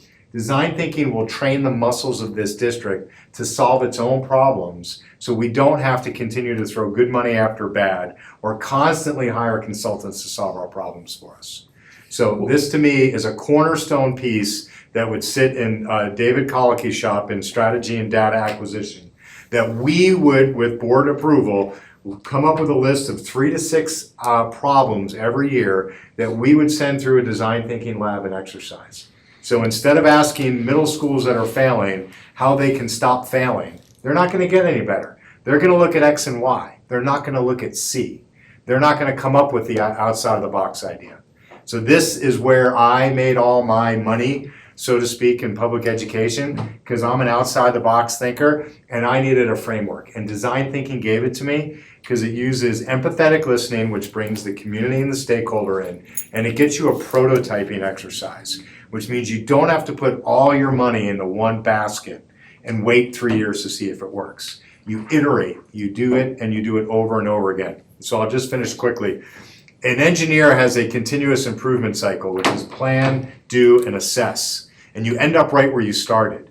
In design thinking, you make that a 3-degree spiral. You never cover the same ground twice because you prototype. And once you prototype, you're learning and you're actually modifying your original solution much faster than the way public education does it. So this to me is a hill that I want to die on. We did this in DCPS. We started with 2 people and a consultant, and they now have an office that not only do they run all on their own without a consultant, but they have outside agencies in Washington, D.C. coming into DCPS for this training. So they've become the collective schoolhouse within the city to provide this type of thought analysis. Now, Chris, you were there, we talked about, because I remember I brought it up, and I remember it coming to me, about the busing. And we said, why don't we contract with the city and get our kids on that bus, and it started taking off. Then somebody shot a Stinger missile and it crashed. What happened? Remember that? You remember that conversation? I remember that because my son rode the bus from our house over to Sabin. Do you remember that Public conversation we had on the education. board? That was like in 2010? Yeah, 2020, 2011. And it was, I go, what, and all of a sudden, they shot that down and they bought new buses. They came in from Hayward, California. Sorry, I don't know the answer to that. But I remember. But there's some things that are hard, you gotta really wanna kill them. You know, have a barbecue, get all the sacred cows, chop them up, and have a big barbecue, because that's really the problem. Thank you for that explanation. And I was with the mayor this week and his team wants to meet on solving the bus solution. There's That a is new like metro leader no-brainer. coming in, and so we'll take that on the side. Any questions on this topic? Looks like it. We don't want you to die on any hill, by the way. So I just am curious, you mentioned, sorry, I have a lot of questions. Additional staff, will it take additional staff? I'm sorry? Additional staff. Additional staff. No, I have somebody internal that I would like to repurpose to lead this initiative, and we would bring in an outside consultant to then build that capacity. But I promise you, it will pay for itself every year in the efficiencies that it finds and the improvement that we have in any processes that we have. So it would be not replacing the position they already have, they would just slide over. I would repurpose that position. Is it that we're bringing in like this one person is kind of facilitating a focus group type of a thing where we're bringing in teachers and we're talking about this specific issue and we're brainstorming, I guess I'm not really sure who's exactly involved. Yeah, so I would ask one person to be the champion inside the district, and then we would, for the first 2 to 3 years, partner with a group that runs those facilitations, and they facilitate it. So they don't have the answer, they lead us to our own answer. But we're bringing in our own people that We are bring in our own people. discussing. Yes, so this started as a middle school rework. Yeah. And I said to David, we're not gonna get better results by bringing 9 middle school principals in and thinking we're gonna get better than what we're doing with 9 middle school principals. We need to get them outside of their comfort zone by having it facilitated through design thinking. And so it has morphed over time. If you look at the original number, it says redesign of middle schools. And my commitment to David to bring it forward was the first item I would put on the table would be to redesign middle schools. But you would bring in those principals and that they would be in a space where they could think creatively Yes. and not be. So then does this funding help cover like sub pay in those kinds of situations? Yes, and or we would handle it on PD days or, yes. And probably some of it goes to that outside contractor that you're bringing in to facilitate the Yes. conversation. Can you give a specific example? You said that you experienced this with DC, where they found a solution and what it was, or? Yeah, well, I can tell you that the network strategy that Tamara and I are exercising now was born, at least the DC version of it, through this process. how do we wrap central office around schools instead of central office telling schools what to do? And so if you look at where DCPS is now, they don't have central office that's assigned to central office. They're assigned to their pod or their cluster.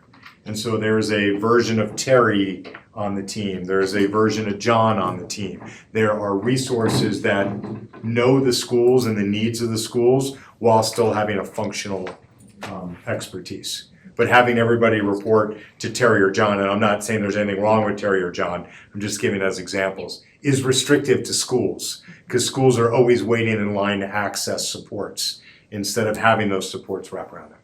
But that would be an example, and I can get you more. I could Tamara? give a couple examples too, because I'm familiar and used the processes both as an area superintendent with my set of schools. There's lots of different ways, like when the superintendent talks about having areas of focus and then going through a design process. For instance, within the areas, we had schools and schools and lead principals trained on the process. And then they initiated that Plan Do Study Act.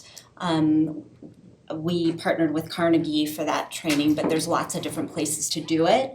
And you do rapid cycles of improvement. So the schools or the areas, they come up with change ideas, which they look at different data, that empathy data like Superintendent Gall was talking about, and then they're able to implement, work together to go and see it, make adjustments if it's not working, and align it to goals.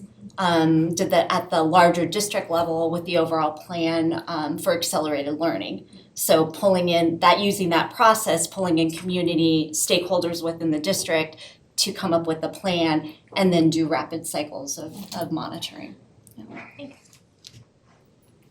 And we were in different cities. Okay, we're to the line, so do we why don't we grab these ESSER academic ones as well, because I think we want to talk about them all collectively. Is preschool the first one, or did you roll past one? Well, there was Jenkins out there, I think, in the top. We were going academics, so Well, we'll just, I'm gonna start moving faster. Jenkins, we have to do some modifications to the existing HVAC equipment there. I know it feels inequitable that we're fixing an existing HVAC equipment as compared to some buildings don't have HVAC. But the Jenkins piece is, if that doesn't work, there is no circulation, there is no temporary solution. And so this has been kind of a burr in the saddle for a while, and we're certain that they can get it done pretty quickly, correct? There is a 40 to 52 week lead time on equipment, so once we design it, it would be the summer after next. Wow, they gotta go through another whole year. The equipment is currently operational, but it is out of its intended service life. So if it hard breaks or the control system hard breaks, we'll have to do the bush fix to keep it running. And we can do that, so we don't have to. It depends on what happens. Okay. Okay, let's keep our fingers crossed. So it's a priority item. I think we already talked about, did we talk about that? Yes. John, We the did. next one? Yes, we did. Okay, So then preschool. preschool. I usually steal the thunder on this. I'd love, Tamara just gave a great update at Executive Cabinet. I'm all in on early pre-K. You know, we're gonna beat the state to it. I'd love for Tamara to give an update on where we're at. Yeah, it's really exciting. We've got in the works hiring a full plan in place for that, marketing through connection with our communications team. We've got our rollout in terms of specific sites that we have for phase 1 and phase 2. I can pull up the notes on that if you want more details on that.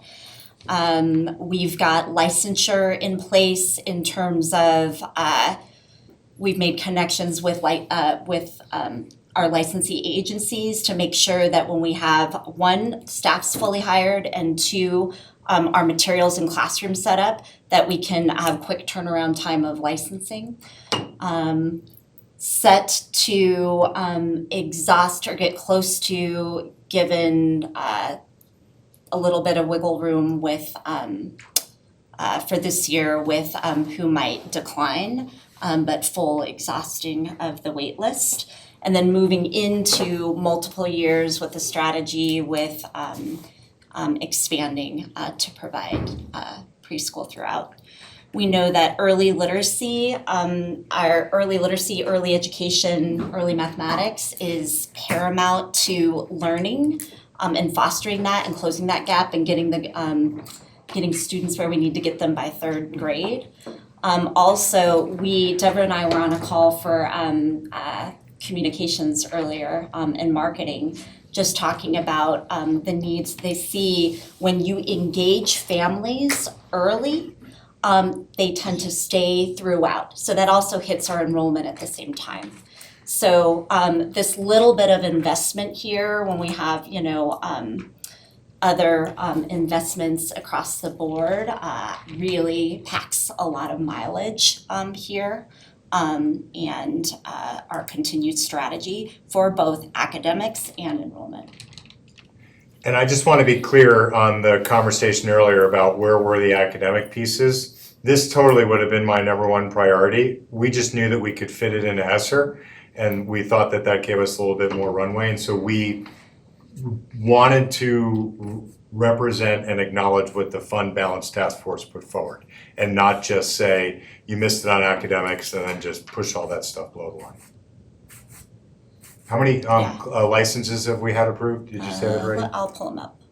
Well, we don't, in terms of licensed programs, those will be in process as soon as we have all of the staff hired and all of the materials together, so pretty quickly. I know we've got positions posted, we've got all of that, we've been working with Phoebe and HR, but we're on track for the phase 1 schools to be operational and in place in November. And then the next round I think is in January. When you say license, that's like state approval to open? Yep. Yes. Sarah Carlson basically shook CDE pretty hard and said, why not? And they said, okay, so. And staffing challenges, we talk about hiring staffing. Do you anticipate anything, or can we hire for all these 12 locations or whatever? This you're gonna love in terms of like what you've been saying about planning. Sarah and team have been planning for that. So we have several different options for how to attack, in conjunction with HR as well, how to attack hiring deficiencies. Some of that is the collaborations that she's establishing with our higher ed partners, and some pieces to kind of get them on board, but be able to maintain over time and train. So you anticipate by January to have these 12 sites operational? That's what we're working really hard to make sure with multiple backup pieces in place for hiring, so yes. And there is a demand for students. Students are waitlisted, that's what I meant, there is a demand. There's a demand, and the team and Sarah is working on connecting directly with families to ensure that we have that, yeah. And this is for 3 and 4 year olds? Yes, yeah. And are you, I guess because it's our own funding, we don't have to look at what is it, like a third of the students have to be special needs or something like that, the requirement that the state has for early education? Currently, right now, it's really cool. We have top-notch early ed programs here. Like, everybody should hear that. It's top-notch, like from what I've seen in my experience. And currently, every program that we house accounts for students with special needs. Which is phenomenal. It also, the way that we're looking at adding classrooms and the way we're having it, which would be even more of a draw when you get to what you're saying with hiring, is that we would have 3 adults in a classroom. That also helps to support any special needs students that we have. But if you're a teacher that's gonna come and you're gonna have that sort of support with a lot of movement and expectations that we'll have at the early ed level, that really helps. So every classroom. My question is, do we have a wait list of the special needs students. It's Fulfill identified the a little. 1/3 requirement. I mean, it's, that comes through Child Find.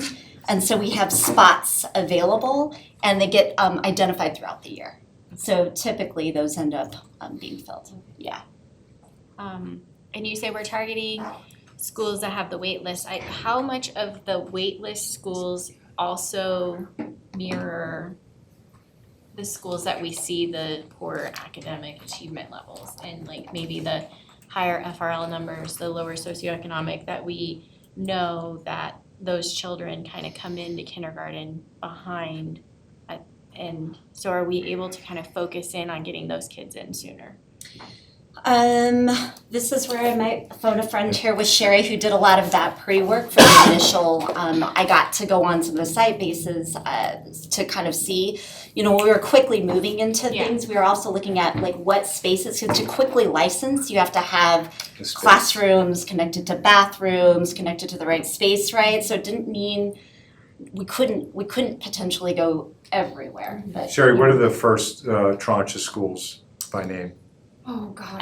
I have them right here. Phase 1 is Scott, Chipeta, King, and Audubon.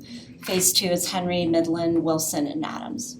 So really outside of Chipeta there, the answer would be yes. Yeah, that's great. And they're spread across our district. Yeah, that's great. And after this year, the UPK funding will take over, universal pre-K. Yeah, but that is something that we're, sorry, go ahead. I was gonna say, we're still unclear what the state's position on that will be, but when we ran the numbers here, it was like 90 cents on the dollar of what we put in, we're gonna get back out. Because we will get funding for more kids.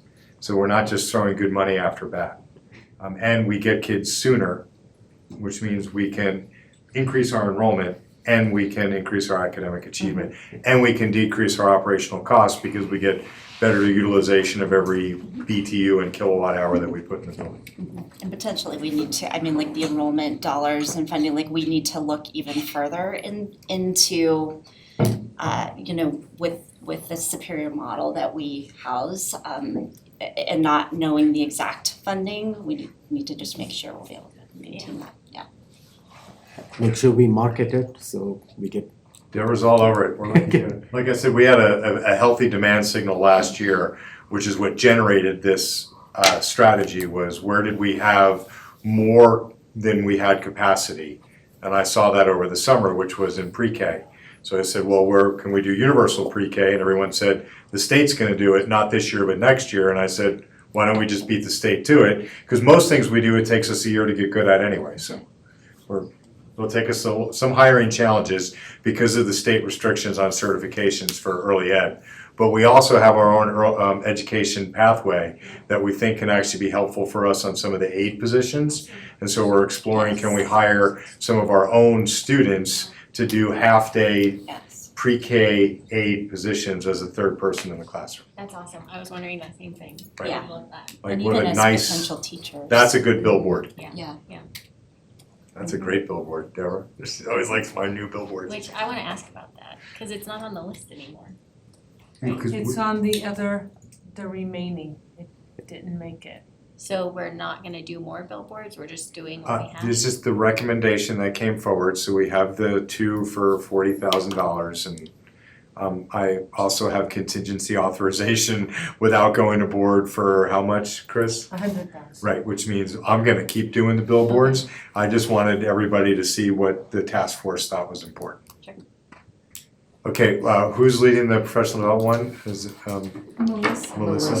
Thank you. Spokesperson for a number of people that would be, this request is for 3 days prior to our traditional new teacher orientation to begin, I think, next year. This year, it looks like. It says 22, 23. Yes. Is that a typo? I think it will be for next year. It'll be for next It'll be for year. next year because we've already completed the beginning of this school year. And this will, we would be working closely with Carol Gates in the instruction department. the instructional technology department, along with our counselors and any number of department leads that have vested interest in making sure that there's a hands-on approach for our newest teachers coming in, so that they have more than just a shot in the dark, but more a lot deeper learning before they get to the reason that we call it day one ready, so that they are ready for day one with their students and not behind the curve. So there's a lot more words to that, but that is the gist of what that request is. If you can pull that to the right out there. So what we have is 2 years funding, one for this year and one for next year. If it is, we can't fund it for the last year because it's ESSER funding. This has been rewritten to align with ESSER guidelines, and there are some eligibility for January 2023 charges, and it can run through September 2024. So I guess if we have any questions, we should probably ask. Okay. So you still have 2 summers then? Yes, sir. In 23 and 24, or 2 August.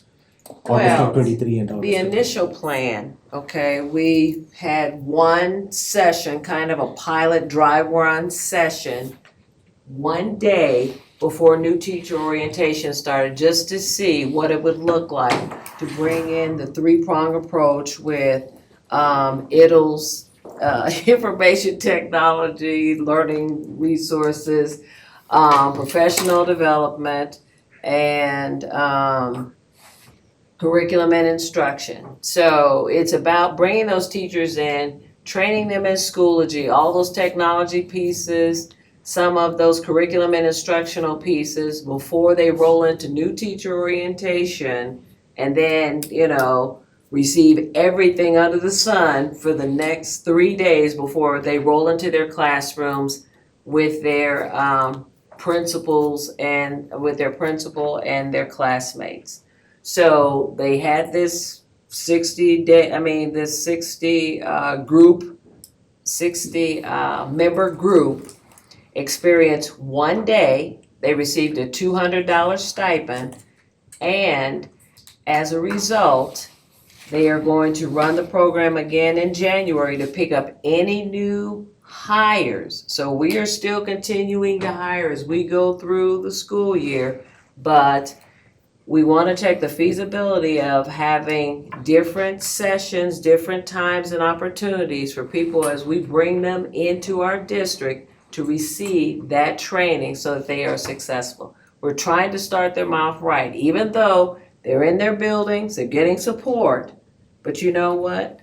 We want to take a look at, okay, we're going to bring you in for one day, provide this training, provide the additional opportunity to ask questions where there still may be some holes and gaps, and then reassess. The 3 teams will reassess and then be prepared to really kick it off at the start of 3 days before new teacher orientation. And it is part of our conversation for the calendar committee, so we are meeting, and Linda did present that information. So that is something that is on the table for the calendar committee to ponder. Okay, questions on this quickly? I have some. So this money is gonna cover the stipend.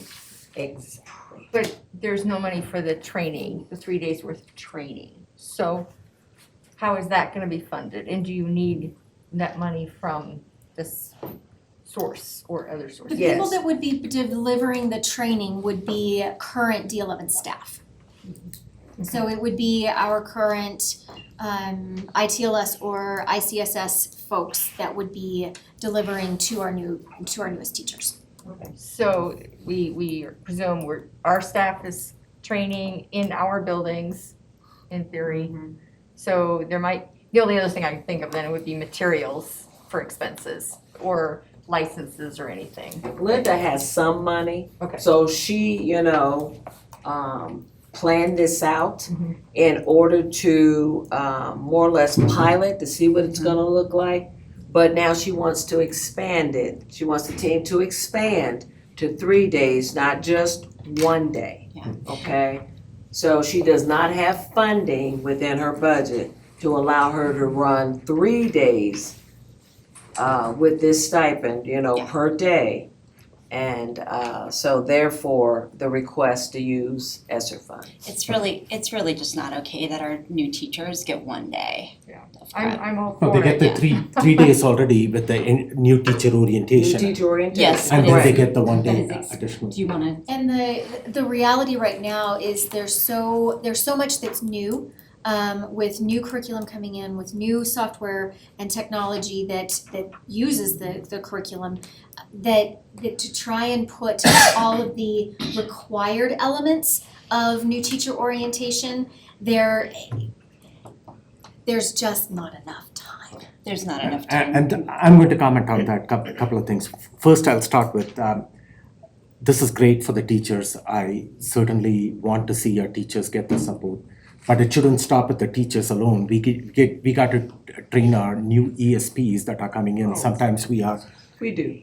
Oh, we do? Right, it's called new employee orientation. Okay, but NEO. do we Correct. train them on the specific jobs that they are going to be doing? So if they are a registrar or do we provide them that kind, or is it more like a HR training?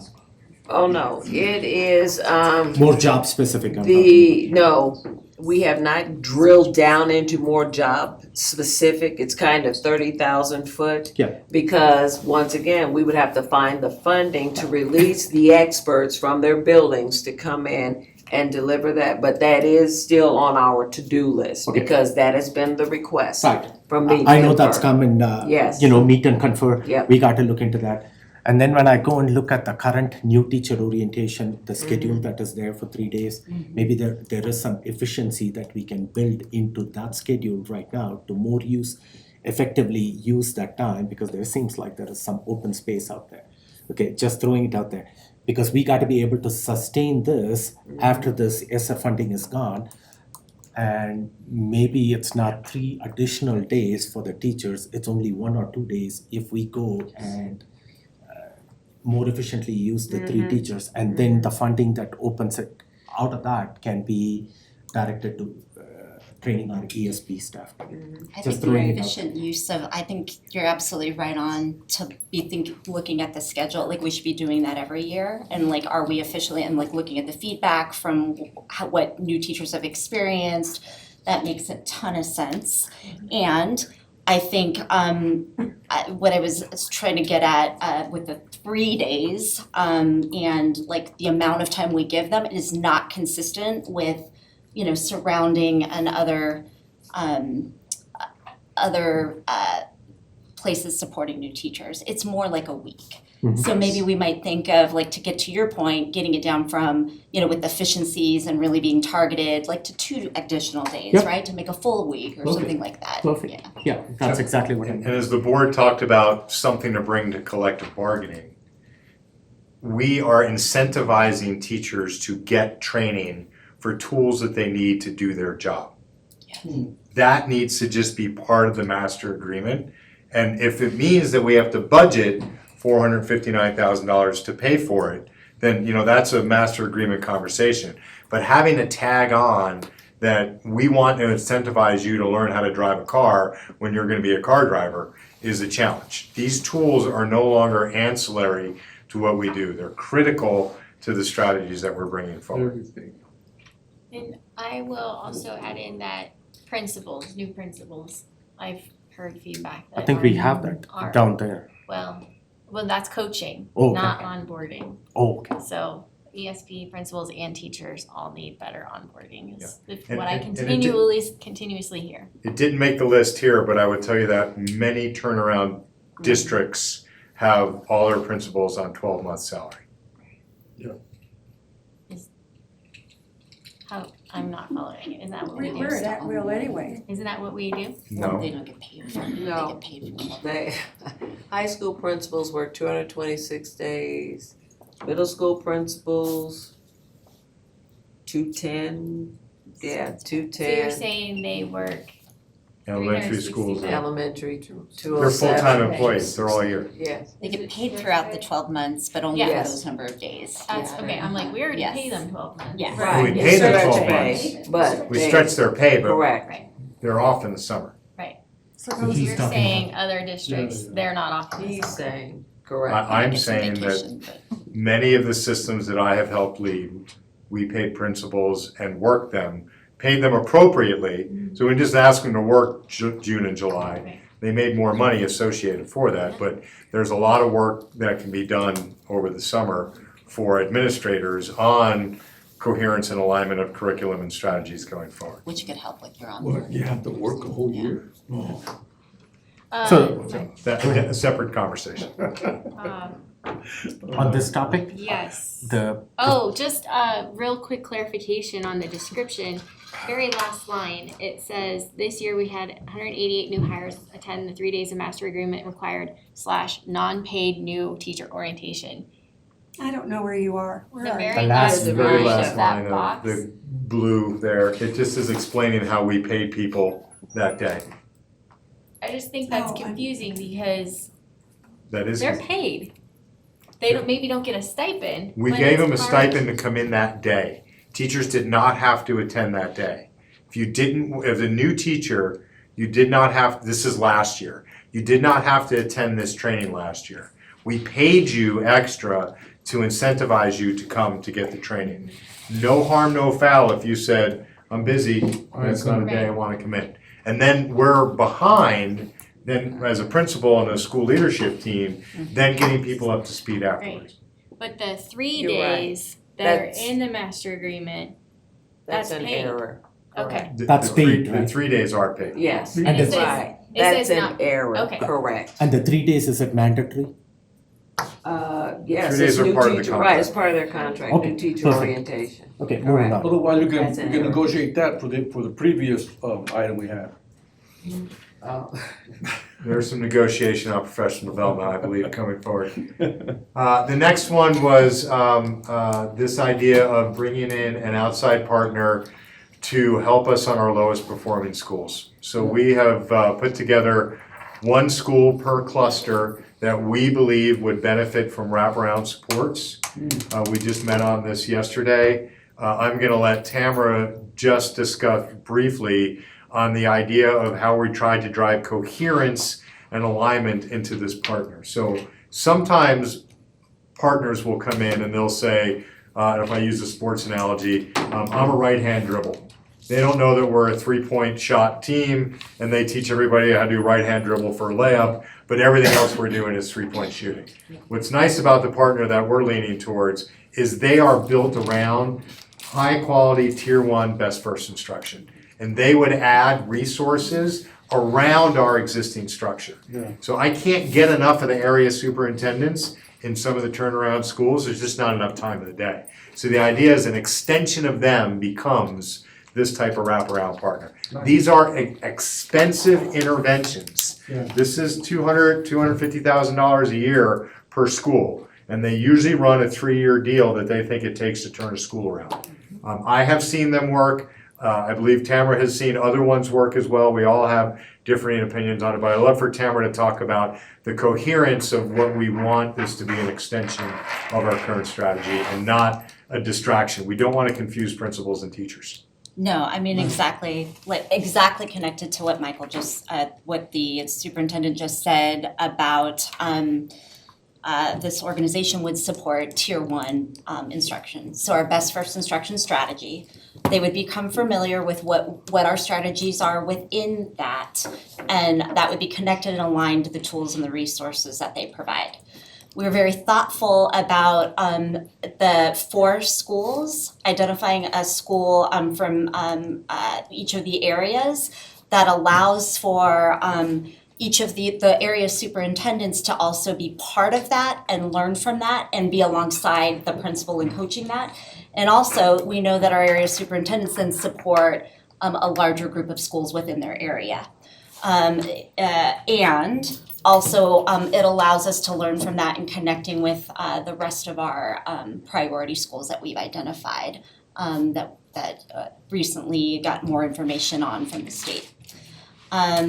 So it's to connect, we are using this as a way to provide very targeted support to a smaller number of schools while also building our capacity and connecting to the current structures that we've put in place and organizational changes that we've made.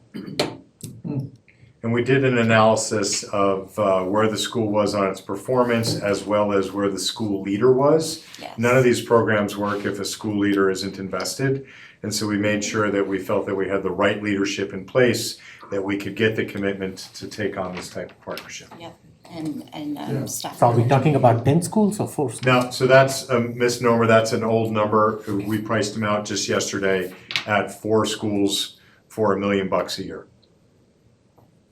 4 schools for $1 million a year? Yeah. That's not the ask out there. Well, that's not the ask on there, so I mean, what gets posted and what happens on So the it's fly. $250,000. $250,000 a school per year. To bring, and how long are they going to spend out? Are they there every day of the week? So I don't remember the hours on there. Any of the area soups want to chime in? It was extensive. So before I pin one of my area soups, the difference here is we know we need people to solve problems.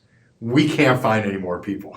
So sometimes you have to partner with somebody who can bring the people in. Yep. This is a highly intensive wraparound. It's not a once a month, somebody comes in and sits with the principal. They bring a team of people in. Does anybody remember the hours that were on the? What are the 4 schools, first of all? Go ahead, each one name them. Sherry, what was your recommendation? My recommendation is Audubon. Darren? What was it? Fremont. Fremont. The West Campus. Okay, And both Adam, then. sorry.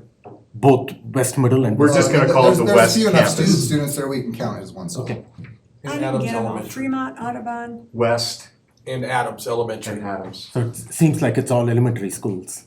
Is that where you Well, feel the West support? would have a middle schoolish in there. But not that any of the high schools or middle schools need the support at this time? There would be a question on whether or not we thought this would be appropriate for Mitchell. We thought it would be best for us to see where we are with this relationship, considering Mitchell is now in the 2nd year of an existing relationship. What I would say is I am not against the strategy at Mitchell. It's just different than the strategy for the rest of the district. So George ends up on an island in a relationship that he might be learning from, but then he has to code switch when he talks to Sherry or the rest of the cluster or the other high school superintendents. So for me, one of the things I really wanted to drive was coherence and alignment. I know that the needs of the school have to be individualized, differentiated, and personalized, but under the same framework, we can move collectively faster together and learn from it instead of having to remember I'm at a different school and I have a different partner that has a different strategy.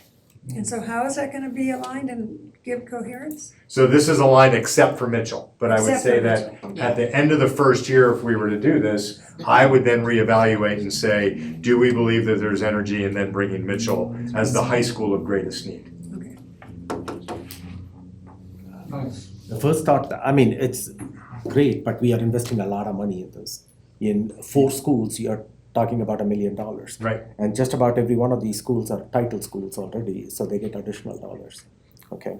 So there could be ways for us to reallocate some of the title budgets. Again, these are preliminary numbers, but there's great irony in the beginning statement being there's not enough academics. And I just said for $1 million a year, I want to go highly after the 4 lowest performing elementary schools. And the pushback is that's a lot of money. No, it means hold the schools accountable.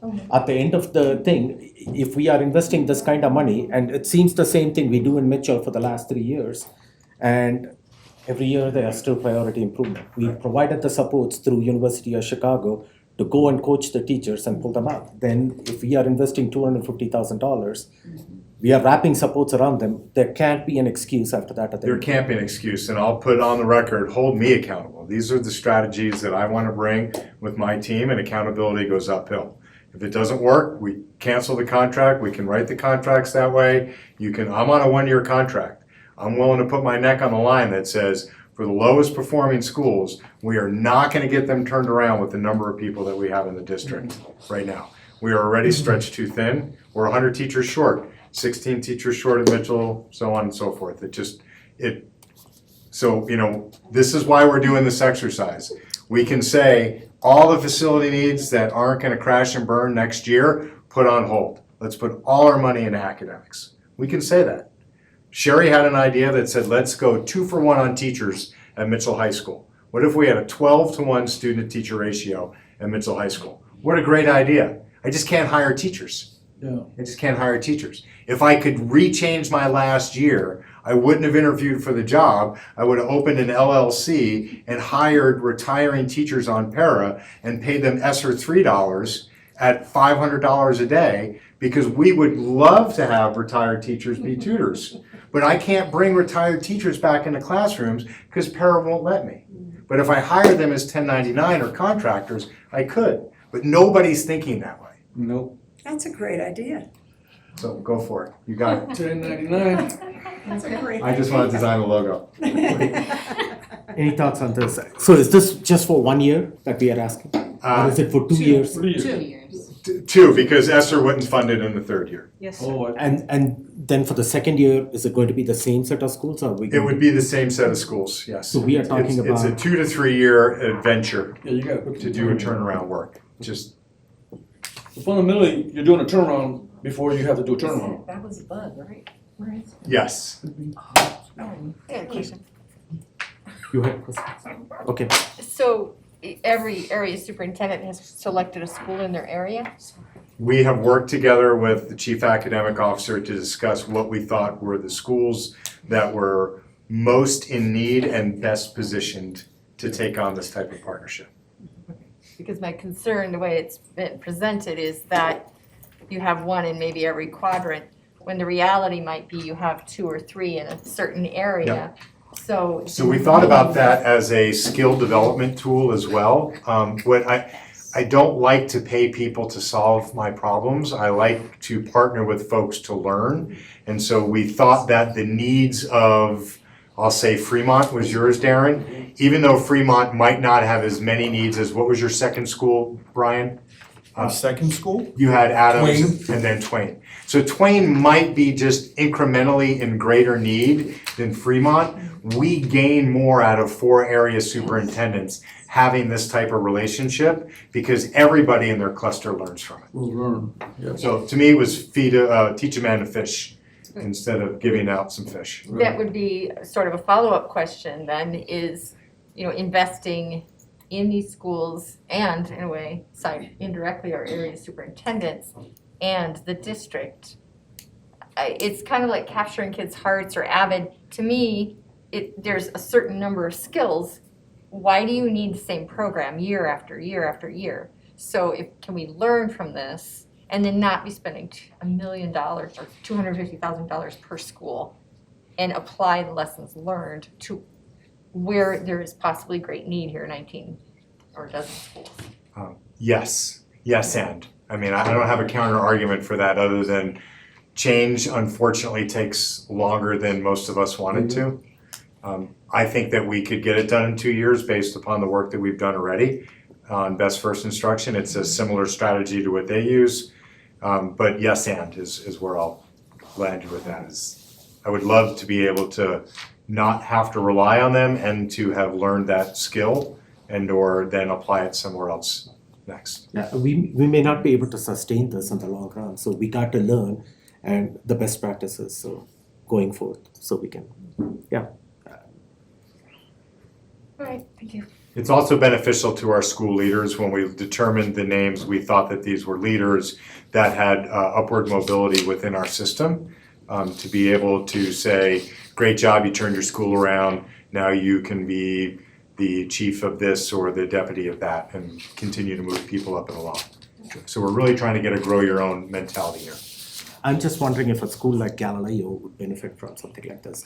They are in here as a turnaround school, they are the lowest in there, and Mitchell has got some supports, but Galileo is the turnaround school, and Plug and play on schools, sir. We're all for it. If the board would like to say we agree with the philosophy, but you want votes on the schools, we're just moving at the speed of light to be prepared to move forward. And so I'm always gonna come to the board with a recommendation, and then it's ultimately the board's decision, so. yeah, and it also gives us an opportunity to learn the area superintendents to learn what's happening in an elementary school, the best practices in a middle school, to a secondary school, so. Galileo is the name that comes to me right off the bat. OJT. Go ahead. I think now we're to Mitchell High School. Sherry, do you want to kind of summarize where we are here? Because we might have Sure. superseded some of this with, but, We've spoken about some of this already this evening. You heard earlier this evening, 18 teacher vacancies still at Mitchell. Some of those are in core, a number of those are in core subjects. English, science, and special education are our top three. We are getting some movement in terms of being able to utilize teachers from other high schools in some very creative ways to help fill some of those gaps. And that being said, we will not see the movement at Mitchell that we need and want to see until that building is fully staffed. And so we're gonna have to look at staffing at Mitchell in some different ways. You all approved that when you approved their innovation plan last spring. And the state board also stamped their approval on that innovation plan as well. One of the very first waivers in that innovation plan allows us to pay and compensate teachers at Mitchell differently. Not forever, but for the length of the innovation plan, which is another 2 years. And so you'll see within this request are multiple creative options for honoring teachers and staff for taking on an incredibly challenging role at Mitchell High School in the short term, not necessarily with a specific payout, but with some different creative ideas for how we might compensate them differently. I'll just start that, is it kind of an either or thing? These teachers, oh, I'm sorry. Teachers, yeah. The 5,000, does that cover the 2 salary steps, or are we saying it could be 5,000, it could be 2 salary steps? It could be any number of these options that are listed within this. So it's not necessarily 5,000 covers 2 salary steps, like it was a ballpark. It started as 5,000. We had a side conversation, actually a planning session with CSEA president. They didn't care for 5,000. They preferred more indirect compensation by either credit hours or access to leadership opportunities like A2L, or the idea of a step increase, which we thought would be still around 5,000. So we didn't go through and do the mathematics on it, especially when it came out it was not, whatever is the number, it was not voted very highly by the Fund Balance Task Force. There was a lot of pushback from CSEA on paying teachers differently depending upon what school they were at, despite of what the innovation opportunities allow us to do. So you can't find these teachers, you're gonna go fly fishing, what creek are you gonna go to? We are using every creative opportunity that we can to staff Mitchell. And that includes, part of this would be a further incentive for teachers from our other high schools. We've identified some half-time teachers who may wanna go full-time. We've identified teachers. Is that internal high school or up? Internal. Internal right now. Huh? Internal. Okay. So, this is a next year ask, and so I think the difference is do you do a campaign that says, when I was in DC, we had pay for performance, and we advertised that a high-performing teacher could make $120,000 a year. We had no problem hiring teachers who felt that they could be accountable and become high-performing teachers, and they made $120,000 a year. Well, I would have went and got a job with you. I'm sure you would have been a high-performing teacher too. So I think the question is does the board value in adding extra compensation opportunity for, turnaround work?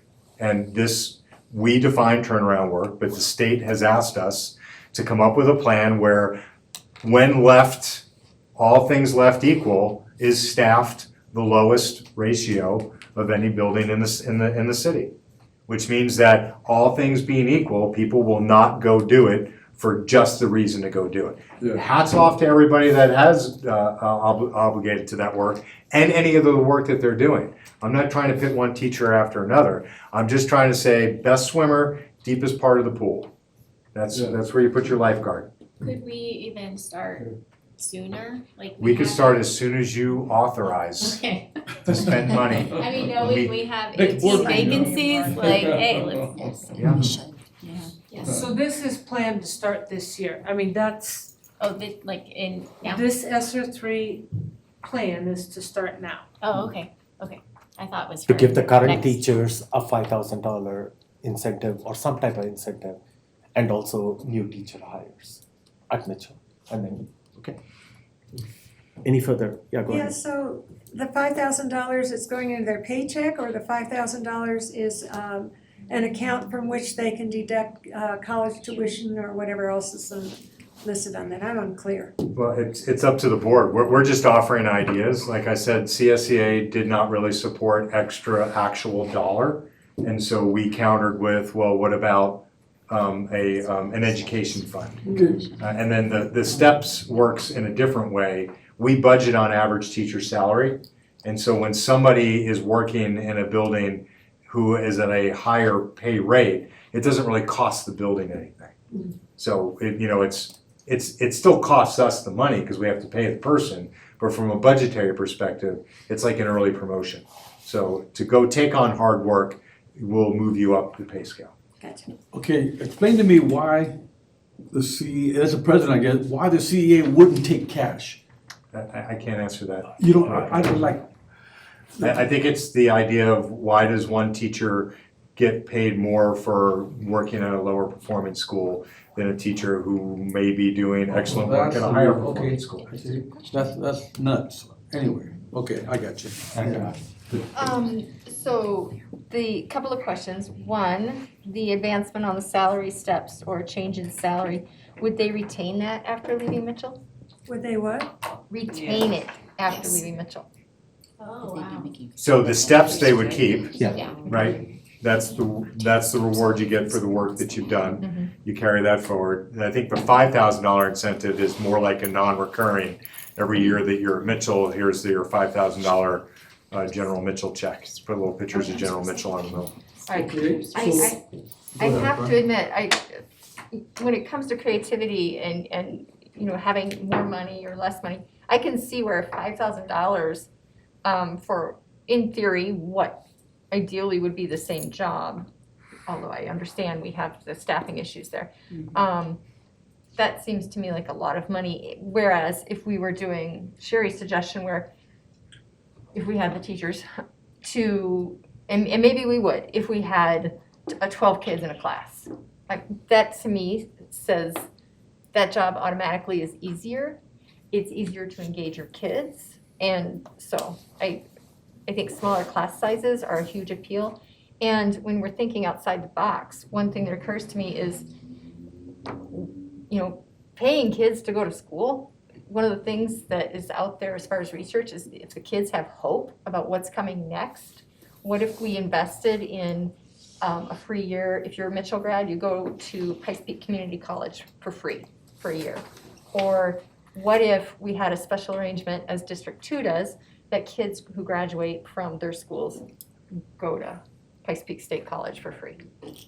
So to me, there's still a lot of possibilities here that might improve Mitchell and be part of their plan that maybe they haven't explored yet. So, sorry, that's a lot right there. I'm so glad that Dr. Mendelsberg is a part of our team because he and I have started working with George on what the Ascent program could do for Mitchell students, for all of our high school students, but in my work with them, it's specific to Mitchell. And the Ascent program would allow Mitchell students to gain that free year of college and potentially up to 2? Yeah. Yes. Okay, I'm a teacher. I'll go to Mitchell. You're hired. Give me my step, right? And after a year, I said, no, I don't want this gig. Yeah. Do I keep my step when I leave the next year? So everything has to have a back-end accountability on it. And I would say the challenge that we have sometimes is I'm not sure how strong our own internal accountabilities are at this time. But no, you don't just get paid to show up. So it would have to be, semi-annually reviewed by the principal and the area superintendent. There has to be some piece in there. Yeah. And so There's gotta be if- some accountability built into this. Right, if you go back to the idea of pay for performance, your results are connected to student results. Right. 50% of your overall rating is connected to how far you move students.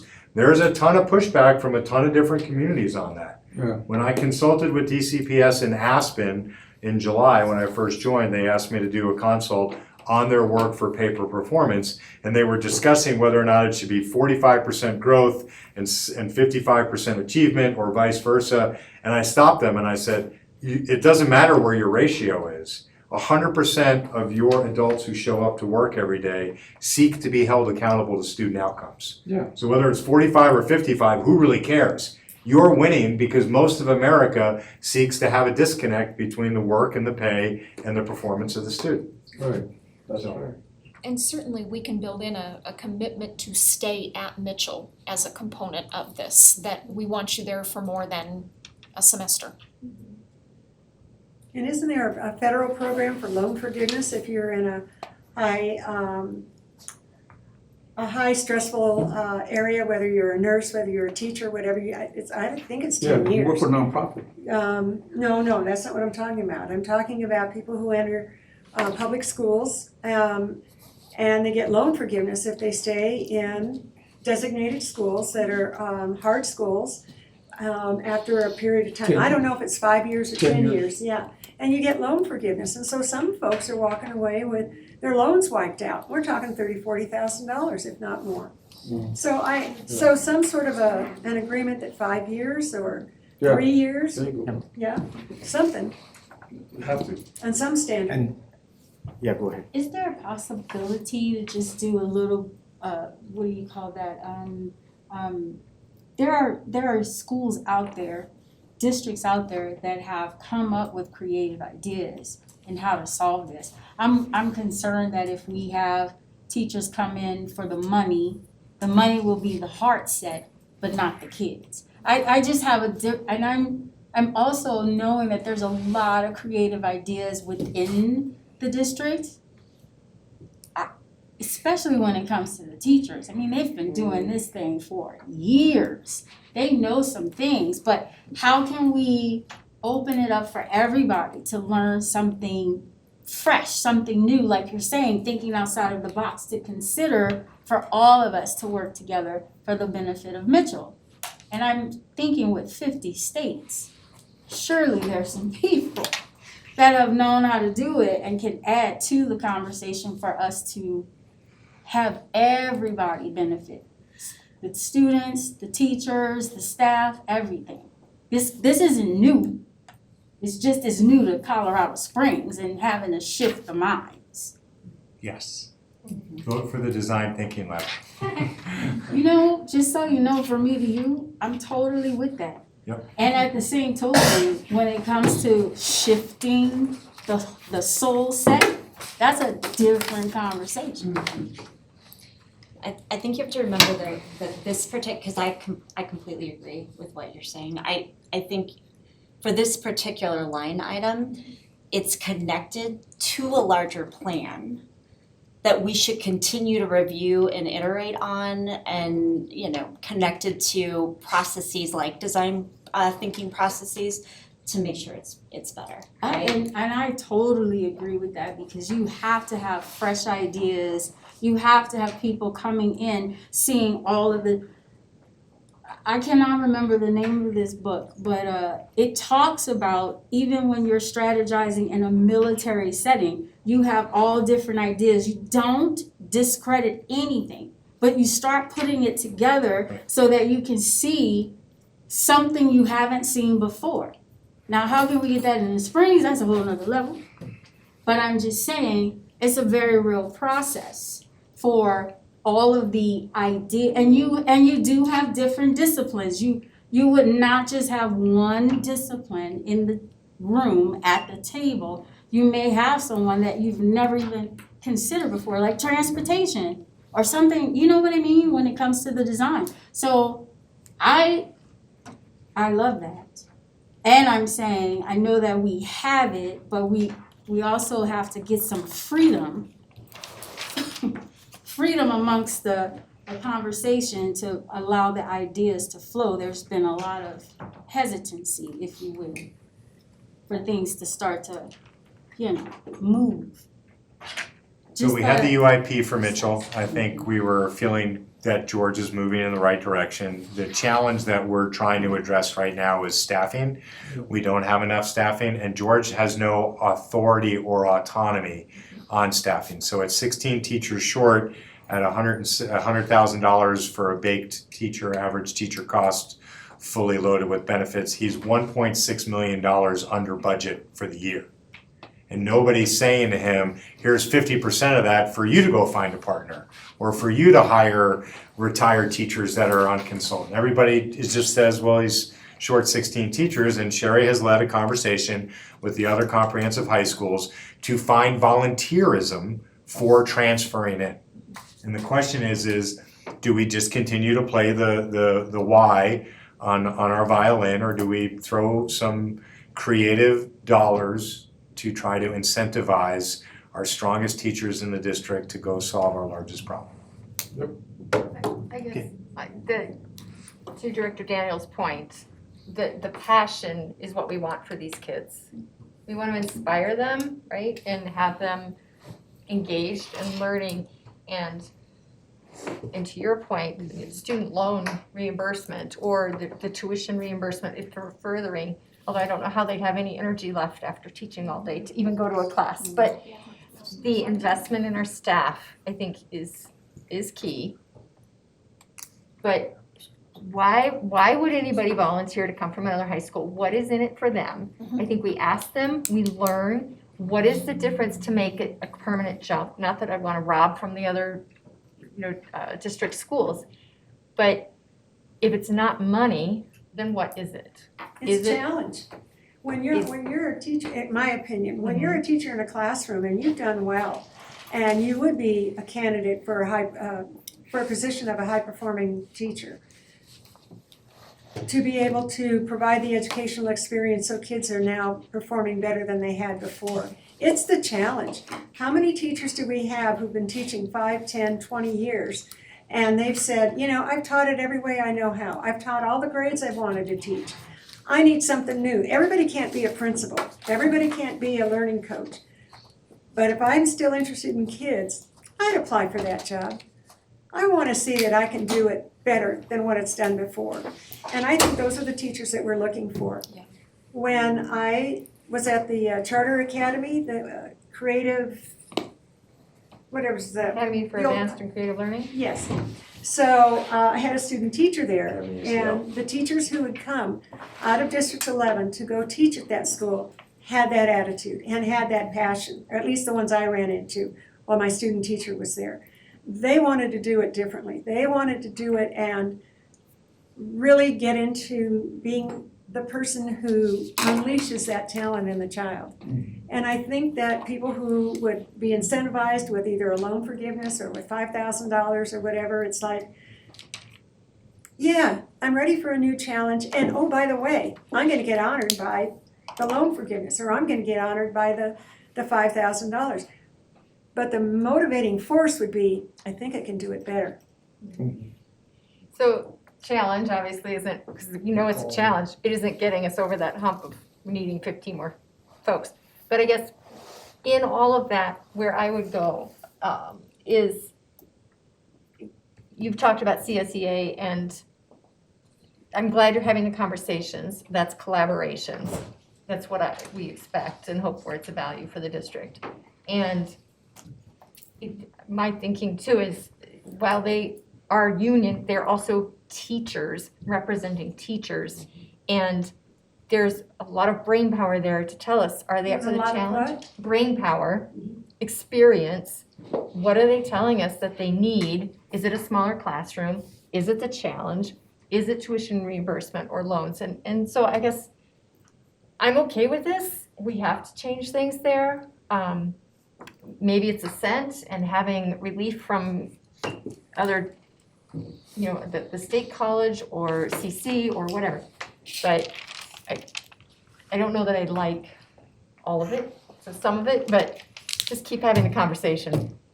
Yeah, we started with, instead of dollars, can we change it for time? And could we offer every teacher an extra planning period? The problem is I'm short 18 teachers. And so now I need 24 teachers to exercise that strategy. So we then just shifted back towards where I started earlier. I don't have a quality problem in the district, I have a quantity problem. I get more parent complaints on the number of kids in their classroom. I've gotten 0 complaints this year on my teacher isn't high quality. But I've gotten many complaints that said, I don't have a teacher of record, I don't have a certified teacher, my kid has a 3rd teacher in 4 weeks because you're rotating subs. So some way or another, we have to create our own pipeline that are developing our own teachers from our instructional aides and our ESPs as well as our own students, and start to incentivize and pay people differently than they're being paid outside in other districts. We have the lowest starting teacher salary in the region.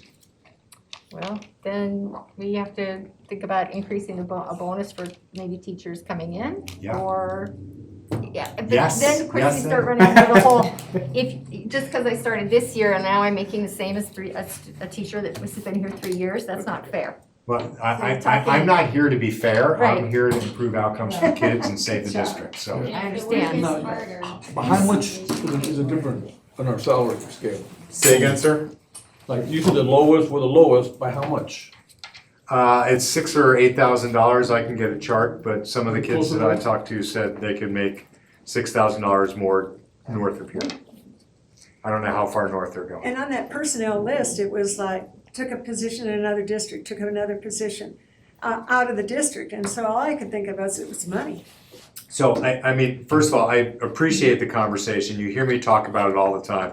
We're the heart of the city, right? My number one play is always gonna be the why. I'm never gonna be able to compete with the middle school in Lewis Palmer that I think is a high school until I see the high school that I think is a community college. I just can't compete with what they're gonna pay and what they're gonna provide. I don't wanna compete with that.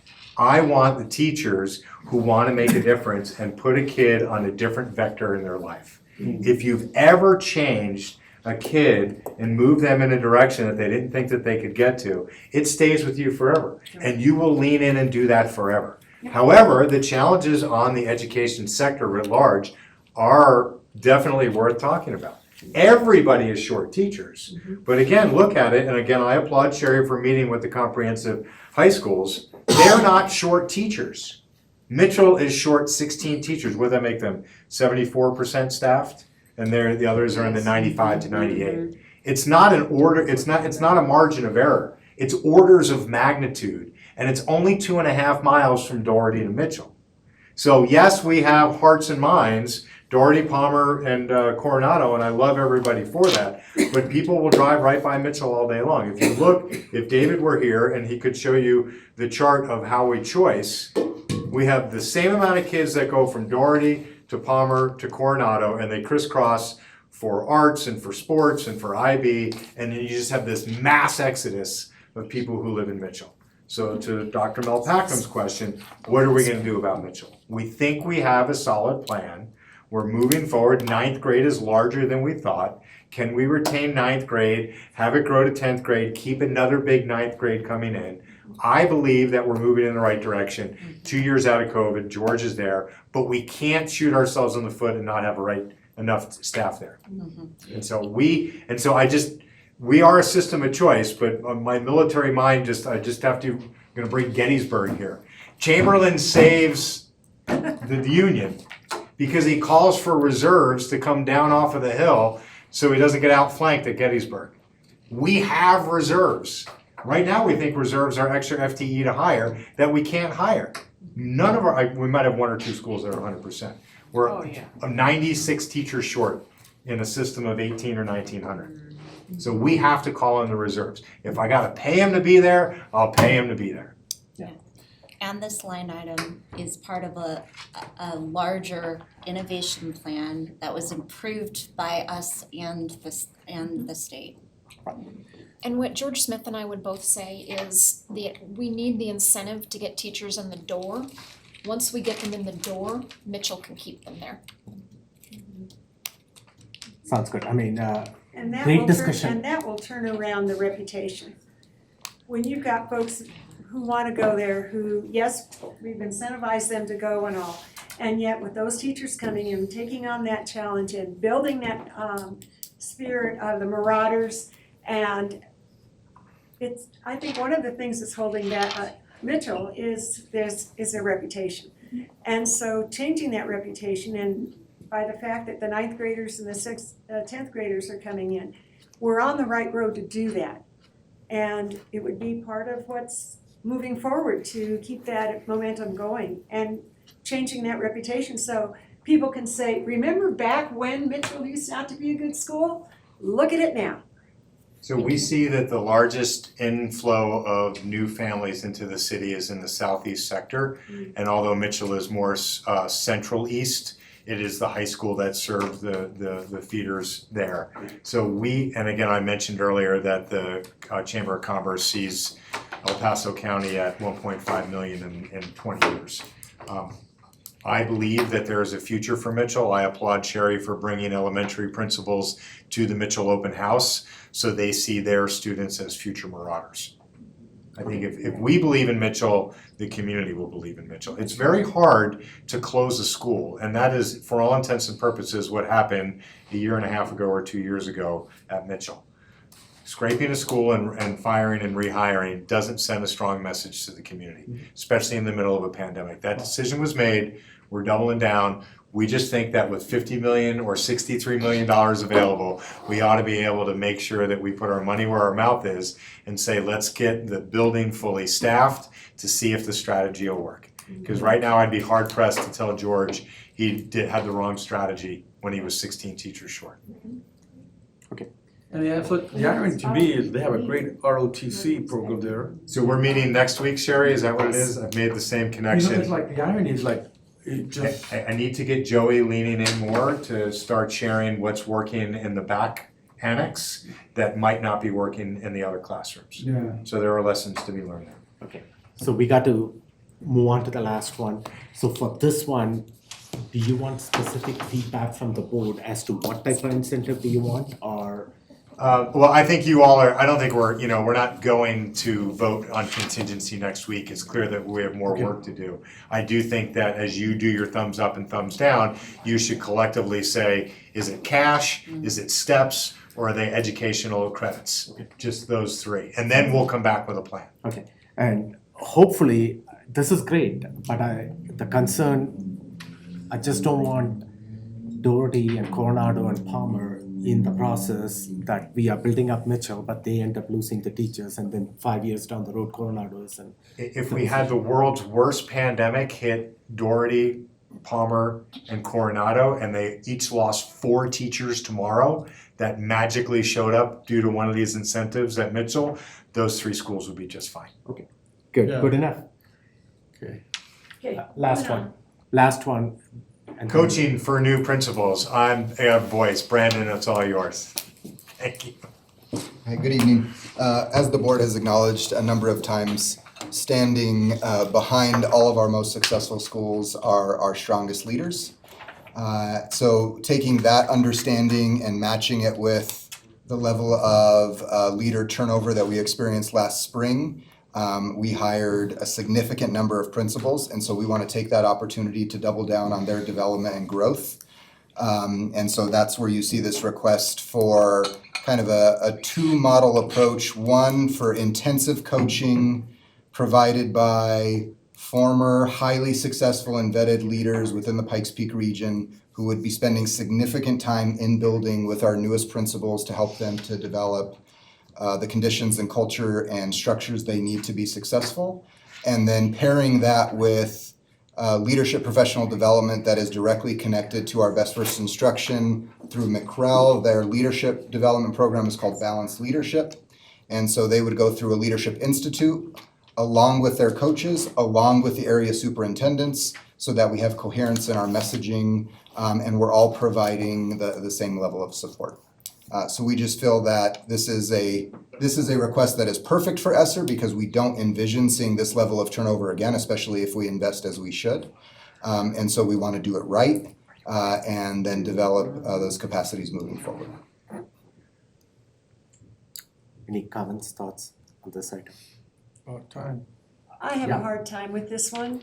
And I have a hard time with it because, again, I wanna see what happens for teachers, who are in the classroom each and every day working with kids.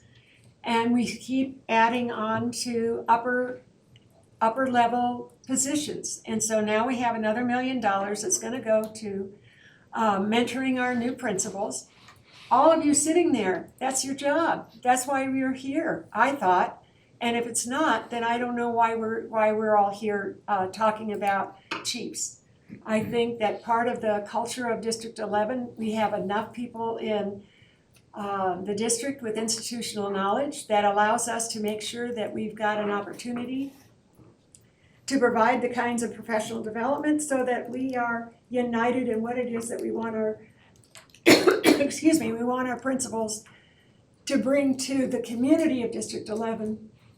But each of those principals were hired because they had skills and talents and a successful background that said they were a fit for us. And so we're talking about mentoring, and yet we're mentoring our teachers. We've got professional development for that.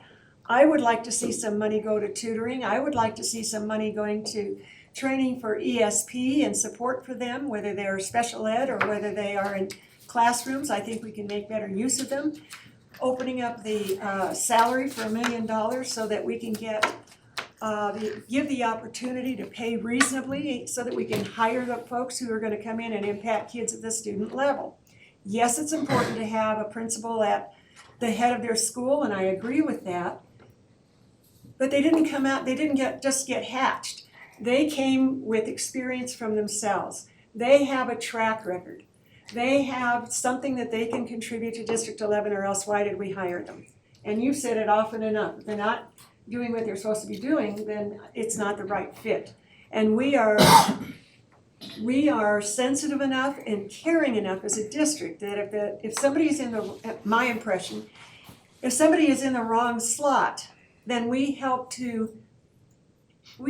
them stay in the district, retain their benefits, retain their dignity, and find another slot where they can use those skills. Not adding on to or bloating our numbers, but by giving them an opportunity to stay in the district and continue to participate. So that's my 2 cents. I don't think I want to spend $1 million on this. 700,000, by the way, just to be on the record. Pardon me? It's not $1 million. We had It's adjusted it down, the 700. original ask was $1 million, and the next column is what the fund balance task force adjusted it Oh, down is to. it 700,000? Yeah. But 700. point still, My point still Heard. stands. Yeah. Well, I think, when I look at principals, they know how, they may understand the logistics of running a school, but that's not leadership to me. That's a manager. Everything, right, and that's what you got. Because leadership is a lost art, it's not taught enough. I've seen the people we have in charge of leadership here, and they're good at the logistics of a school, but they're not leaders. There's a difference. Leaders inspire people. Leaders create culture. They should be able to run the place, and they inspire people enough that the others do the work. And I see our principals not leading; they're doing the work. They're so busy, they don't have the time to inspire. And we have to teach them how to lead. Can you teach them how to Different lead? than being a principal. Way different. I think leadership is very important. Now, depending on what type of leadership, if you're gonna just go through logistics of how to run a school, well, you gotta learn that on the job, but leading is a discipline that's not taught enough. You'll teach English and you'll get a doctorate in English, you'll teach math, you'll get a doctorate in English, but leadership, straight leadership. Now, I appreciate the Air Force, the military, because all leadership evolved from politics and leadership. You can go back to Machiavelli. It all evolves there, and it's been studied and studied for hundreds of years, but it never gets to schools. I disagree. Well, I've been doing. Otherwise we wouldn't have high-performing schools. Look at the state of our schools. They're a mess. Well, Look at the leadership. That's why. and there's levels of leadership. Leadership. We're talking about So leadership. it falls back It's a on. mess, and it's got to be changed. But there are some effective leaders in our school, and we saw one. I didn't say they're not. Yeah, But leadership is that not came in front taught of the here. board from Queen Farmer talking to us. He wanted to. Yeah, just for clarity's sake, is this an additional staff or a couple staff? Cause like a leader, what is it called, a leadership coach, is that like a teacher TLC? Now we're gonna have a PLC? No, it's, we would contract with previous successful principals to come back and embed their coaching at each building. So it's not, Like retired principals and stuff like that. Yeah, and it's something we've already done in smaller samples when we have schools in trouble. And we have success there, but it's been reactive instead of proactive, and we haven't had the opportunity to do it at this type of scale. So that's what we're trying to use these funds for, is to do it at a level of a scale that we would not typically be able to support with the budget that we have. So to Sanders' point, that sometimes it's just not a right fit, would then that individual help give guidance on, okay, this isn't, like they're not taking the coaching or like that sort of thing? Absolutely, Then- and we've had that experience in the past. So it's a tiered approach, right? So to Dr. Venkas's point, she's absolutely correct. That is part of our job, and we're embedding a lot of our time in many schools. Not this amount of time, right? We're not in a school 5 to 15 hours a week. I wish we could be. And so there's our level of support and evaluation and coaching and guidance and expectation. And this person comes in to directly support. They're non-evaluative, but they're providing that level of support just like a teacher coach would. But they're also informing us on, is this gonna work? Is it a support thing? Are we providing an adequate level of support, and with that support, we're gonna find success? Or are we just not at a place where this is gonna be a successful partnership? I think my only question is that this seems more like it could be really variable of depending on the coach you get and the coach I get versus like systems in place that help all principals or like professional development that they all are receiving kind of that same thing. Yeah. So that's just my one. No, that's a great point, and that's why as part of this request, and we're gonna move forward with this with or without this funding, it makes it more doable with this funding, but we're gonna be taking these principles through a professional development course through McRel, which aligns with the best first instruction work that our district is doing. That balanced leadership is around being a leader, an instructional leader, a systems leader, creating culture. And so then that's giving us all common and coherent language so that in all of our work to support that principal, their coach, us as their area superintendent, our area instructional coach, we're all providing consistent messaging so that we are looking at best practices across the system. And it's not person dependent. It's not this principal in this school given this area superintendent might find success. Right. We're trying to build a coherent, consistent thing that we can carry forward for multiple years. You said that there's an alternative way to fund this if The- you don't fund it here. The McRel training part, we can do it at a smaller scale, and even the coaching, like I said, we've done it in the past for maybe a principal or two in a year. But to do it with all of our new leaders, because we hired 12 new principals last year. And we have principals that need additional support even if they're not brand new. But to do it at that scale, that's not doable in our budget. Our normal process of a couple of principals, that's doable within our budget. But because we had such a level of turnover, we need some support to get that coherent message across the system. 6,000. And then, I'm sorry, would this start for next fall or would it even possibly start like January? 'Cause they just We would start now. We have the list of coaches. Okay. We have the partnerships built. We're ready to launch. But obviously, we're not promising or guaranteeing anybody anything until the funding's available. Okay. Yeah, I just want to add, make sure I get a defense in for my staff when I can. Nobody works harder, particularly since I've arrived on July 1st, than the area superintendents. I have asked them to take on the greatest amount of change with the greatest amount of risk. Each one of them represents a number of schools and students and teachers that is equal to or larger than all of Cheyenne Mountain School District. And I have a good relationship, professional relationship, and consider Walt Cooper a mentor as I try and cut my teeth here in Colorado Springs in District 11. So I just want to get some comparison there that yes, I ask every one of the area superintendents to be developing school leaders, but it is lonely work to run around 12 to 14 schools all day long and answer the number of dysfunctions that have existed in the district for many years for many reasons, of which we collectively are here to get coherence and alignment and deliver on. So I just want to make sure that this is not a cop-out for the area superintendents. This is the area superintendents recognizing that they could use a little support because there just isn't enough of them to go around. And so we went with 5 to be able to cover down on 4 regions and 1 set of functions. We could have easily gone with 6 or 7 and still been at a span of control that would have still had everybody been very busy. So I just want to make sure that as we're on the public record, nobody works harder than area superintendents with the most amount of risk on the table. So I appreciate them. Even without this, we'll get our principals there because that's what we do. But I want to make sure I got that on the record.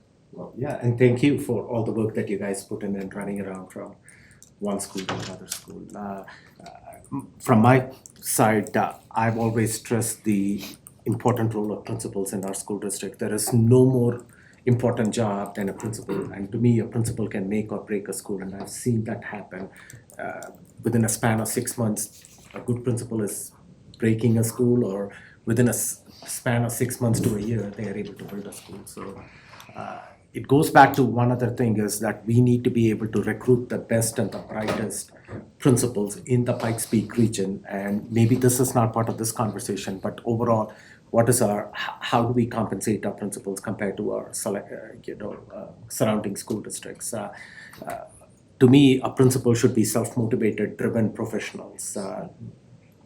But to get that type of individual in each one of our schools, we got to adequately compensate them. So if we provide that adequate compensation, we are talking the same thing about Mitchell. How do we, get good qualified teachers into Mitchell? It's the same thing. How do we get good qualified 50 plus principals in each one of our schools? And if that is compensation, then that solves some of these problems because you get a self-motivated, highly qualified person like Christina Butcher. She's going to fly, and we don't have to provide all the supports that we are talking about. Yeah, and I want to just make one final point, President Malpacum, that you brought up. We've been used to for a number of years that when we're hiring new teachers, a question they often ask in interviews is, what level of support do you provide me as a new teacher in this district? And we have a pretty good response for that. Our principals are now asking that. They're asking like, hey, if I'm going to be a principal in your district, what does this support look like? And so the discussion of our role is part of that, and I think that that's attractive to many. But what we want is that the level of support and guidance and coaching that we provide them to be a reason that they would choose us. So even if we're still working on salary and all of those things, we can say you're going to receive a level of support and coaching in this district that you won't get anywhere else. And we want that to be a mechanism for recruitment as well. Okay, thank you guys. How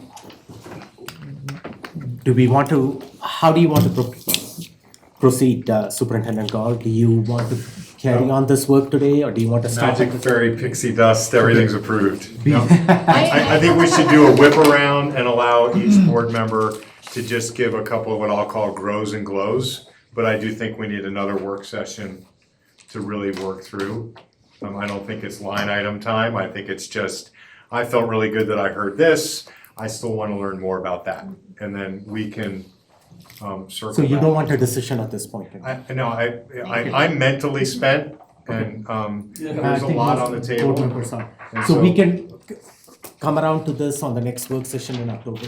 So we'll do it on the next work session and then try and and we'll come with that with a frame on the big end, which we started with, which is the amount that we feel we need for decreasing enrollment averaging. So we'll do that on the front end and then shift over to the follow-up on this, because I think that will frame a lot of y'all's thinking of, is it 30 million, is it 40 million, is it 50 million, Right. where do you want to be? That'd be good. I just want to point out, because I asked that this be included, the FTE Yes. update on how we are tracking.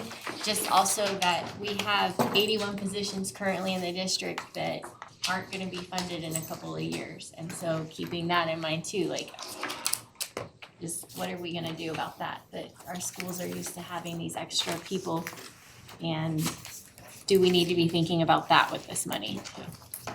So one of the things that I was very fortunate of in having worked in different cities was I was able to work with the Council of Great City Schools, and I'm taking a team to the annual conference in Orlando. And when we would do our legislative update every year, I would be the first one that would advocate and say there is not enough money in public education. There is not enough money in public education. And then I would go right back to my district and I would say, we waste more money in this district than any place I've ever seen. We have to trim the way that we spend our money. And so if these are 81 positions that are filled that are actually making impacts for our kids, we have to find a way to be able to pay for that. Everybody needs to hear that. That means that non-recurring bonuses and extra this and extra that, this is a system that is designed around teaching and learning. We have to, when I say what is equity, it's when we put our money where our mouth is. If we can show that one-to-one supports for students that we put through ESSER that has 45 teachers in 45 different schools, if the kids who are getting time with those teachers are getting impacts, then we need to find a way to fund that going forward. I promise you, there's money in the system to do that. Yep. We hold you to that promise when the time comes. Yeah, well, in December and then every year then afterwards. I mean, that's what the work is. We have to be brave enough to say those things out loud. We know what our kids need. Our buildings know what our kids need. We can't cut our way to get there, but we can't throw good money after bad. Okay, so to sum up the conversation, do we want to go around the board members? Do you have any takeaway thoughts? Go ahead, Director Lowe. Well, I'll go back to the beginning. If you guys think, if they think they need that to do their better job, even though I don't like what Human Resource put out, but if she thinks she needs it, then I'm gonna respect that and say, okay, I'm okay with the budget. Everything else I'm fine. That's the only one I have any apprehension with, but with that caveat, if she says this will help her, then I'm gonna believe her. But then at the end of the year, I'm gonna say, did it help? And hopefully she'll say, yeah. If it doesn't, I go, then what happened? Did you miscalculate or did you lie? That'll be my next follow-up question. Never. Right? So that's how I feel about the budget. I have no problem with any of it, as long as it produces. Save that answer for October. So let me I'll put my thumb back up there. But come back on October 5th and talk about it. Director Backus, do you have any summary thoughts, anything that you want to? I'll save it for October. Okay, Director Daniel. For me, we knew we would be here. This is not a surprise for me. I mean, this is what we talked about for quite a long time, and we're here. So now we have to listen to our leader and have his vision be supported in what he believes is going to help us move forward. This is why we did all of this, right? This is why we did everything that we did. And ta-da, he's here. Ta-da.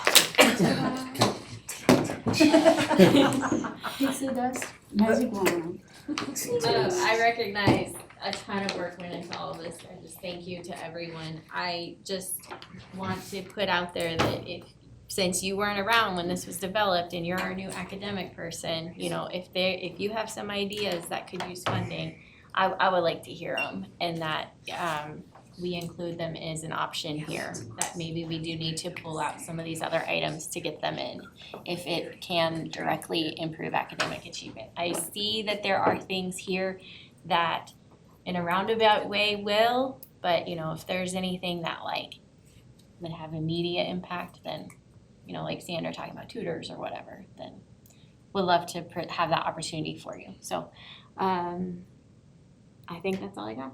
Thank you. Director Art and Sound. Do you have any? My concern is that if we hold off until October, we are not moving forward.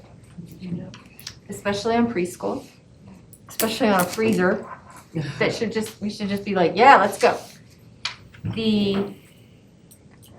I'm with Director Loma, Director Daniels. You are the academic leader. This has been through a process.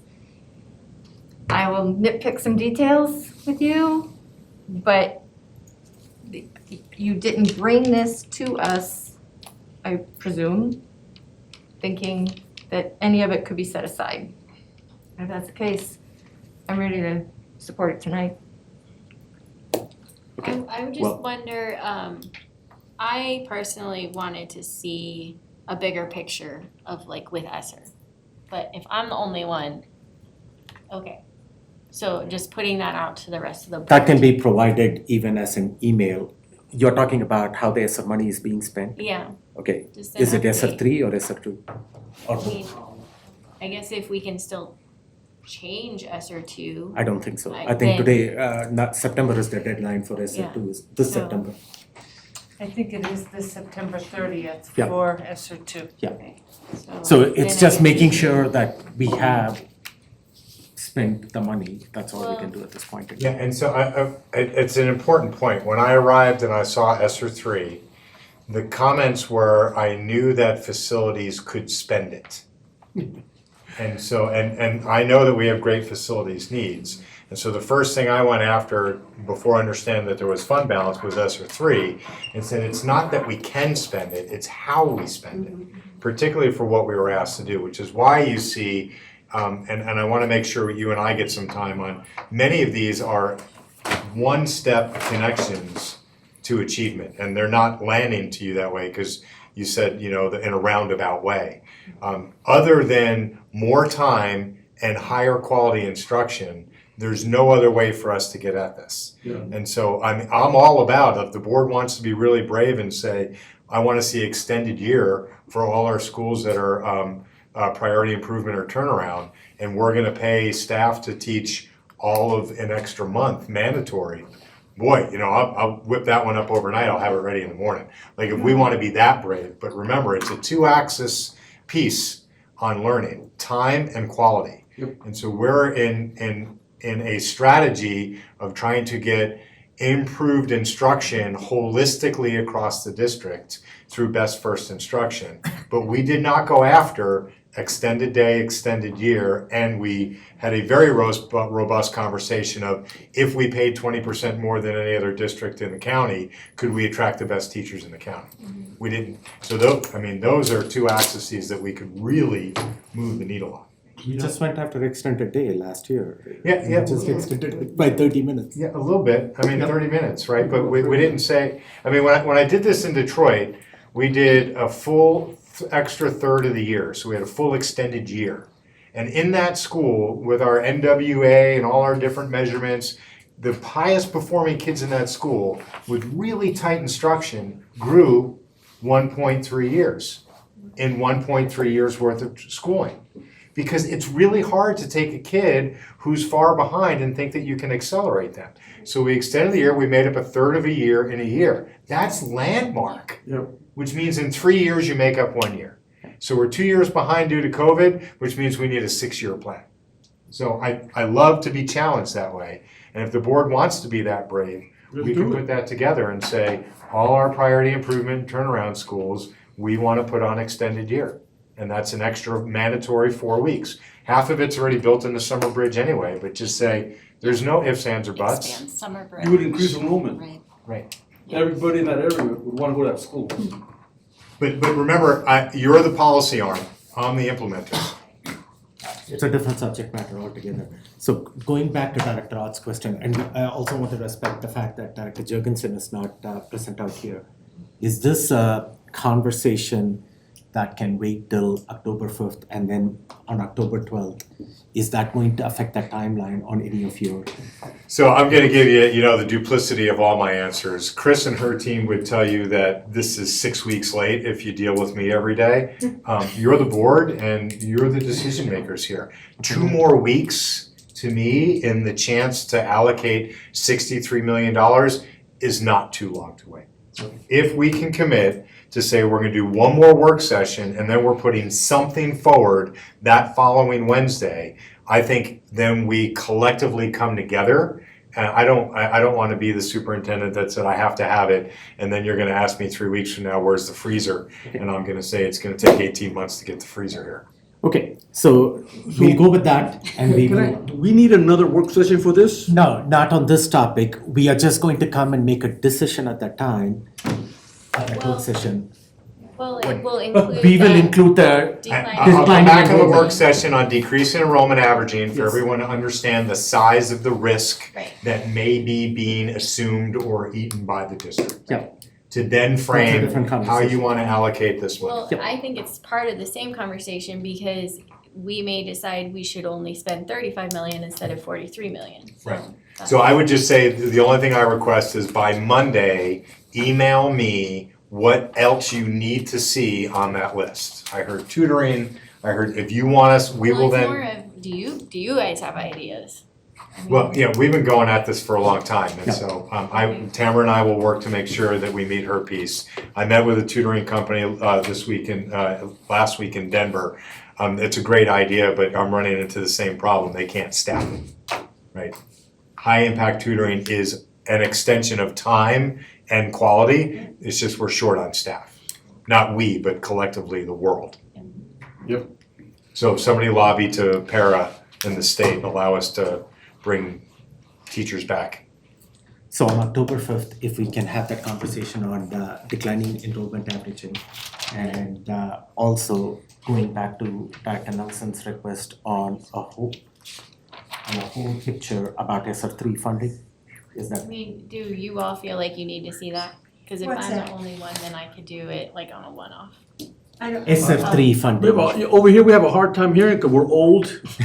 And it's Do meant you to feel, We just talk louder. They can hear us because we talk louder. do you feel that you You're like, need, do you feel you need to see a update on SR3 spending in order to help It is part of decide? it's part of this conversation. Yeah, I don't know. Yeah, it's part of this I do conversation. wanna see, the other one. I do wanna see the piece about the averaging, the low Decrease in enrollment. enrollment average. Yeah. So we can put that all together and then we will collectively provide some guidance to the superintendent at that time. And then this will come as an action item on October 12th. Yeah. Okay. And we're already 6 weeks behind, and I agree with you, Mr. Gall, that what's more, 2 more weeks. It's just a lot of money. It is a lot of money. I realize that a lot of time has already been spent, but I'm thinking about what's our plan in 4 years with the district. So, and as I said, what has been great about this is we should be super excited about the budget build, and particularly in maybe shifting the philosophy of how we build our budget over time, Yeah. because we are not holding ourselves accountable to a budget. We have $75 million of outflow money or underspend over several years. That's not how you wanna manage a budget to get the performance out of the dollar that you need. Right. We But should. that's different than previous years. Like, that's not normal for the district either. Again, I would just say the philosophy of we have a 4% reserve at 12 million, we hold 10 million for ops contingency. All kinds of stuff. The task force said build a 5% margin of error. Everybody is risk averse. So when I first landed in DC and I said, oh my gosh, I'm short $2 million or something like that, I went to the deputy, I wasn't the deputy at the time. I said, what do I do? And he goes, we always execute at 102 to 105%. Because we get the money spent in the front of the year. So there's no school sweep at the end of the year of who didn't spend their money, because you're gonna have 2 to 3% inefficiency over the year.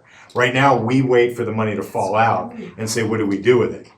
Smart companies spend the money up front and then balance it as it comes down.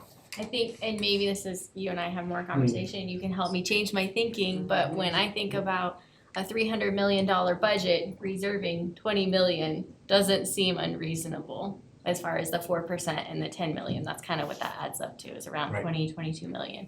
So that's where I'm like, I would, yeah, we'll have the conversation. sounds great. Yes. Yep. Okay, If you with take a that, look at it, we're an hour earlier than the last time we had it the first time on. It's hard work to turn around a district, man. It is. No, that's what I'm It's hard saying, we're getting better. Okay, better. It's an hour less. one other thing I want to mention, we are done with this conversation for now. Deborah reminded me that next week we have the Palmer High School time capsule dedication. So she sent an invite to every board member. If you are able to attend, please attend that. I think it's Tuesday at 12:30. So you need to write a one sentence on. What is your hope for its 15 years? students 50 years from now. Okay, what? 50 years. 50 years from now. What's your hope for students 50 years from now? A one sentence thing. If you are going to be there, bring it in a handwritten paper. If you are not going to be there, please pass it to Deborah so she can put it in the time capsule even though you are not going to be present. You're talking about the time capsule thing? Right. You will be timeless, Director Lund. Okay. He already So is. you got that? You already are. Okay. Awesome.